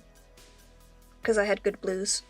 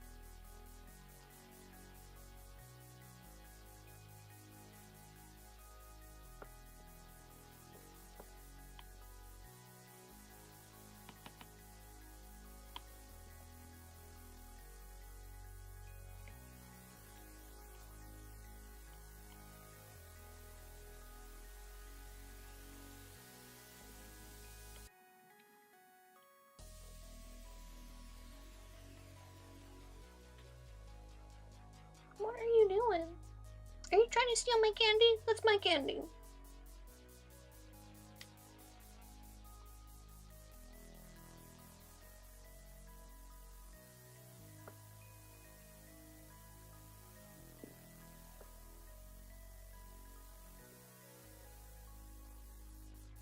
I love that they just have Alien Wizard of Oz. Look, you can say a lot about Homestuck and what's wrong with it, but I do think it's funny that troll culture is just also human culture, but it just has the word troll in front of it. That's a bit that'll never get old to me.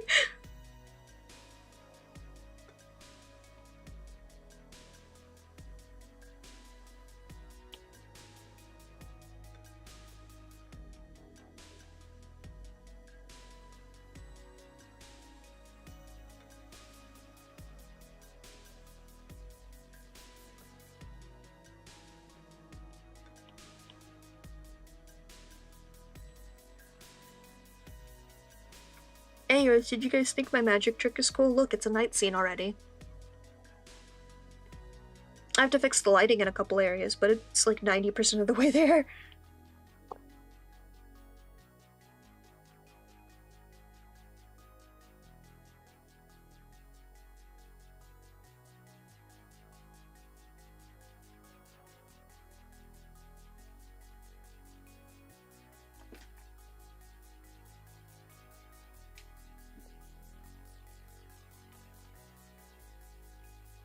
I might have found like top 5 costumes.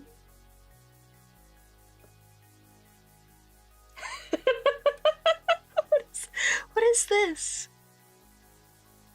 General So. Oh, I was trying to remember it. General Show, yeah.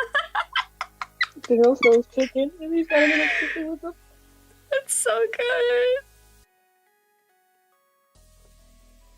The giant name tag really sells it. Yeah, I love the giant fucking name tag.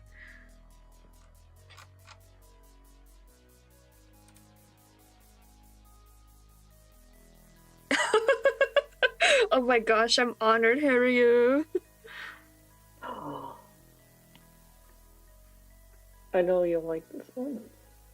That's always the highest honor whenever I get a new OC commission back, is if you get to be my my phone background. Because my iPad background and my desktop background, well, my iPad background is always my art. My desktop background and my phone background are could be anything, but it's usually something I've commissioned. Right now, it's a couple things, isn't it? No, it's just the same on my phone. What is it on my computer? I think it's still... Oh, when did I switch that back? At one point in time, it was different. I don't remember why I switched it back. Hold on, I'll show you guys.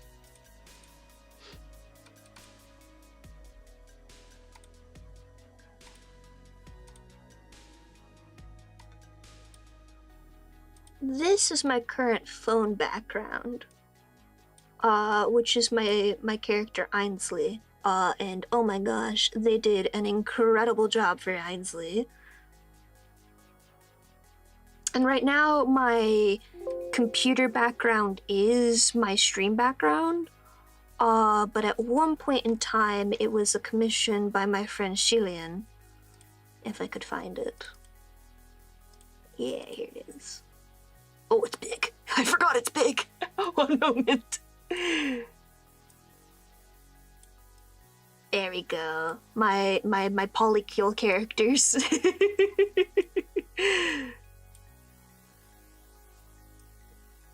This is Siren. Is it Sasha? I don't use these characters very often at the moment. What the hell is your name?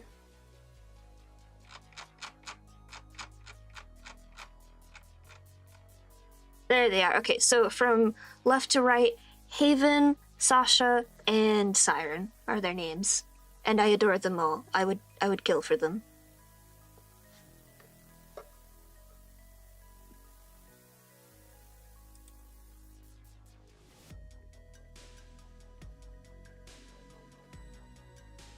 What?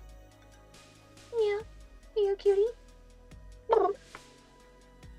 Oh, it was a cute slow blink at me.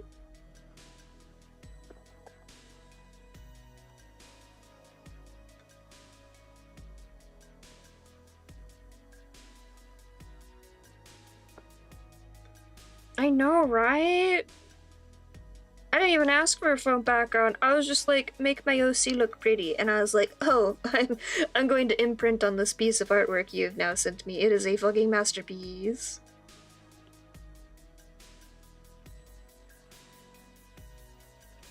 Actually, I just finally sat down and uploaded a bunch of artwork that I've commissioned over time to Toy House. Because I've been behind on it. I've gotten a bunch back though over time. Where's the ones that I also uploaded a man for Ambrosia's Toy House page, Kyra. Oh no. Is this right? Yeah, here we go. This beautiful image that Kyra has made for me. This is the new emote for Twitch at the moment. One day I'll have YouTube emotes, but it's breakdance. I got this back recently, and oh my god, look at that! The fangs are so good. This is an emote I got a while ago from my friend Retquits. And then this is from one of the people that I'm subscribed to on Patreon, and again... I have so many more mans to make, it's not even funny. Oh man. Who else did I upload? I think I didn't upload... Oh, I did resize it for Ainsley. What else did I upload recently?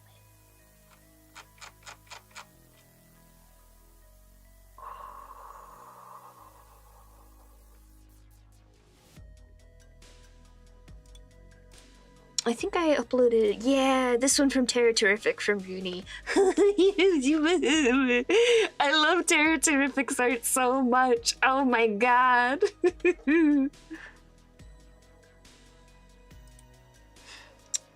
But who else was it?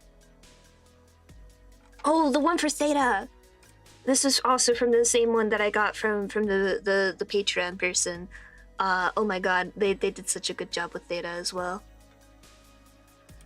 There was another one. If I could remember who it was for. Yes, these are all my characters. Yes, I have a lot of characters. No, I will never shut up about them, thank you. Please never. Who the fuck was the other one of? I swear there was another one.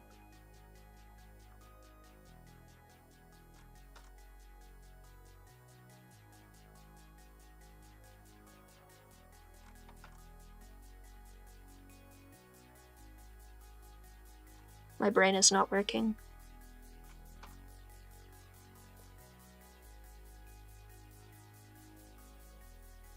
Let me look in my downloads folder because I haven't cleaned it up in 3 billion years.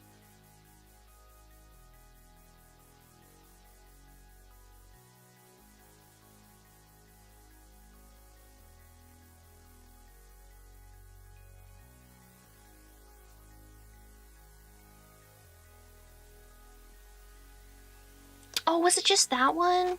Because I think I had already uploaded that one. And so I didn't have to upload it again. Maybe I didn't. I did upload it. I think that's the only other one in my download at the moment.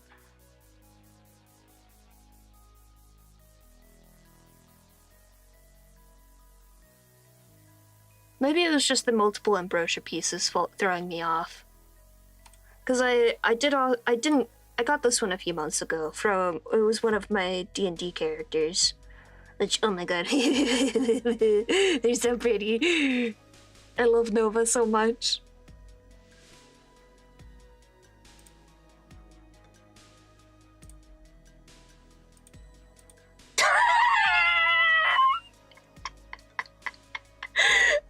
I just saw what you sent me, Kara.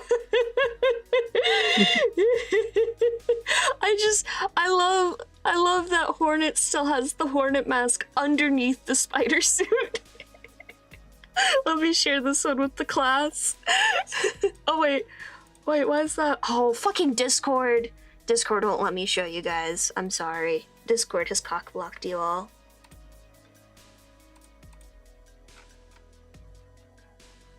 Unbelievable.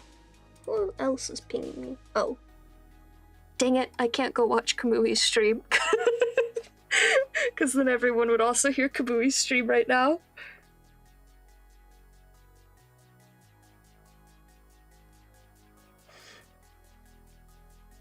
That's okay.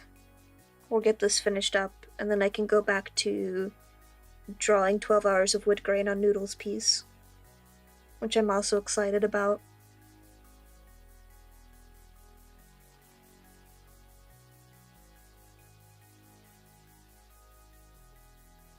I got into like a zone with Hareryuu's piece, and now I feel like I can get the leaves done on Noodles and get the wood grain done as well. I'm getting like back into the swing of it.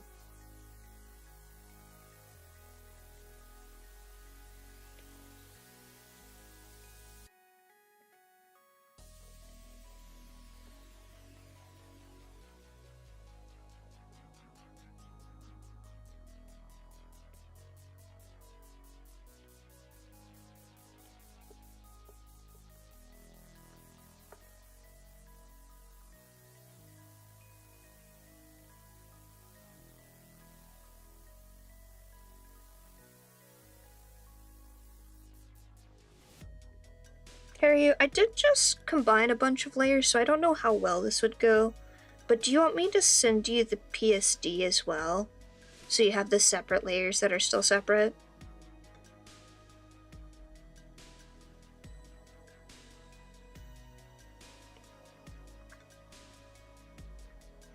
Oh, Cass, that's not an umbrella. That is their space sword. Here, let me show you.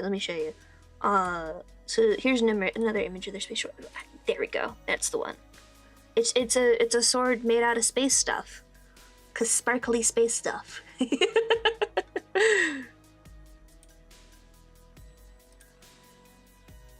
I love them.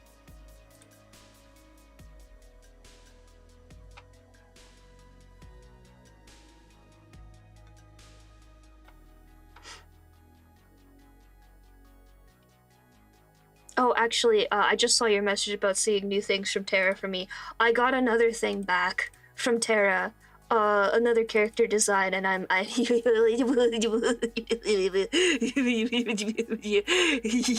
she's so pretty. Oh my god, look at her. She's so sparkly. I love her. I think Terra has realized that if she puts sparkly colored, multicolored hair on any character, I will go insane over them. Cause I didn't even ask for that with this hair. She was just like, yeah, you're getting that.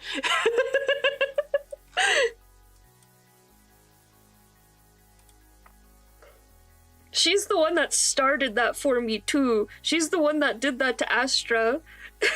And now I'm just like, I need to do this to all of my characters now. Everyone deserves sparkly space hair.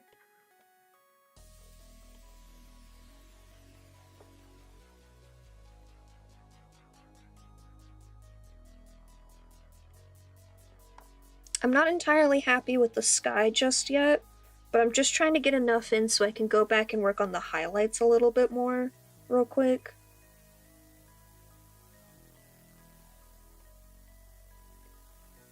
And the moon, and then I'll come back to finishing the sky.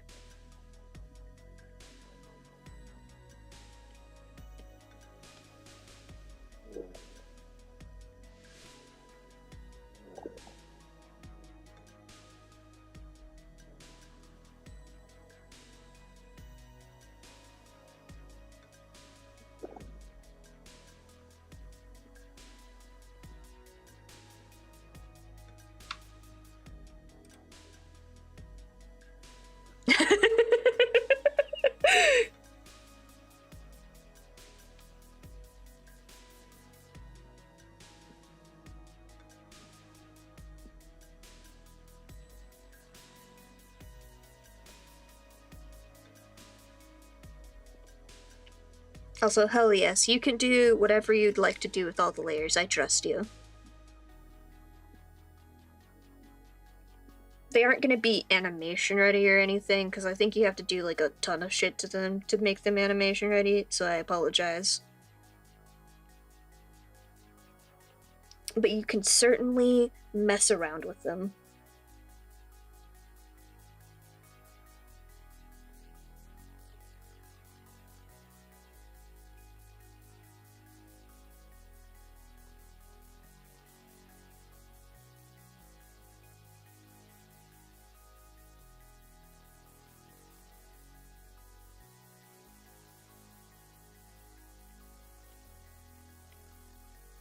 Alrighty, let's get some texture on this silly circle.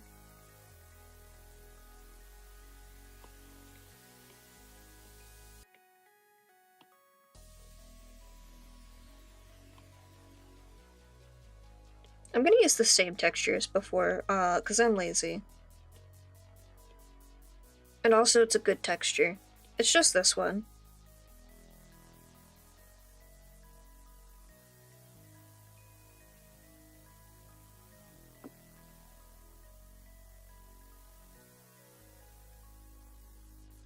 Boom. Instant moon. I'm gonna do more to it, I swear.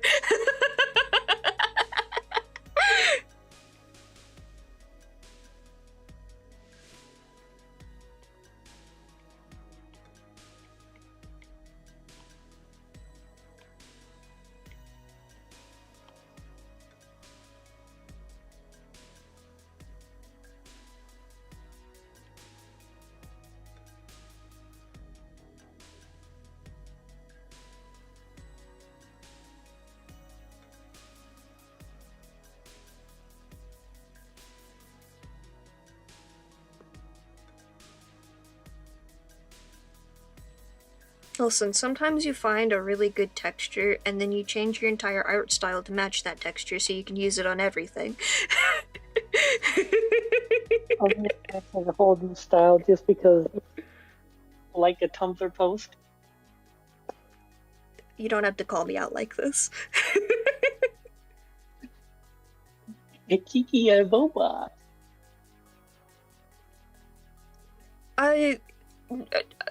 Not even that.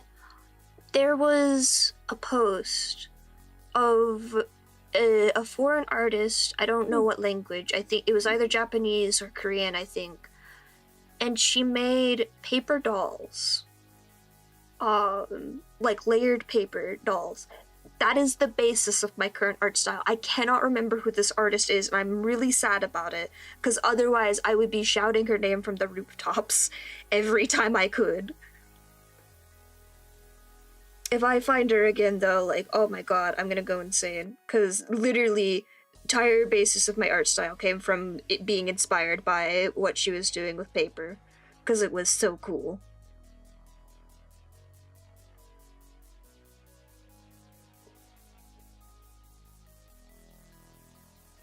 How dare you put a fucking JPEG in my Twitch chat? Unbelievable. You're blocked, banned. Mods, kill that guy. On my way.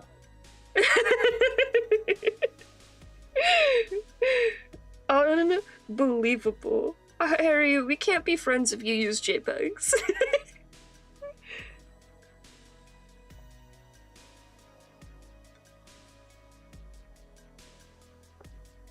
It's a fake PNG as well. Oh my god, yeah. I just noticed. Unbelievable. I can time them out for a single second. No, don't do it. Don't do it. For a single second. Oh my, Kaz, I have to restrain myself every time there's a bot in chat from saying mods kill that guy. Because I don't want Twitch or YouTube to get mad at me, even though I'm just making a joke about banning somebody. See, that's why you gotta just use Maul, because then you have an attack dino and you can just be like, attack dino, go get him, Maul.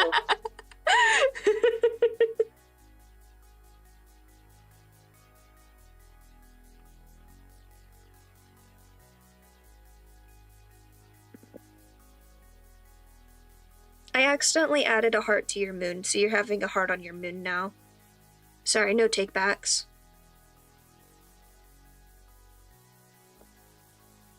When the moon hits your eye, like a big heart in the sky. That's a moray eel. well, yeah.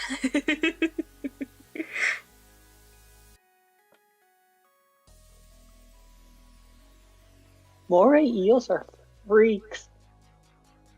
I love them.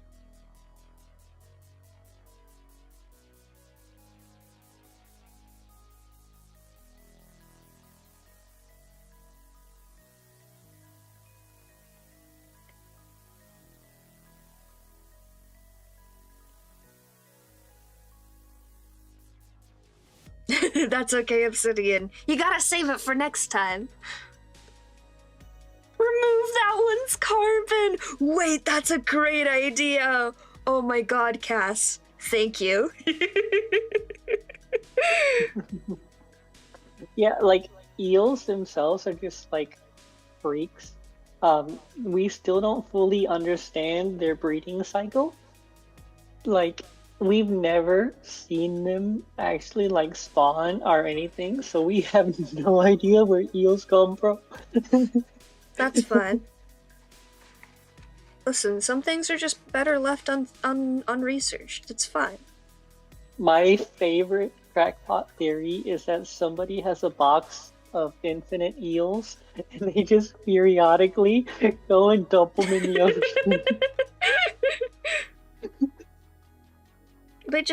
They pop in like Minecraft. They're logging into the Minecraft server. Life is a simulation, didn't you know? Mm-hmm. Speaking of that, have you ever watched the guy who treats life like a video game in his videos? No. And he ranks like different animals as if they're play styles. And he ranks them based on that. No, I have not seen this. They have the Yeah, it's like spawning. yeah, Tirzu, he does that. It's great because like he'll discuss um facts about like different bot creatures and everything, and he'll use video game terms, and it's just like the best thing ever. He's like, well, according to like the general beta, he's like, okay, he's like, this type of build is the best way for PvP. Like, Hang it's on, so good.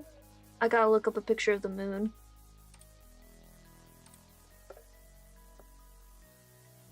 There we go. Should we take bets on how many AI images popped up when you search that? Say it again? Should we take a bet on how many AI images popped up when you searched that? Oh, I have like a bunch of add-ons that like remove AI results. There's no telling.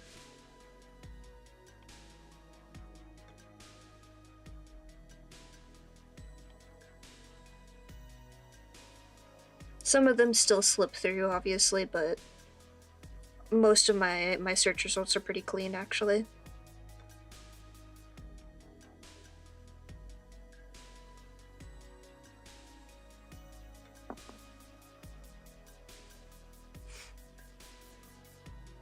It'd probably help if I put on my glasses, huh? Where are my... Are you slipping on my glasses, Marjorie? Can I have those back? You are sitting on my glasses! You brat! Hold on a second. I need to bother my cat for having the audacity. Excuse me?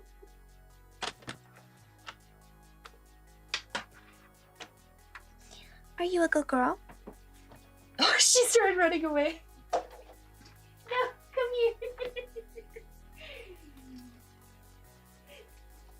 God damn it.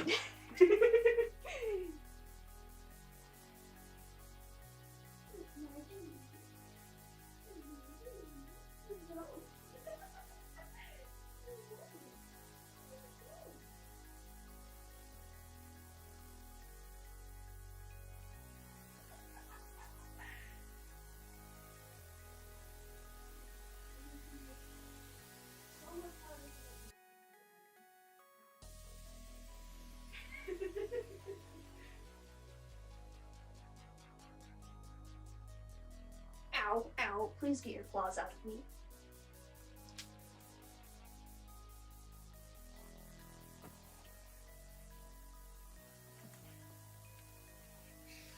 Cat has been obtained, I am back. I love the chocolate onion that somebody got A fucking for what? Halloween. An onion coated in chocolate and sprinkles. Because people always forget it's trick or treat and they Oh, get no. hurt.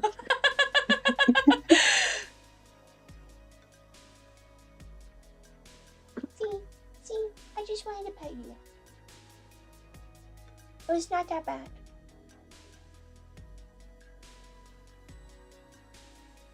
You're still gonna run away from me? Brat.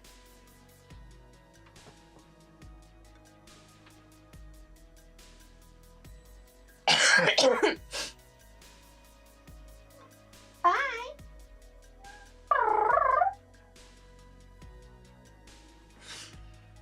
Unbelievable. I'm not appreciated in this household.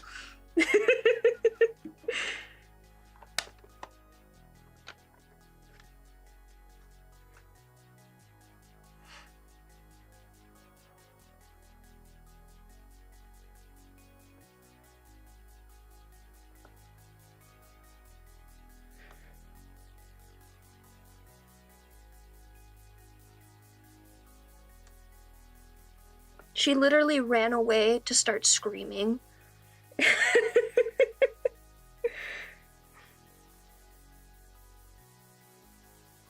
She's so polite, going to scream in another room.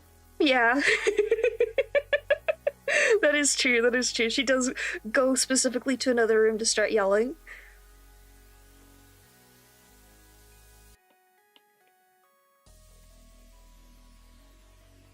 Marjorie!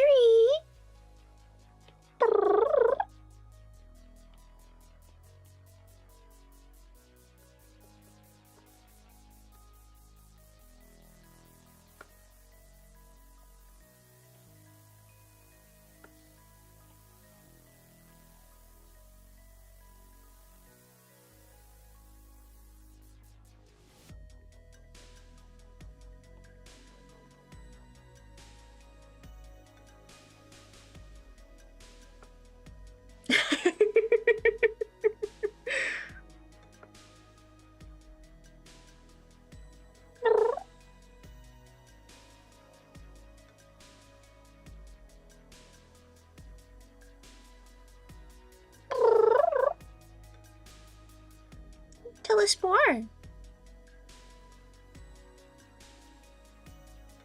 Tell us all about it, baby.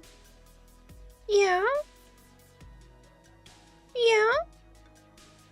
Do you have more to say? What are you getting into now? Yeah? Yeah? You have more to tell us? Yeah. Come on over here.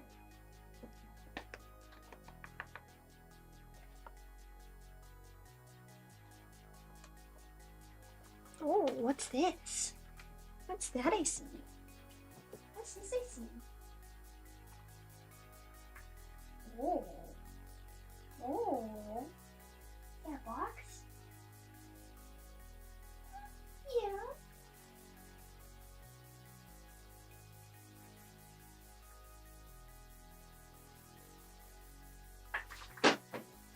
Good girl. Good job. Good job. You got it? Yeah. Good girl. She's so proud of herself.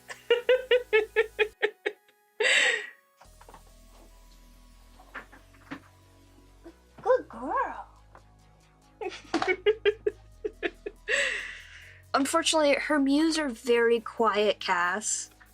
So it's very difficult for my mic to pick her up even without the noise gate. But all she did was, I make these paper boxes out of cardstock and painter's tape, and I threw it and she just chased after that. Good girl. She's trying to grab it now.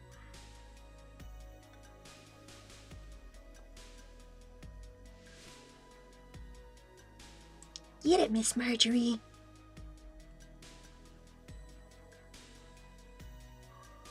Yeah? Yeah? You wanna come over here?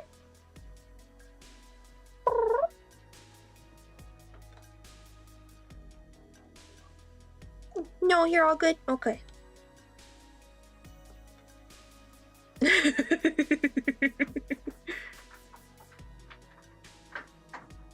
job!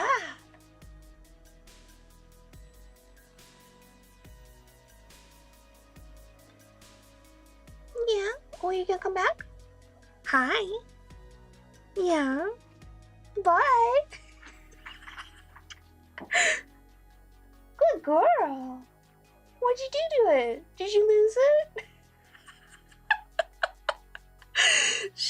She came over, headbutted me twice, ran away, and then knocked the box like between a couple pieces of furniture so she can't get to it anymore. I will rescue it for her later. She's just, yeah, yeah. Come here. Come on, come here. You want pets? No, you just want to yell? You just want to yell? Yeah. Yeah. Tell me all about it.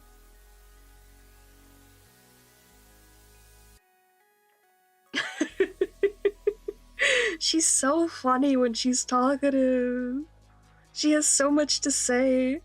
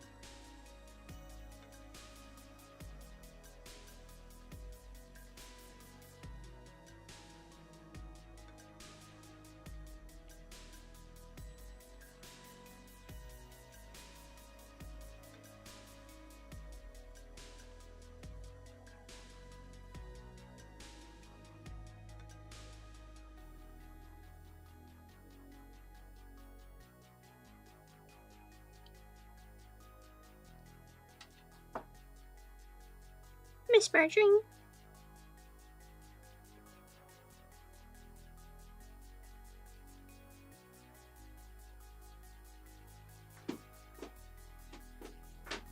No. She's scratching stuff she's not supposed to again. She was being so good, too. I even gave her treats earlier before stream. Unbelievable. This is how you repay me.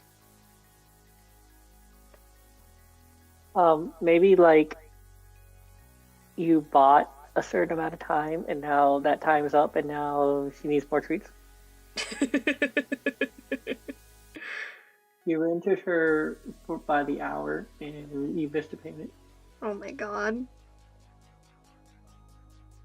I think she's actually freaking out because she thinks it's bedtime. And I'm not going to bed, and I'm still talking to people. She's like, You're up too late.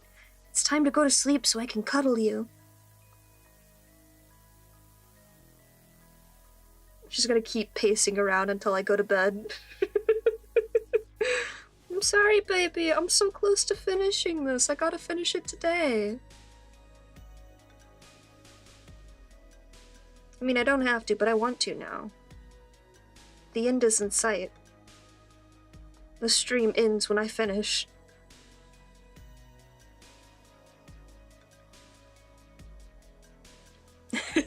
Yeah, true. She really doesn't. And on God, she never will have to.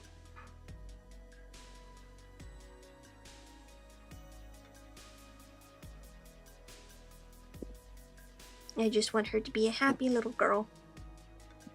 Same thing for Miss Mia. Although I think Miss Mia understands the grind a little bit. Specifically the grind of dealing with a kitten.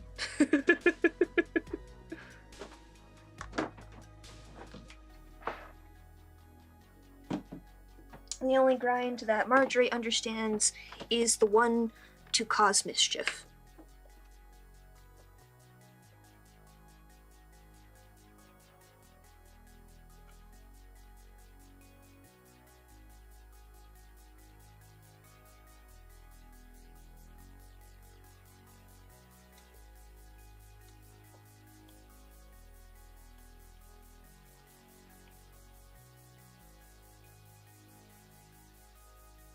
I love adding gradients to everything.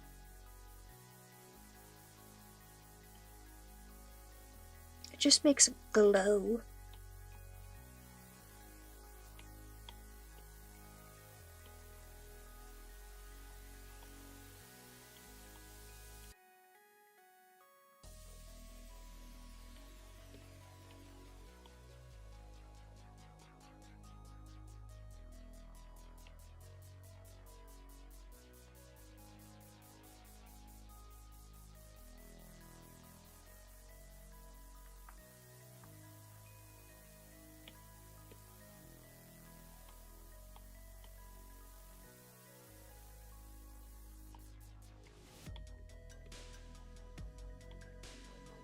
Mm.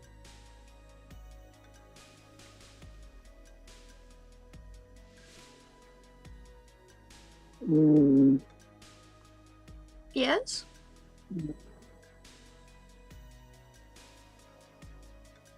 Kyra? Yes. It kind of sounded like a snore. No. I think that was Sophie sitting on. I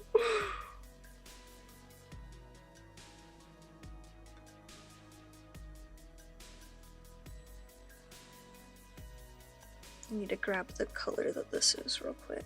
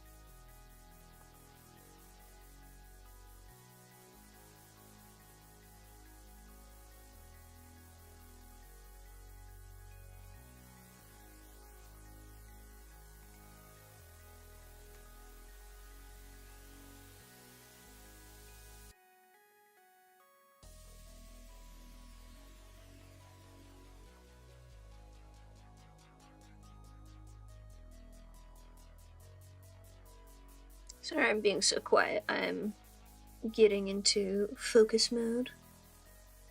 No worries, Cass. Get some good sleep.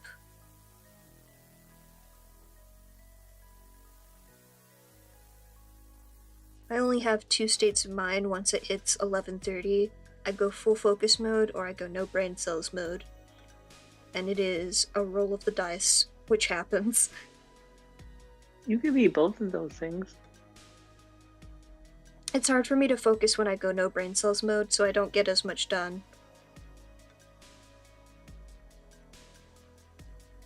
That's just when I start saying insane shit.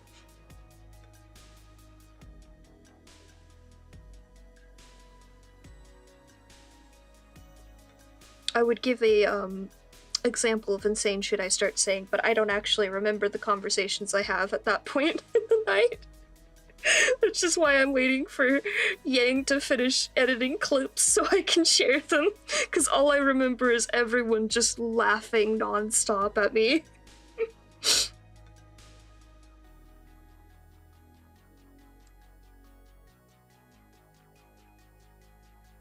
Sophie, how loudly do you have to lick yourself? You're lucky you're cute.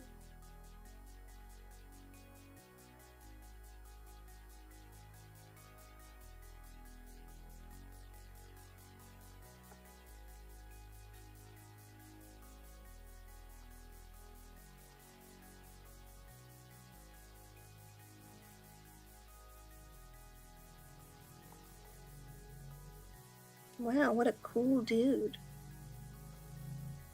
Somebody's gotta rev their car so much in a suburban neighborhood. Yippee! Probably a motorcycle or something.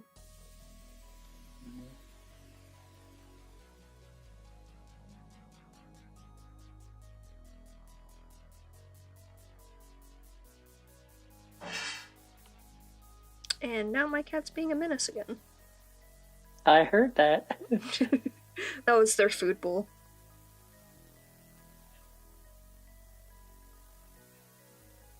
She's just being a doofus. They're being dumb and only eating from one of the food bowls again. I'm gonna have to check the other one to see if something's wrong with it, but I'm pretty sure they're just being idiots.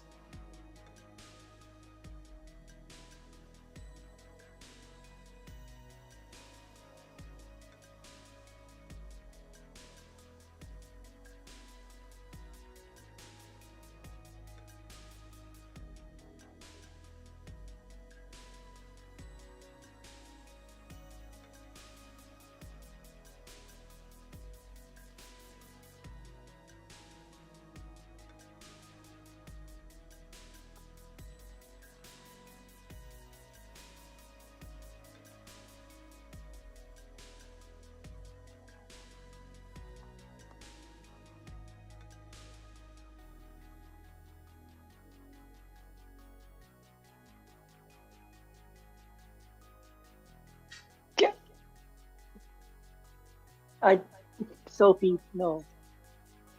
Wet cat nose on my leg. Why not?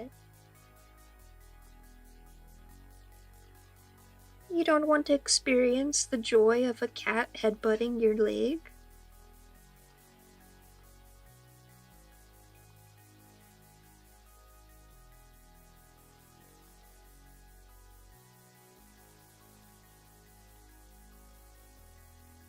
Fuck it, you're just getting gradient on this bit. Sorry. It's being annoying.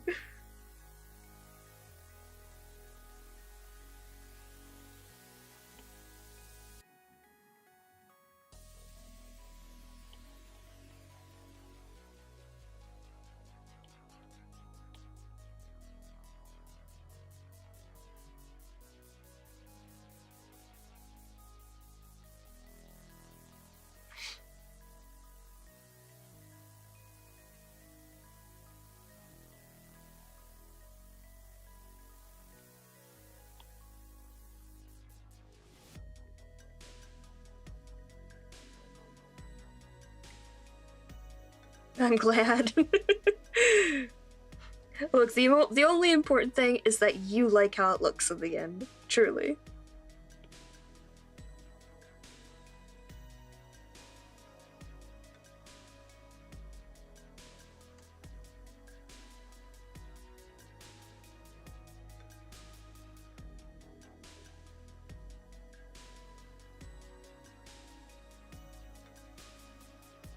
Hi, Glitch. I am. Don't worry, I'll be going to bed right after this stream, but I'm at the point where it's like, I can get this done in the next hour or so. I'm gonna get it done. I can do my favorite activity. She knew. I didn't have to do the big one. She knew. Get shouted out. No one can tell who does the big one unless, like, you know, you go into them, but she knew.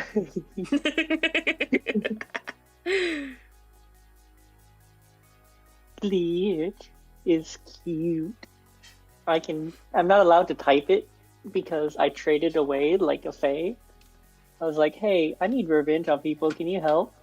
So now I worry. can't type. Don't worry, I can't got type you. it. I can't call them. Yeah, I can say it. I was waiting for like you to like have less less chaos going on in your life, Glitch, before then I hand you that list.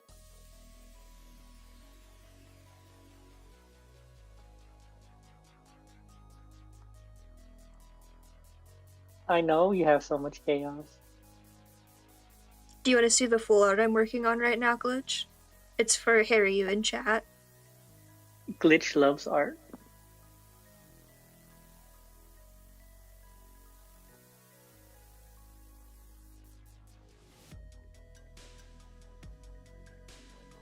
So Dupree? This is the night version that I'm finishing up right now.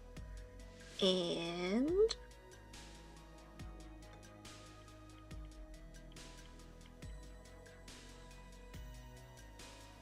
where's the moon?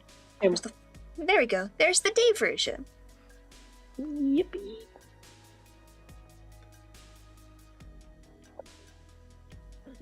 Let me just put this in a group as well to make it easier to flip between the two.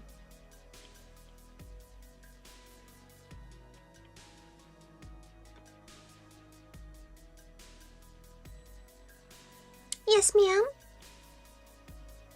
Miss Marjorie? Yeah? I heard that meow. Oh, hello. Tell me all about it. Oh, thank you for crab raid. Hi. Hi. Yeah. Are you trying to tell me it's bedtime? Or are you trying to tell me your food bowl's empty even though the other one clearly is not empty? I'm gonna check on that real quick, actually. Oh, it's actually the opposite, Glitch. If I don't have detail, I'll cry.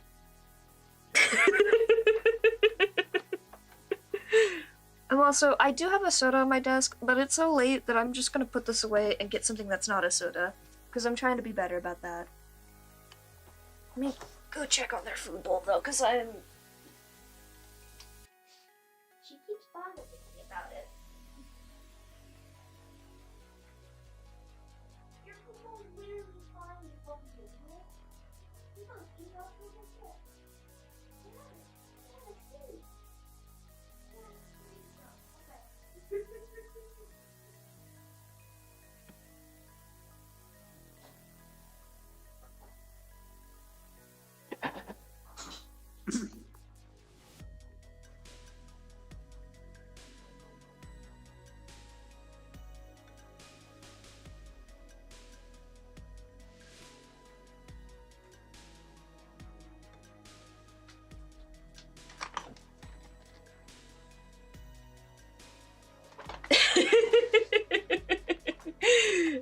Harry, I could never get sick of you. Oh my goodness.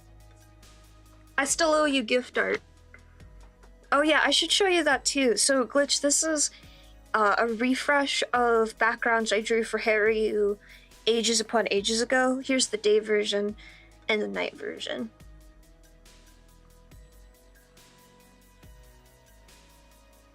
And now we're doing the new versions.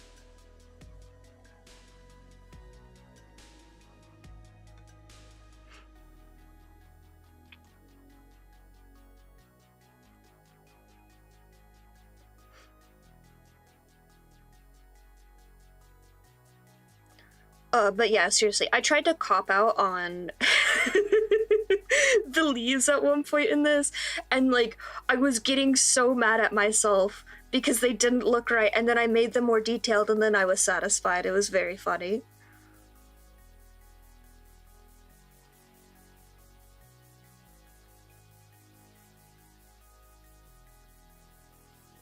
God, that's so long ago.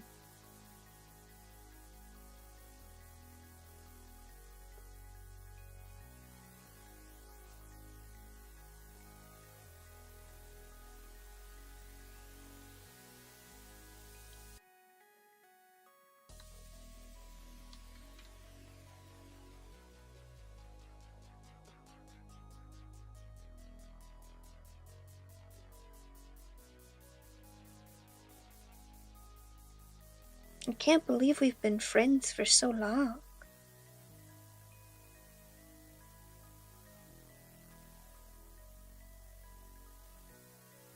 We were friends way before that, even.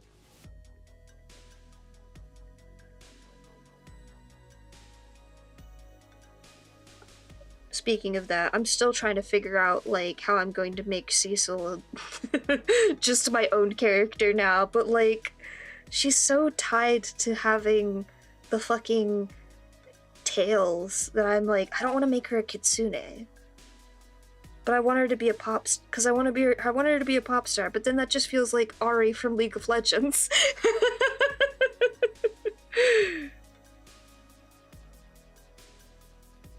Hi, welcome back, you little menace. You have something to tell me? Are you gonna confess something, my darling?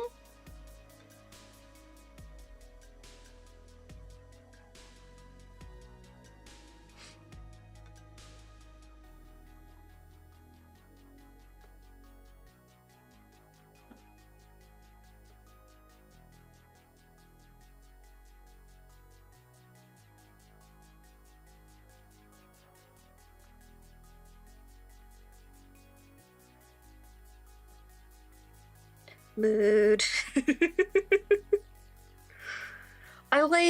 I technically have all of mine up for offers, but I also don't want to give them up because I am very attached to them, but I don't want them to be Tentakitsunes anymore.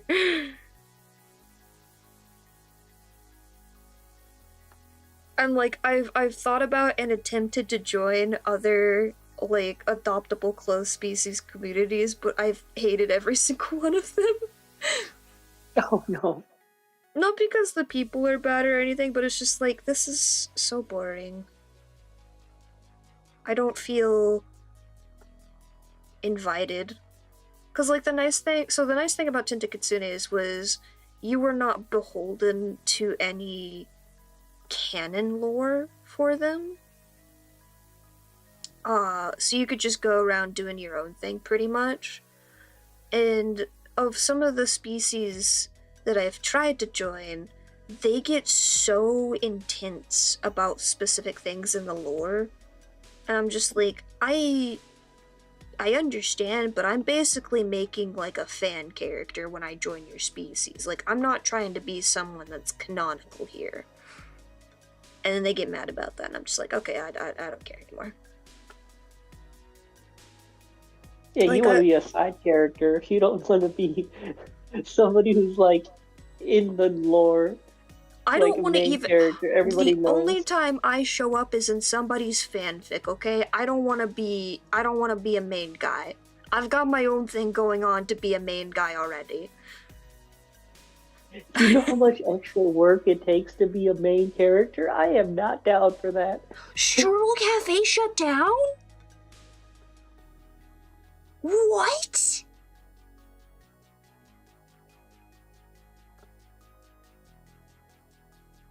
Do you know what happened? Did they just stop making money or something? Or were too busy? I am floored. Sorry to interrupt, Kyra. Oh no.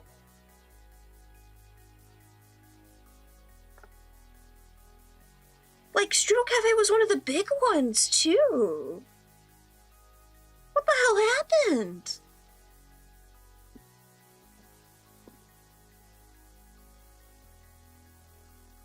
I know Sucky Buns is still going, and,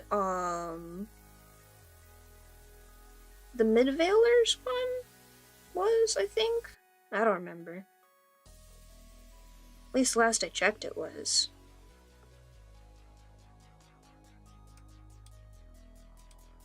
Oh, that's fair. Hi, welcome back.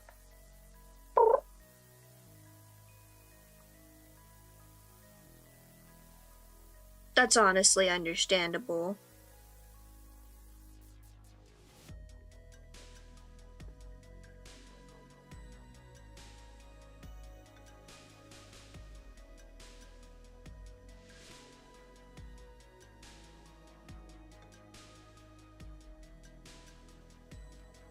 I think, oh, was it Strudel Cafe? One of the ones I joined was like a little less intense about it, and like you could just have fun, but like the only way to earn anything ever without paying like a significant amount of money to have a make your own slot was doing an obnoxious amount of side activities, and I was just like, this is too much for me. Like, I'm not gonna spend my entire life just trying to grind for one thing. But then the other one I tried to join, which was Sucky Buns, like, for the free make your own that I got, I went through the approval process like 5 times because they kept getting mad about the proportions I was drawing for the bun version of my character. Because it didn't fit the aesthetic they were going for. And I was just like, huh? What?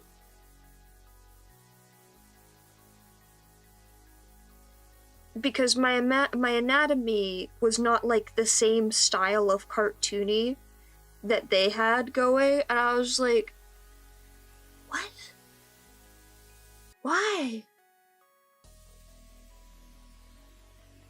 See, like, I don't mind when closed species have like monetary things going for it. Like, I understand that's how species are. My problem arises when the only way to get make your owns is like a very intense process, even when it's like a monetary thing. Like, you have to sit there and wait for an opening, and it's like a high price tag too, and it's like, I'm already going to be the person either doing the work or paying somebody else to do the work on top of paying for this slot. I don't want to have to pay like $60 fucking for this.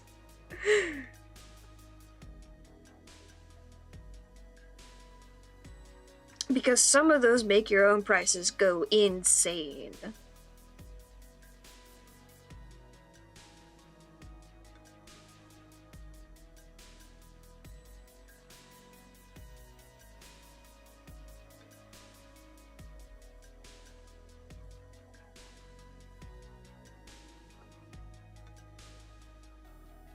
Yes, ma'am.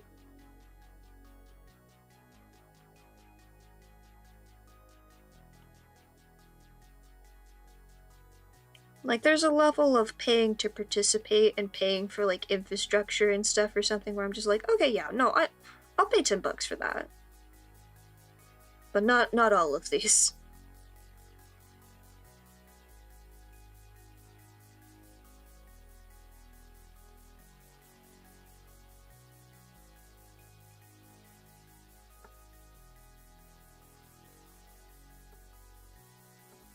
I've noticed with several of the adopt artists that I do follow that there has been a step away from species designs and a step closer to designs that just happen to like all follow a same category instead as well.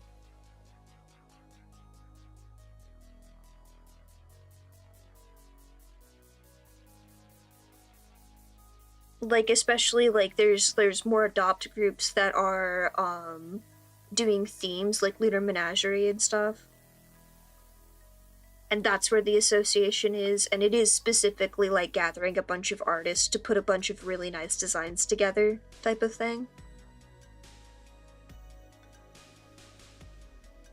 Because the draw of the species is like, there is the draw of having the lore and interacting with other people and role-playing and stuff.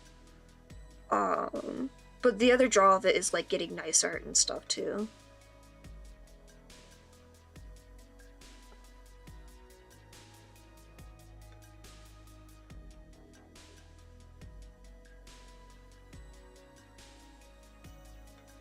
I think with the ARG ones, like, you really have to have, like, a full plan for it.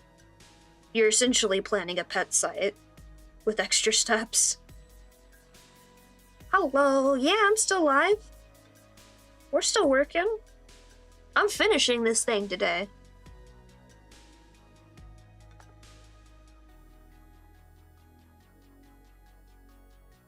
I'll go between, 3 to, like, 5 hours, Tomato. This is pretty standard for me. What time is it? Like 11:45? Oh, it's 12. Yeah, that's fine. It's when it hits 2 a.m. my time that you should start being concerned. It hit 1 a.m. here. If you need to go to sleep, go to sleep. Don't worry, Kyra.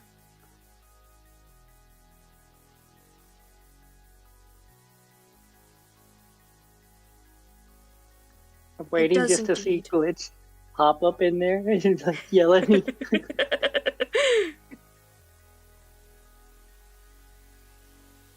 Tomato, on one of my other pieces I'm currently working on, I have spent 12 hours rendering wood grain.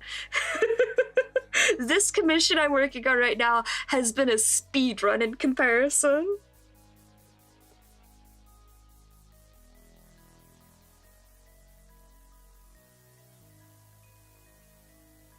Listen, that wood grain is tasty though, alright? It's good wood grain. It was worth the 12 hours. I still have more wood grain to go. I'm putting it off by working on hareryuu's piece.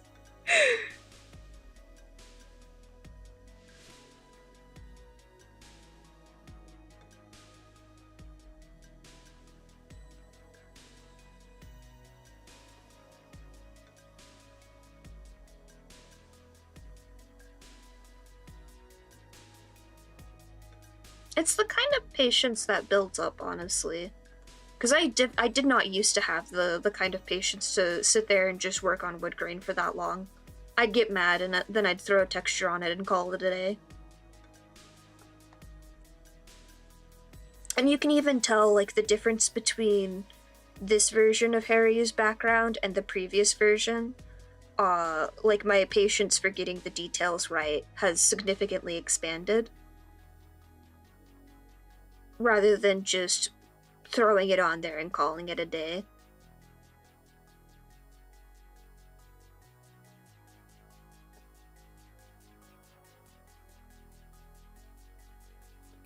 Lizard. I remember somebody with a lizard, but I don't remember the details, I'm afraid.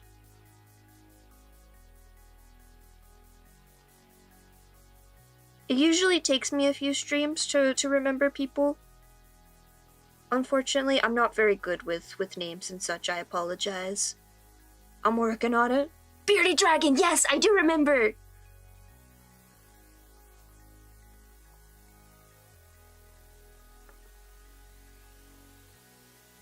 I wasn't sure if I was remembering correctly or if I was just inserting the most common lizard I see on the internet into my memories.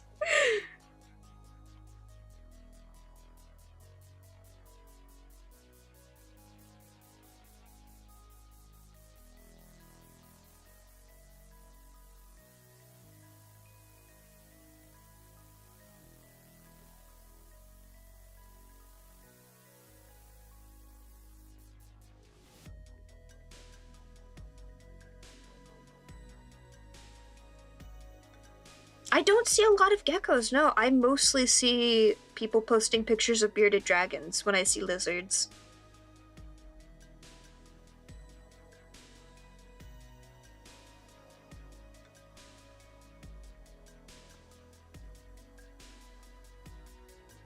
It's usually either a bearded dragon or a snake of some kind when it's a reptile.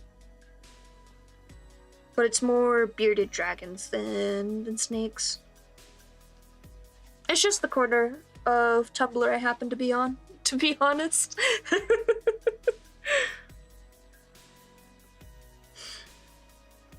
Every now and then, one of the people I follow will go on a binge looking for pictures of one specific type of animal. And then reblog all of them, and that's usually why I see a bunch of lizards in a row. I can't say much. Normally my binges are like random fandom thing that I reblog all of the images of one character for. I hope I didn't wake up anyone when I went on a rampage reblogging Riku pictures the other day.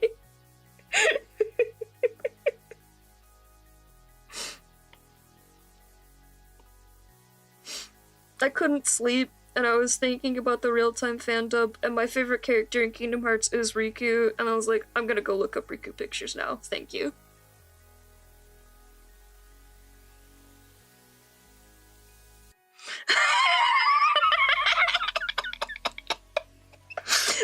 See, normally I space it out because I have a couple side blogs specifically for reblogging fan art, and like whenever I go on a binge for like reblogging a Akechi from Persona 5 or Farina, I'll at least reblog most of it to those. But no, it was just one of those nights, you know? Listen, I love him. Okay, he's my favorite character.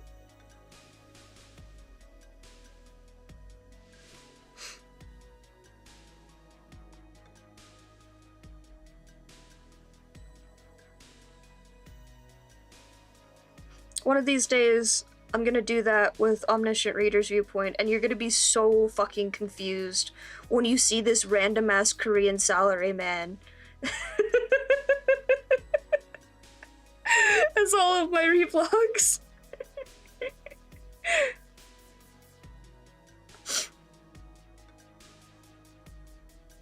He's my comfort Korean salaryman, okay?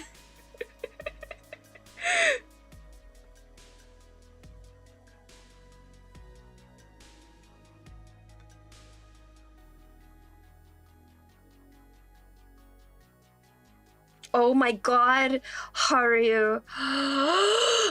Let me elucidate. Let me tell you. So, Omniscient Reader's Viewpoint is a web novel. There is also a webtoon of it, but it is mainly a web novel.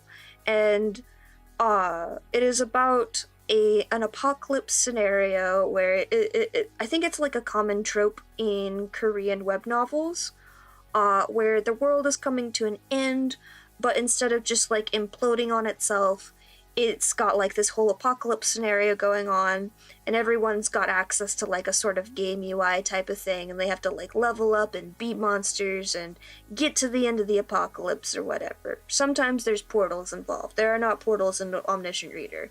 And it centers around the character Kim Dokpya, who is the main character. Before the apocalypse scenario started, he was reading a web novel called 3 Ways to Survive in a Ruined World, which tells the tale of this character. I don't know how to pronounce his name. Yoo Jong-hook? I'm so bad at Korean pronunciation still. I apologize, I am butchering these. And it's telling the tale of this character going through this apocalypse scenario, and every time he fails and dies, he gets revived at the start of the apocalypse scenario, and that apocalypse scenario is the one that starts in the novel. And Dokya is like, oh shit. So, don't judge me. I'm sorry. Is like, oh shit, this is literally the video game from my novel. I know how to beat everything because I've read this like 9,000 chapter long novel about it. And then he goes on to be like an incredible fucking con man, to get to the end of the apocalypse scenarios, and it's great. It's fantastic. The main themes center around the way that people consuming media approach it, as well as how the writers of media like interact with the things that they create, as well as just like a lot of introspection on some very traumatic memories that the main character has. It has it's one of my favorite unreliable narrators as well. I could go on for days about how much I love Omniscient Reader Viewpoint. It's so good. Please read it. Please read it. The web novel, or the webtoon is also pretty good, but the web novel is just absolutely fucking brilliant. And apparently they're doing an animation for it now, and I'm so excited. I don't even care if it's like mediocre. It's still gonna be my favorite thing ever, and I apologize in advance, but I also don't apologize in advance for what I'm going to become when I see it. It's so good. It's so good.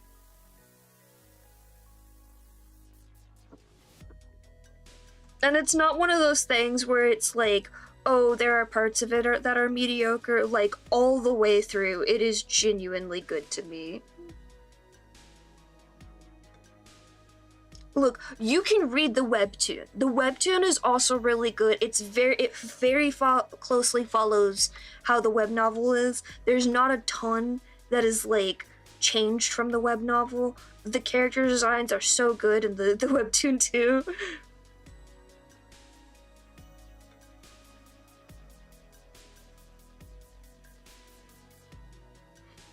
I need to get more people into it so I can talk about it with them, because I'm gonna go insane. Link me to it later, I'll read it for you. You would do that for me, Kyra? Send me whatever novel is your favorite, I will read it for you.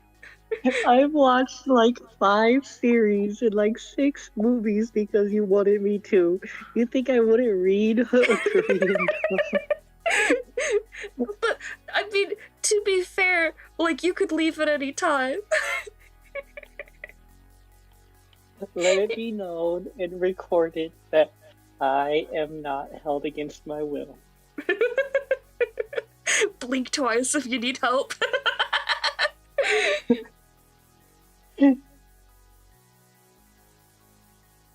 Oh, this model can't blink. Oh no. Oh, I forgot to open my Kool-Aid. I got another Kool-Aid earlier. When I said I was gonna get a drink.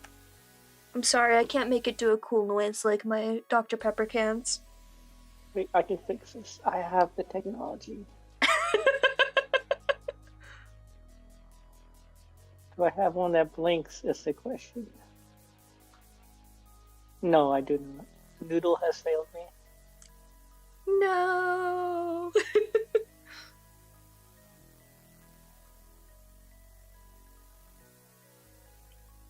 I can't just use this and be absolutely glorious and beautiful. It is beautiful.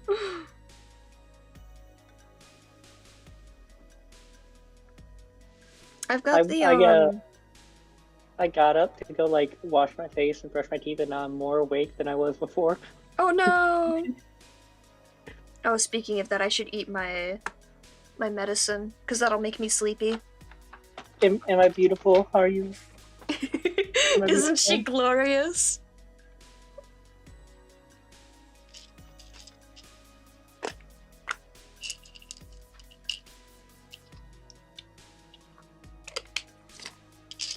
Oh yeah, I forgot.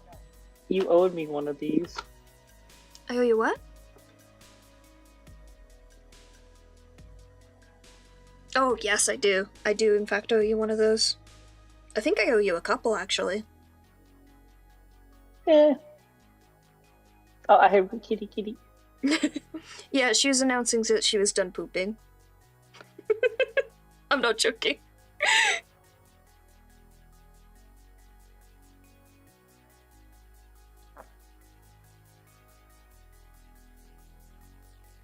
Did you have a good poop? Yeah.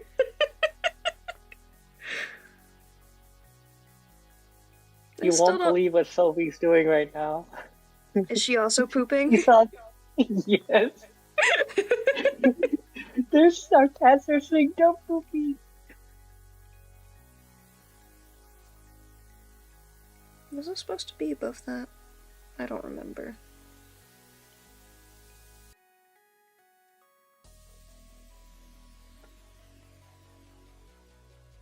At least they're regular.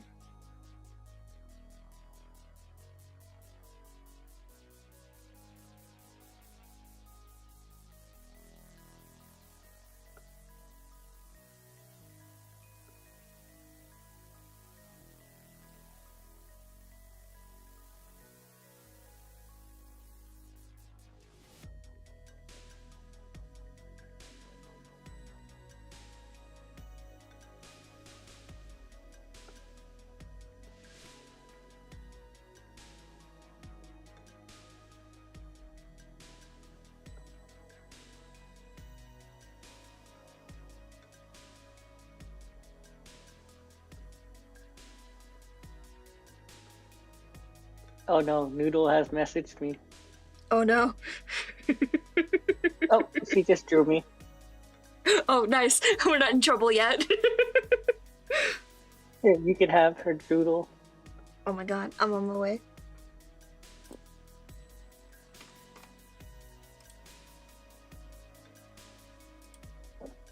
Ooh, oh my gosh, it's so cute.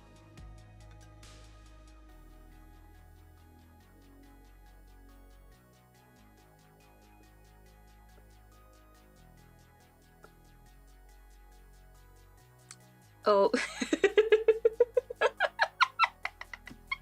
The fake fossil. I hope that all of the really shitty skeletons from like Michael's and stuff for Halloween confuse a future scientist. Like, why did we do this? Who did this? My favorite one is like the people who are like doing reconstructions in their house, you know, improvements and stuff, and they'll leave skeletons in random places inside their house when they're rewarding people. That's so good.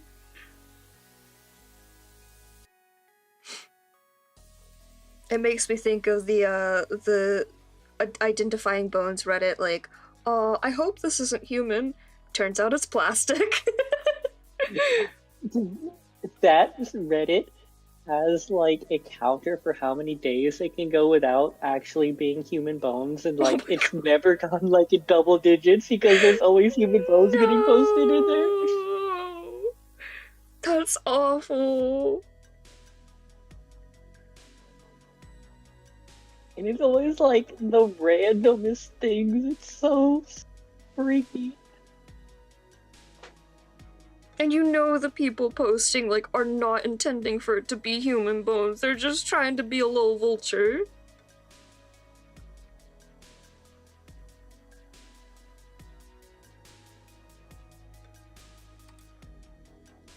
Vulture culture is very interesting whenever I hear about it.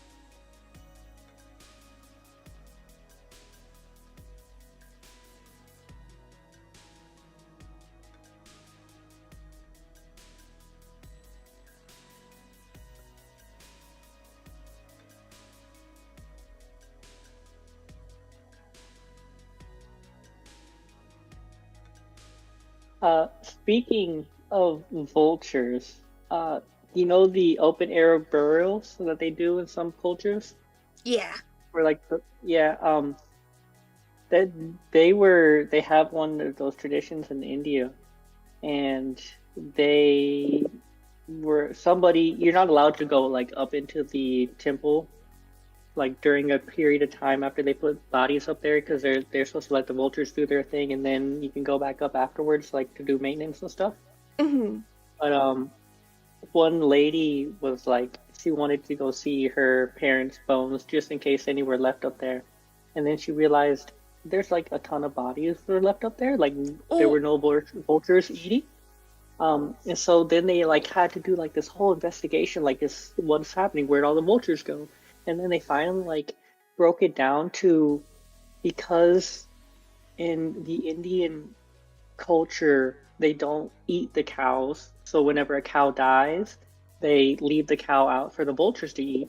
And apparently, so many farmers have been treating their cows with like different medicines that had built up into the vultures, so it's actually slowly killing them off. oh no. So they had to like replace that medicine and like slowly like it's rebuilding the vultures population. But if that lady hadn't climbed up there and started like this whole investigation, they would have never figured it out. Yeah. Gosh, that must have been horrifying for her too. Like, oh god, what has gone wrong? Yeah. Because death rites are one of those things that are like very, very important to a lot of cultures. Mm-hmm.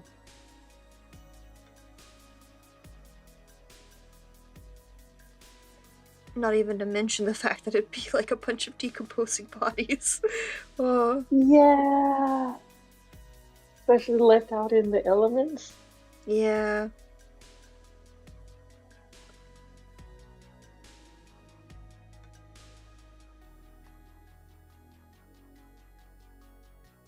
But I We're was in the like, home stretch. that's such a like thing you would never think of is like how different cultures would dispose of different things like that. Like we would never have that amount of cows for vultures to eat, like ever. Burger too important. Hmm. I think it's so funny that there's like a prevailing meme now that you can make fun of anything with Americans, but you gotta be nice about our burgers, okay? They're important to us. That's like all the people were talking about that. They're like, anytime they go to another country and they go to like a burger shop or anything that sells burgers, and then if the people there find out they're Americans, like, you have to try my burger. Please tell me how my burger is. And this one guy I'll rate was your saying, burger for you. and then this one guy was saying that he went to the same place twice, and the guy was like so happy. The American loves my burger. That's a seal of honor right there for sure, yeah.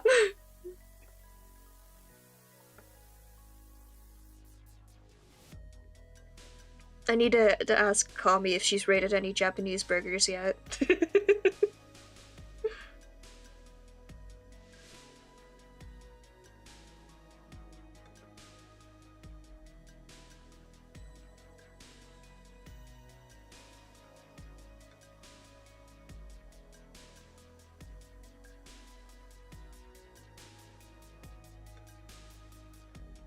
I think we're good.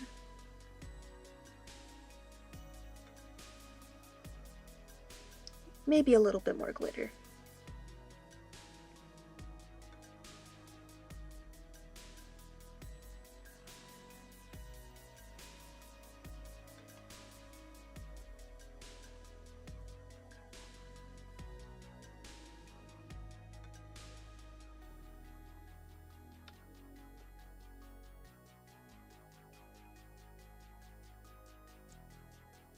Oh, the British aren't allowed to make fun of America because they're never funny about it. That's just a fact.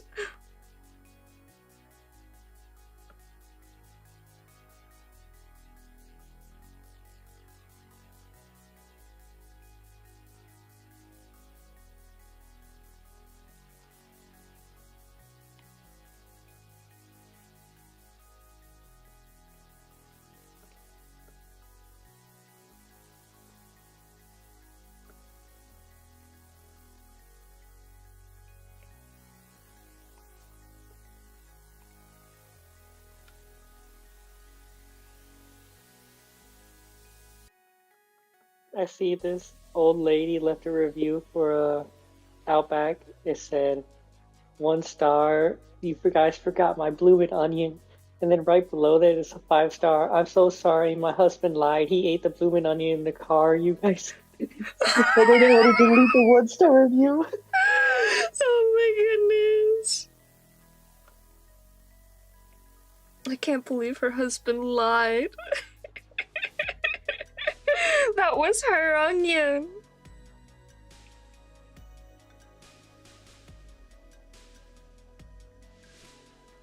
Alrighty, I think we're good. Maybe a little bit more glitter. Oh, speaking of like bad, like time at a steak shop, Noodle was down here in Florida, and she had went to a steak place, and they, messed up her order or whatever, and she was leaving again, so she was like, gave the gift card to me, so I took my mom out to dinner, and then they messed up my order, and then I got another gift card. So this is the infinite money glitch. There's the infinite money glitch. You just have to keep having a bad situation at a steak shop.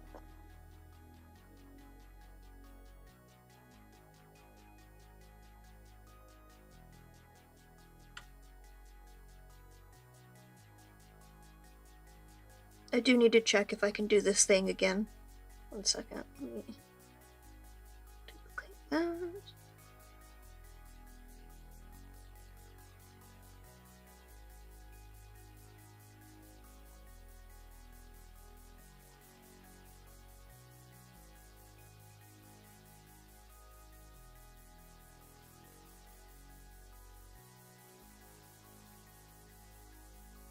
Yes!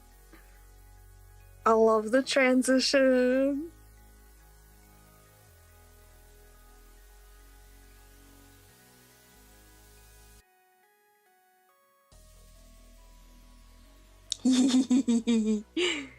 We're all done.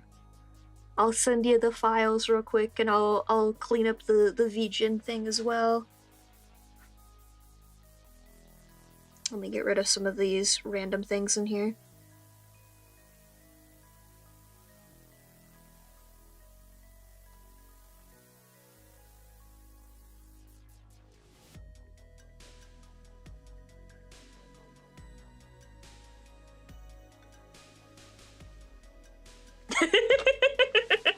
Yeah, come back in 2030. Alrighty. Thank you everyone for joining. Let's find somebody to raid. Yes. Is anyone alive? Ooh, Recky's alive. They can go over there. What's Recky doing? I don't know what this is. Sure. Alright, Twitch raid first. I keep forgetting what you set yourself. Oh, yeah, look at me go. I'm so good. Say that again? I'm such a good mod. Look at me. It's okay.